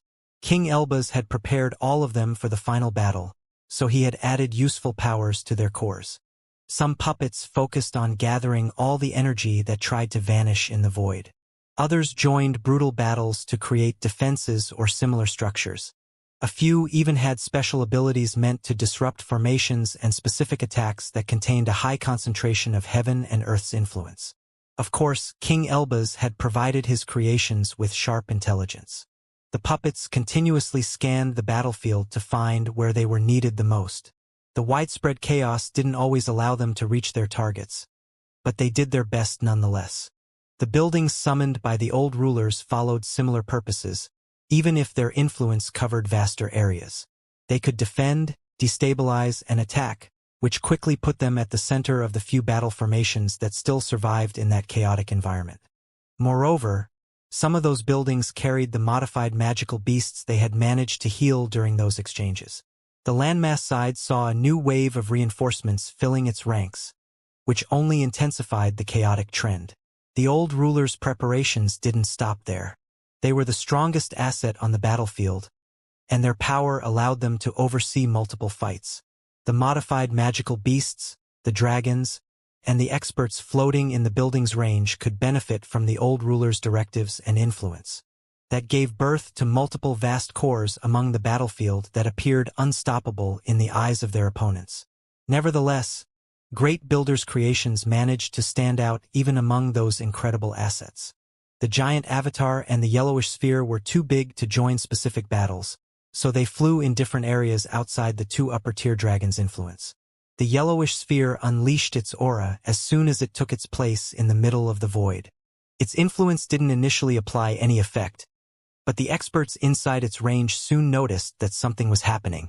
Great Builder's item studied the various experts before coming up with possible enhancements. Cultivators, hybrids, and even modified magical beasts saw the yellowish aura condensing into thick strands that connected themselves to their bodies and started adding new powers. Some cultivators turned into giants in a matter of seconds. A few hybrids saw scales or other monstrous body parts growing on their figures as the yellowish light enhanced their innate abilities. Instead, most of the magical beasts experienced a boost in their healing properties, which made them fix their injuries in no time. Meanwhile, the giant avatar stood on the battlefield as a constant threat that no one dared to approach. Still, the weaker assets from the landmass army knew what to do, so they reached the colossal puppet to enter its structure. The giant avatar saw new life filling its body as weak assets entered its figure. Great Builder had created a tool that allowed even those underlings to join important battles, even if their understanding of that realm couldn't match their opponents. The battlefield had grown still as the reinforcements from both sides joined the fray, but everything resumed once the preparations ended. The chaos regained its previous intensity and surpassed it in no time. The power of the shockwaves caused by the clashes of so many incredible attacks ended up affecting Cursed Reality's defenses. The expert had obviously predicted that eventuality, but the cracks in his creations ended up affecting his preparations. The cracks in the separate realities widened as shockwaves continued to fall on their edges. The defenses on the landmass did their best to limit the damage, but it was clear that the trend was unstoppable. Cursed Reality's creations would shatter sooner or later. Only the leaders on the landmass minded that issue. The assets on the battlefield continued to unleash their best abilities and put their lives on the line, but they failed to gain ground as quickly as before. The landmass reinforcements had allowed the battlefield to regain its balance, but that worked in heaven and earth's favor. The rulers were willing to sacrifice assets as long as Noah's forces suffered similar losses, especially if they involved Cursed Reality's defenses. Noah and the others wanted to affect that trend, but they held back. They knew that everything would eventually crumble. They were also aware that most of the landmass wouldn't survive the fight. Energy boiled inside the experts on the landmass. The many layers, environments, and regions were empty now, which created a stale silence disrupted only by the chaos of the battlefield. Formations activated in the various training areas as the leaders' power leaked out of their figures. Some simply couldn't suppress their urge to join the battlefield, but King Elbaz and the other inscription masters had predicted and had prepared for that event. Even those fantastic formations couldn't contain the leader's power forever. June knew that she had to hold back, but her influence filled the inscriptions around her with dangerous sparks that damaged the various shining lines. Similar scenes happened inside Noah, Sword Saint, Stephen, and Emperor's training areas. Their worlds were too battle-oriented to stay put in front of that messy spectacle, and mere formations couldn't stop them for too long. Chill, Noah growled as intense pride filled his voice and the dark world encircled his figure. Our time has yet to arrive. The pride radiated by Noah's voice calmed down the experts showing signs of instability. The latter had accepted him as their leader, so he could use an enhanced version of the most basic ability from the magical beast's world. He could affect his underlings' power, even if only temporarily. Death and chaos became the true kings of the battlefield. The void remained silent as the greatest battle that the world had ever witnessed unfolded in its empty spaces. Both sides appeared even, and the death of a few privileged cultivators didn't change that balance. Great Builder's giant avatar eventually crumbled under a joint offensive, and the same went for many of King Elba's puppets. Even the old rulers started to experience losses. Their puppets carried only a fraction of their power, which couldn't last forever against the assault of multiple privileged cultivators. Only the dragons continued to express their power freely. Nothing on heaven and earth side seemed able to stop them, but their limits inevitably drew close. The chaos culminated with the destruction of Cursed Reality's first layer of defense. The outermost separate reality shattered and allowed the battlefield to expand. A large chunk of the higher plane fell into the void, and heaven and earth took that chance to attack. 10 pairs of giant hands carrying quasi-rank 10 power came out of the sky. The higher plane had already witnessed a similar offensive, so everyone knew how critical the next exchange would be. Noah and the other leaders immediately shot forward to stop the event, but they found themselves unable to leave their training areas. An orange array of inscriptions that altered the space-time array had enveloped their homes and had trapped them in their insides. "What's the meaning of this?" King Elbaz shouted, but an orange halo suddenly filled his communication device and cut him out from the outside world.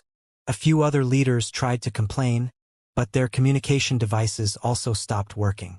Those items could only receive messages now. Noah was among those who had remained silent. Destructive thoughts had filled his mind as soon as the orange inscriptions blocked his path. He was ready to go all out and destroy that barrier to enter the battlefield as quickly as possible. The quick inspection told Noah that the old rulers had been thorough. The barrier partially countered his power, and his destructive thoughts stated that it would take him at least 3 attacks to pierce them. He could lower that number to 2 if he relied on his potential, but that would still give orange avatars enough time to cause a mess on the battlefield. The demonic sword and the cursed sword materialized in Noah's hands, but he remained still. His aura intensified as black lines appeared everywhere in the training hall. He had to preserve his power, so he planned to accumulate as much destruction as possible before triggering everything with a single attack. As much as Noah hated the situation, he didn't forget the main goal. He had to defeat heaven and earth, and the effort would probably force him to go far beyond his limits. That prediction only worsened if he added the old rulers to his opponents, so he had to save energy, even if that led to the death of his underlings. "Do not waste your power," the old ruler's voice resounded throughout the landmass. "The barriers will go down in no time." An orange glow flashed in the corner of Noah's vision. He suddenly noticed that the lines acting as communication devices had started to work again. Still, the other leaders didn't speak, which told him that he was the only one with functioning inscriptions. "What are you doing?" Noah growled. "It took us some real work to plant those traps inside the array of inscriptions without alerting all of you," the old rulers commented. "We are a being with immense knowledge and experience, but you have come so close to us in only a fraction of our life. You deserve all-out praises." "I don't want praises," Noah scoffed. "I want to know what you are up to." The old rulers went silent as a new orange teleport opened in the middle of the battlefield. The various avatars shot toward that structure and fused with it. Then, the light condensed to create a giant orange puppet that radiated peak solid-stage power. "Why are you bringing your true body to the battlefield?" Noah continued. "That's not the plan. We wanted to thank you," the old rulers stated as their bodies stabilized. "We didn't think we could have retrieved such levels of individuality. It's a pity we found this different path so late in our cultivation journey." "Don't you dare," Noah cursed when he understood what the old rulers wanted to do. "I thought you shared my ambition." "We do." The old rulers sighed as their power unfolded throughout the battlefield before condensing back into their figure. "We have reached the peak, developed a new character, and done our best to defeat our counterparts.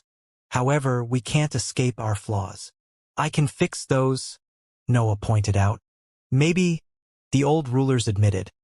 "But that would turn us into something different, something unaware of the struggles of our journey, something that doesn't know what the world had to suffer because of us." Noah's destruction continued to spread, but he slowly retracted it. He couldn't go against the wishes of his companions. It was too late for that anyway. You have never trusted us fully, the old rulers stated. Do you blame me? Noah wondered. No, the old rulers laughed. Actually, we think it speaks for your character. We would have directly destroyed us if we were in your position. You think like heaven and earth, Noah mocked. We do. The old rulers continued to laugh. No matter what we do, we'll always remain heaven and earth. We are just a different version. The old rulers went silent and Noah also shut up. The former and the various leaders focused on the sky as they sensed massive waves of energy converging toward the 10 pairs of hands. Heaven and earth won't play nice, the old rulers eventually revealed. They can force all of you to waste your energy without depleting their reserves of power. The final battle would end right away if that happens. We have the landmass for that, Noah declared. We have run countless simulations, the old rulers explained. Even if the landmass ends up going far above our expectations, it won't be enough to stop heaven and earth. They will find a way to weaken you all before the arrival of their main force. That's why we have you to come up with a solution, Noah stated. We have come up with a solution, the old rulers announced. I don't like it, Noah commented. You did well not trusting us then, the old rulers joked. Noah remained silent as the hands became ready to launch their attack. He knew that most of the battlefield and a large chunk of the landmass defenses would crumble once the quasi-rank 10 white light fell. It would take the efforts of all the leaders to stop that offensive. I trust you now, Noah sighed. Better late than ever, the old rulers laughed. So, what are your orders? Noah fell silent again, but resolve eventually took over his face. He had to say those words. He had to respect the old ruler's wish. Go and give us a chance to win, Noah ordered. It would be our pleasure, defying demon, the old rulers exclaimed before their auras exploded outward. The orange halo that accompanied that event transformed into dense rays of light that shot toward the various giant hands and crashed at the center of their palms. That radiance then spread until it enveloped the entirety of those limbs. Heaven and earth didn't seem to care about the event. The hands released the massive energy accumulated in their fabric, but the orange barriers prevented it from reaching the battlefield. The attack ended up backfiring and exploding inside the giant limbs. An angry roar came out of the sky as the hands crumbled under the power of their own energy. The attack also hurt the white layer behind them, and heaven and earth couldn't ignore that matter. A series of wide spots on the sky lit up and focused their radiance on the old ruler's figure. They didn't carry any destructive power, but their light seemed able to dig deep into the orange fabric to destabilize its structure. The old rulers had prepared for a direct battle against heaven and earth, but the opposite had also happened. Those two existences knew far too much about each other, so they could counter themselves almost freely. It's time, the old rulers exclaimed as pieces of their body turned into dust that began to flow through the white light. We expected you to absorb us. This dumb greed is in your nature, well, our nature.